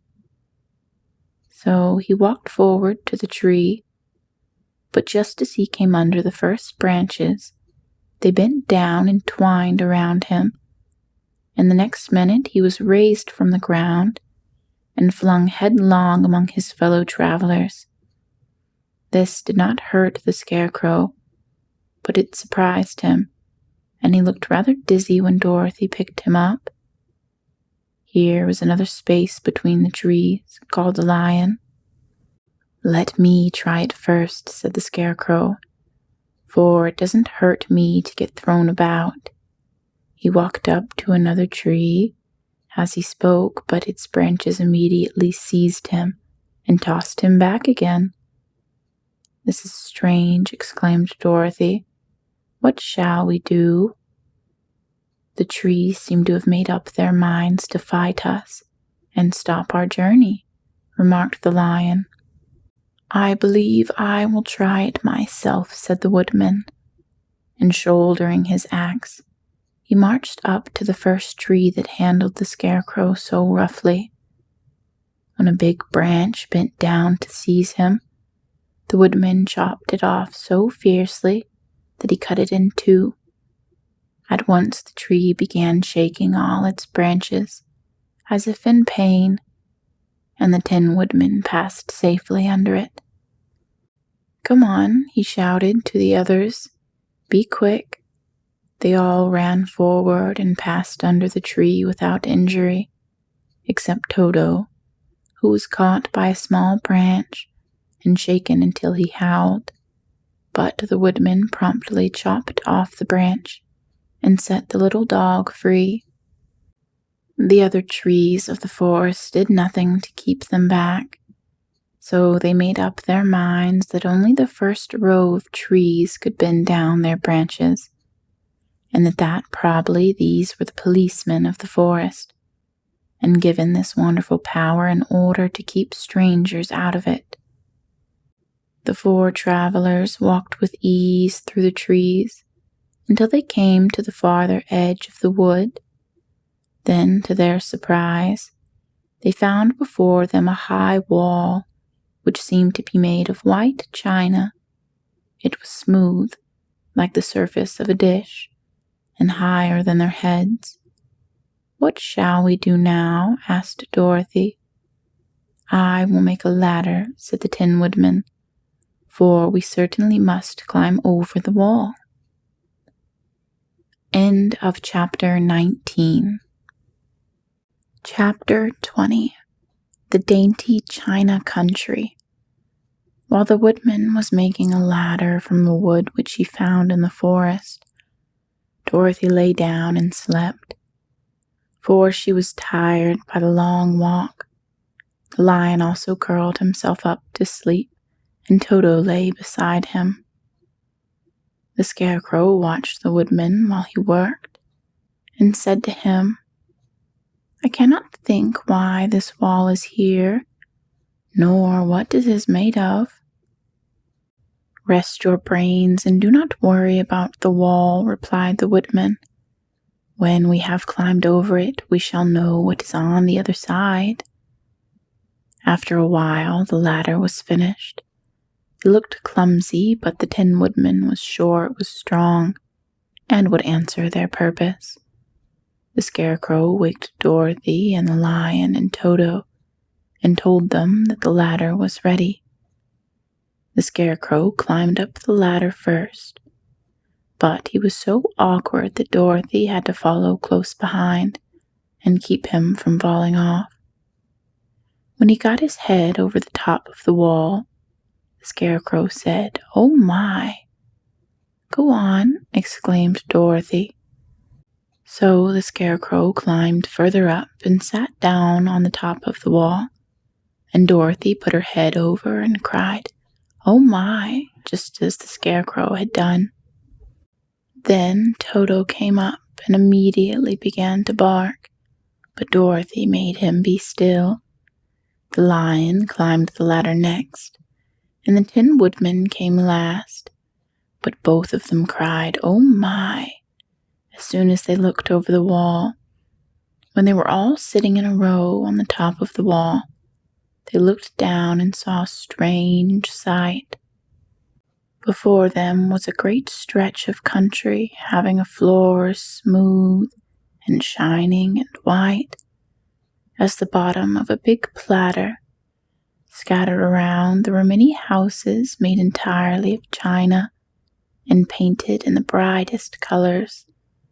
These houses were quite small, the biggest of them reaching only as high as Dorothy's waist. There were also pretty little barns with china fences around them, and many cows and sheep and horses and pigs and chickens, all made of china, were standing about in groups. But the strangest of all were the people who lived in this queer country.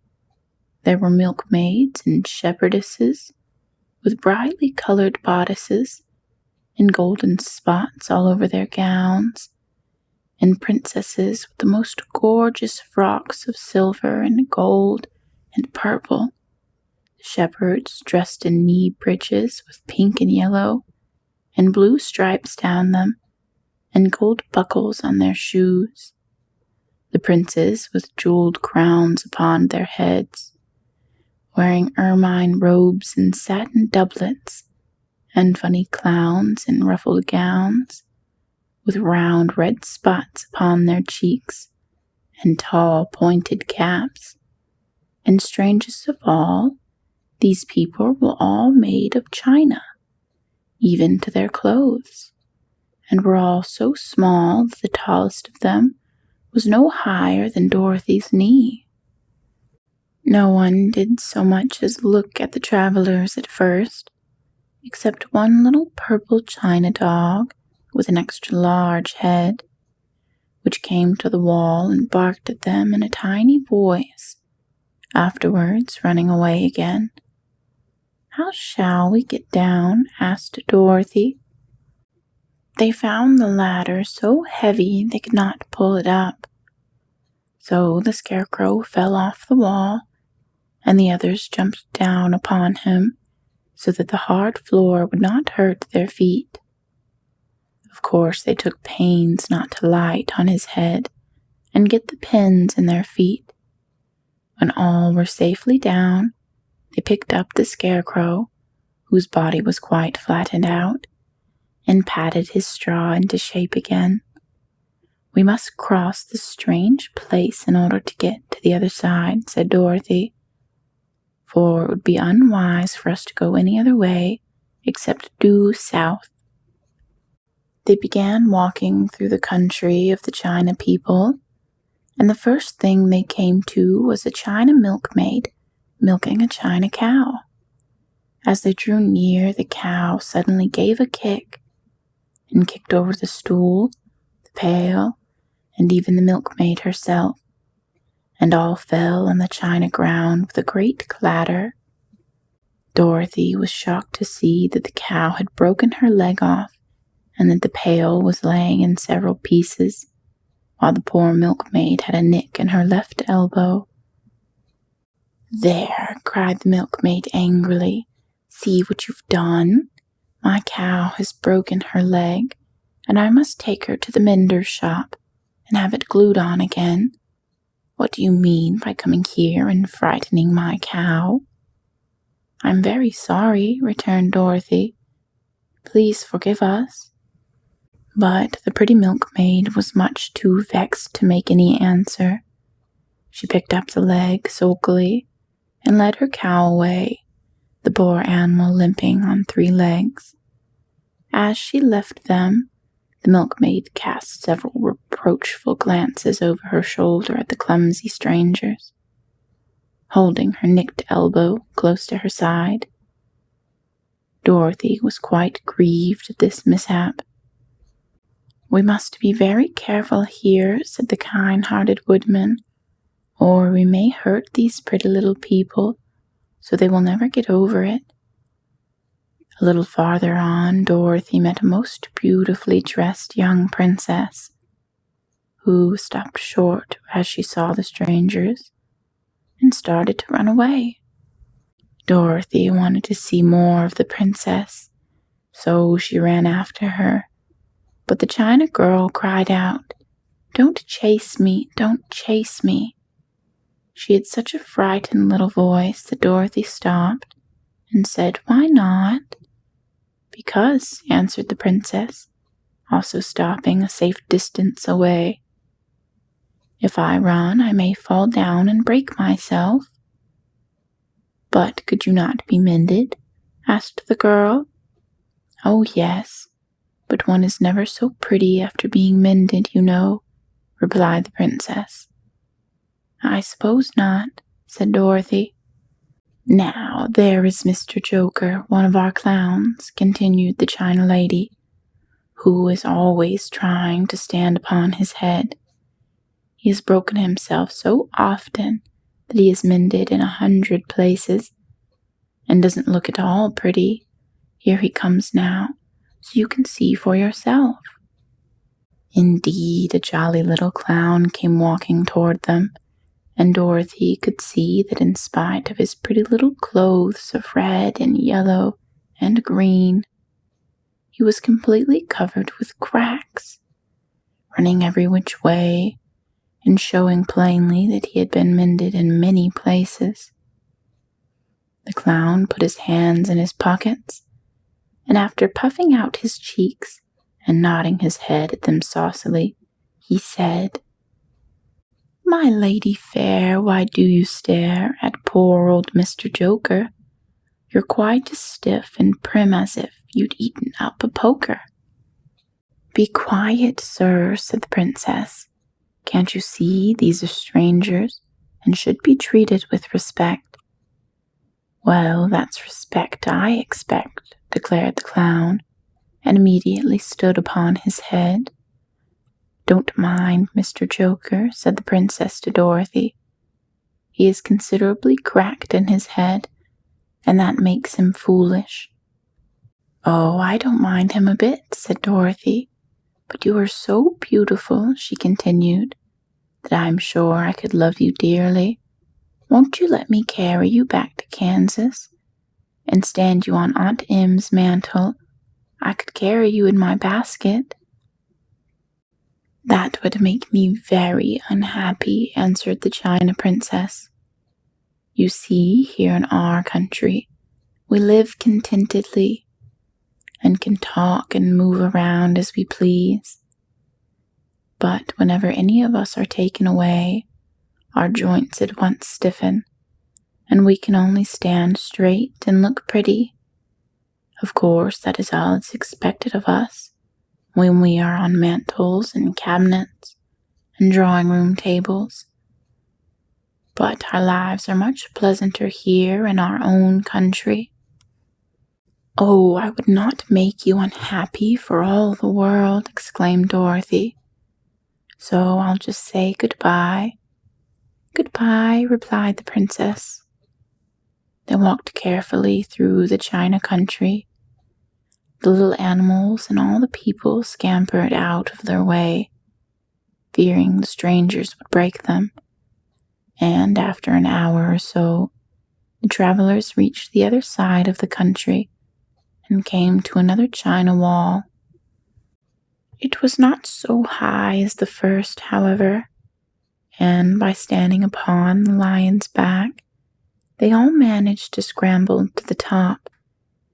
Then the lion gathered his legs under him and jumped on the wall. But just as he jumped, he upset a china church with his tail and smashed it all to pieces. That was too bad, said Dorothy.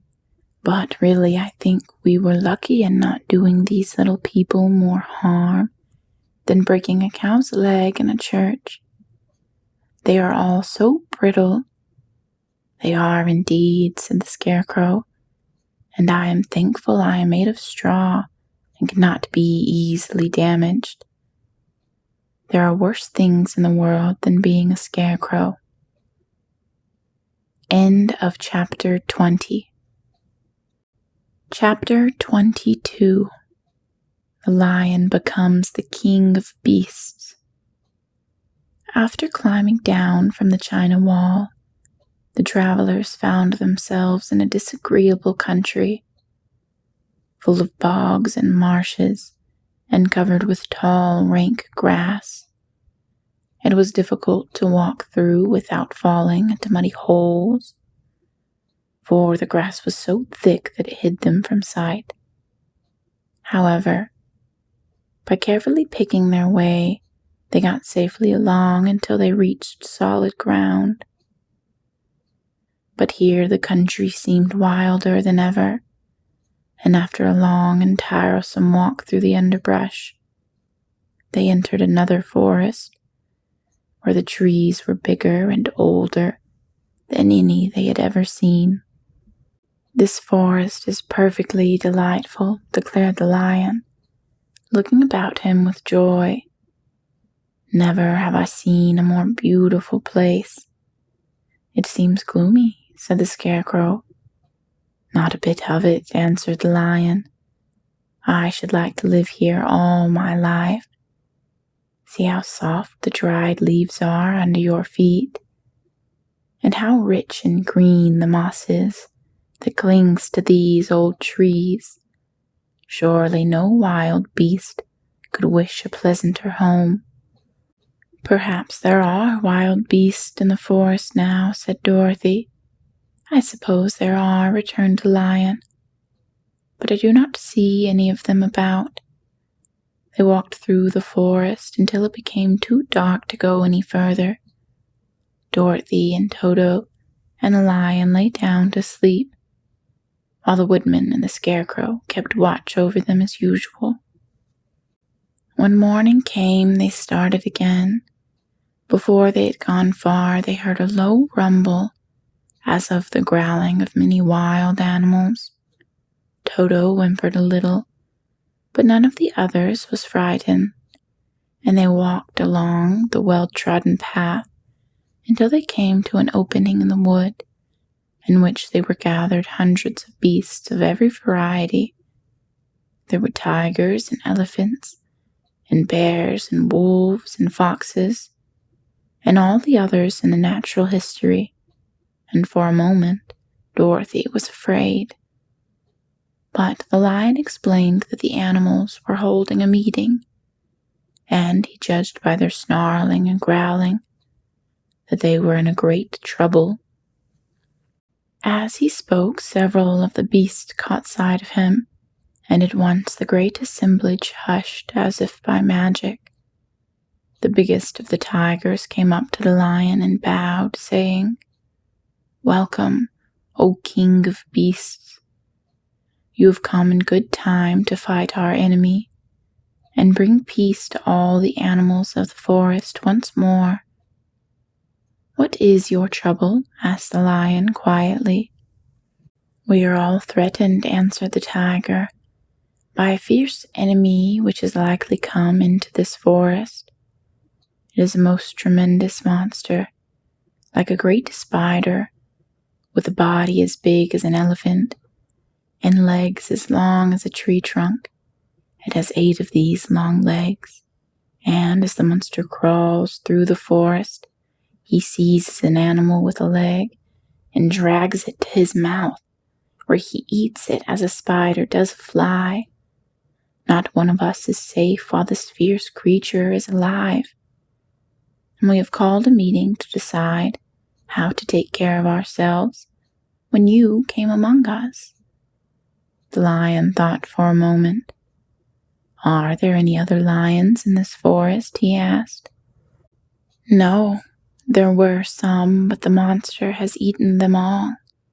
And besides, there were none of them nearly so large and brave as you.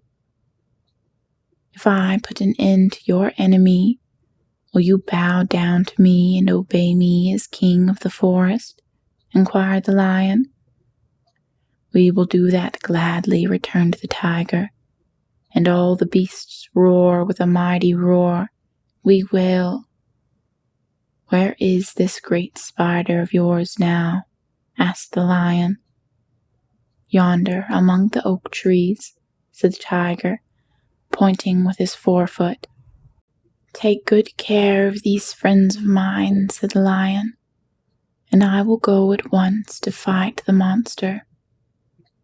He bade his comrades goodbye and marched proudly away to do battle with the enemy. The great spider was lying asleep when the lion found him, and it looked so ugly that its foe turned up its nose in disgust. Its legs were quite as long as the tiger had said, and its body covered with coarse black hair.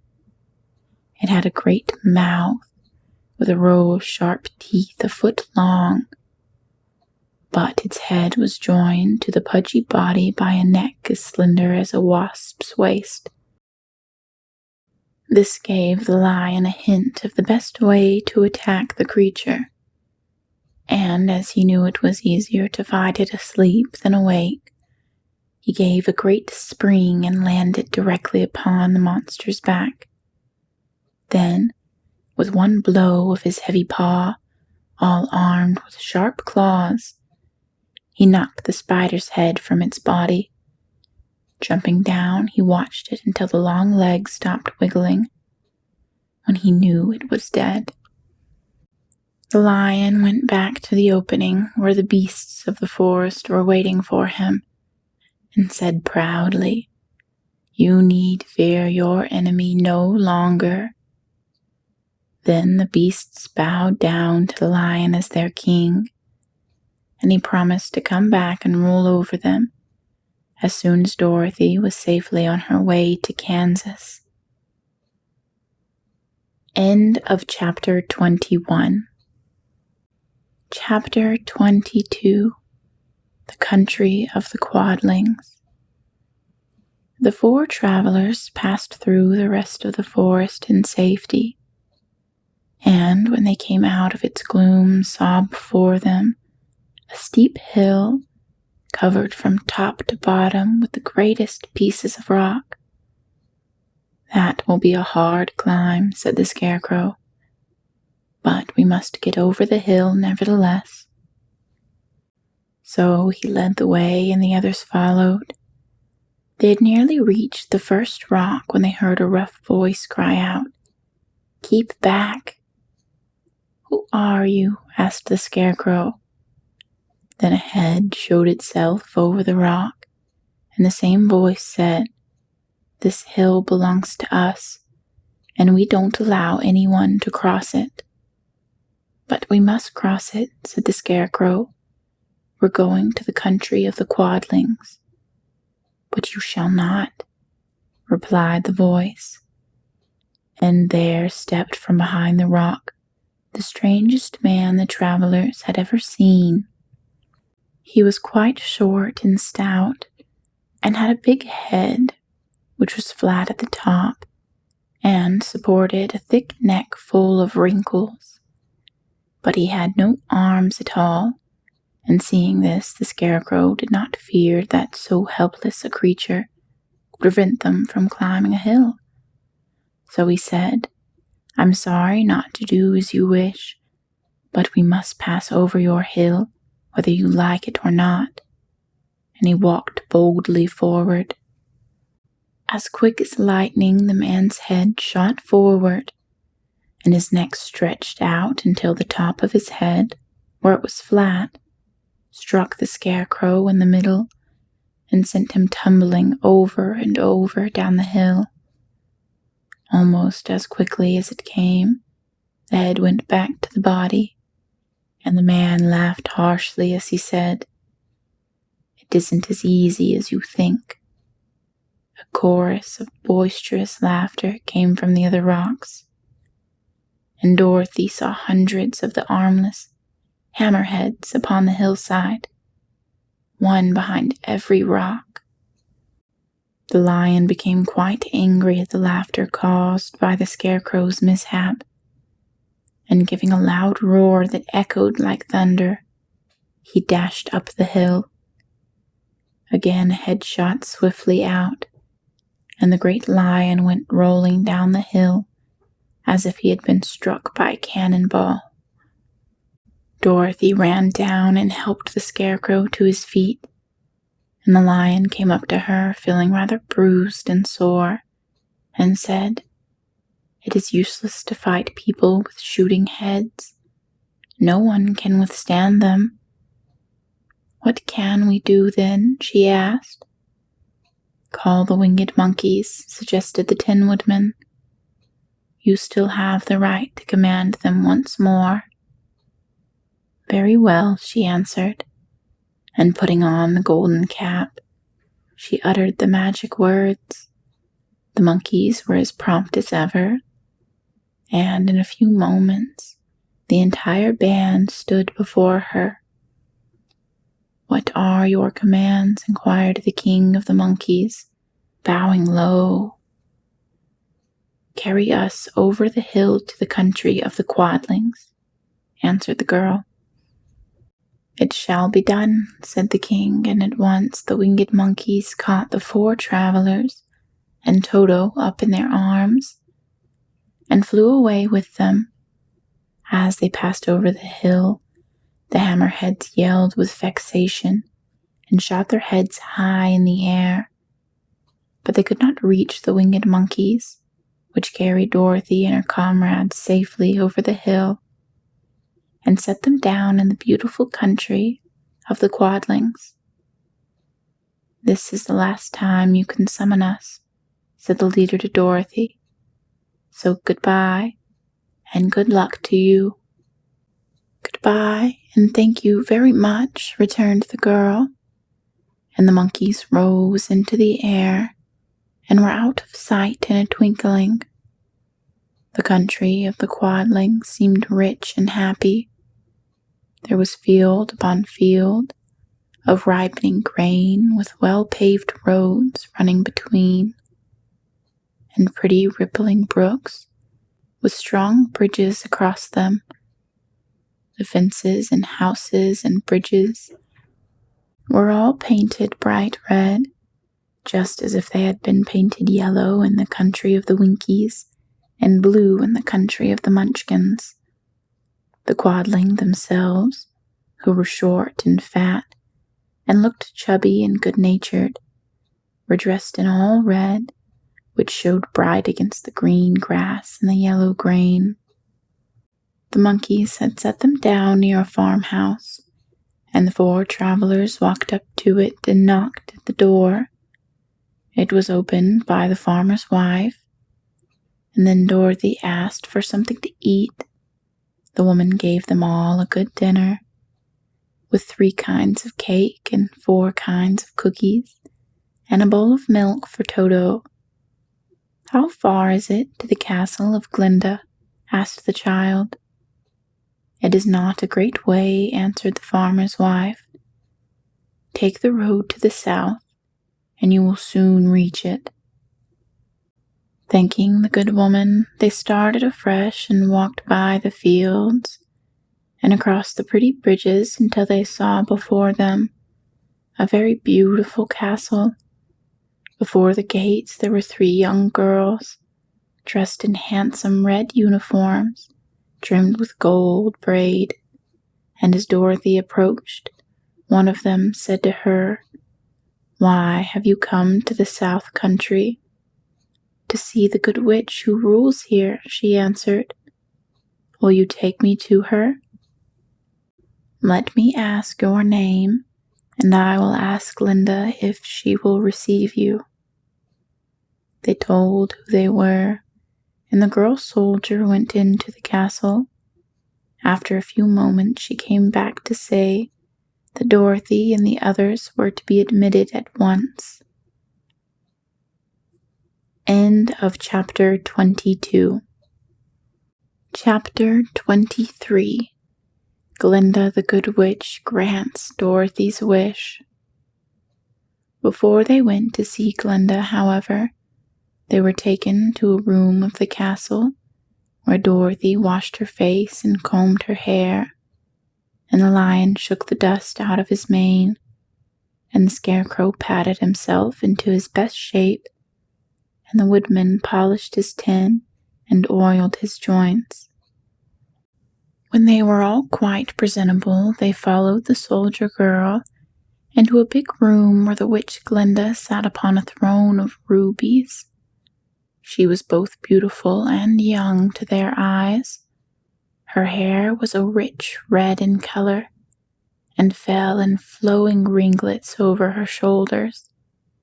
Her dress was pure white, but her eyes were blue, and they looked kindly upon the little girl.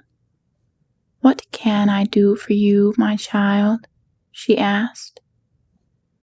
Dorothy told the witch all her story, how the Cyclone had brought her to the land of Oz, how she had found her companions, and of the wonderful adventures they had met with. My greatest wish now, she added, is to get back to Kansas, for Aunt Em will surely think something dreadful has happened to me, and that will make her put on mourning, and unless the crops are better this year than they were last, I'm sure Uncle Henry cannot afford it. Glinda leaned forward and kissed the sweet upturned face of the loving little girl. "Bless your dear heart," she said. "I am sure I can tell you of a way to get back to Kansas." Then she added, "But if I do, you must give me the golden cap." "Willingly," exclaimed Dorothy. "Indeed, it is of no use to me now. And when you have it, you can command the winged monkeys 3 times.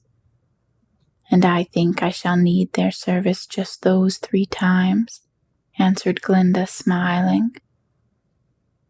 Dorothy then gave her the golden cap, and the witch said to the Scarecrow, "What will you do when Dorothy has left us?" "I will return to the Emerald City," he replied, "for Oz has made me its ruler, and the people like me. The only thing that worries me is how to cross the hills of the Hammerheads. By the means of the golden cap, I shall command the winged monkeys to carry you to the gates of the Emerald City," said Glinda, "for it would be a shame to deprive the people of so wonderful a ruler." "Am I really wonderful?" asked the Scarecrow.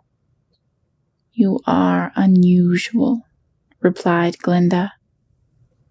Turning to the Tin Woodman, she asked, "What will become of you when Dorothy leaves this country?" He leaned on his axe and thought a moment. Then he said, "The Winkies were very kind to me and wanted me to rule over them after the Wicked Witch died. I am fond of the Winkies, and if I could get back again to the country of the West, I should like nothing better than to rule over them forever." "My second command to the winged monkeys," said Glinda, "will be that they carry you safely to the land of the Winkies.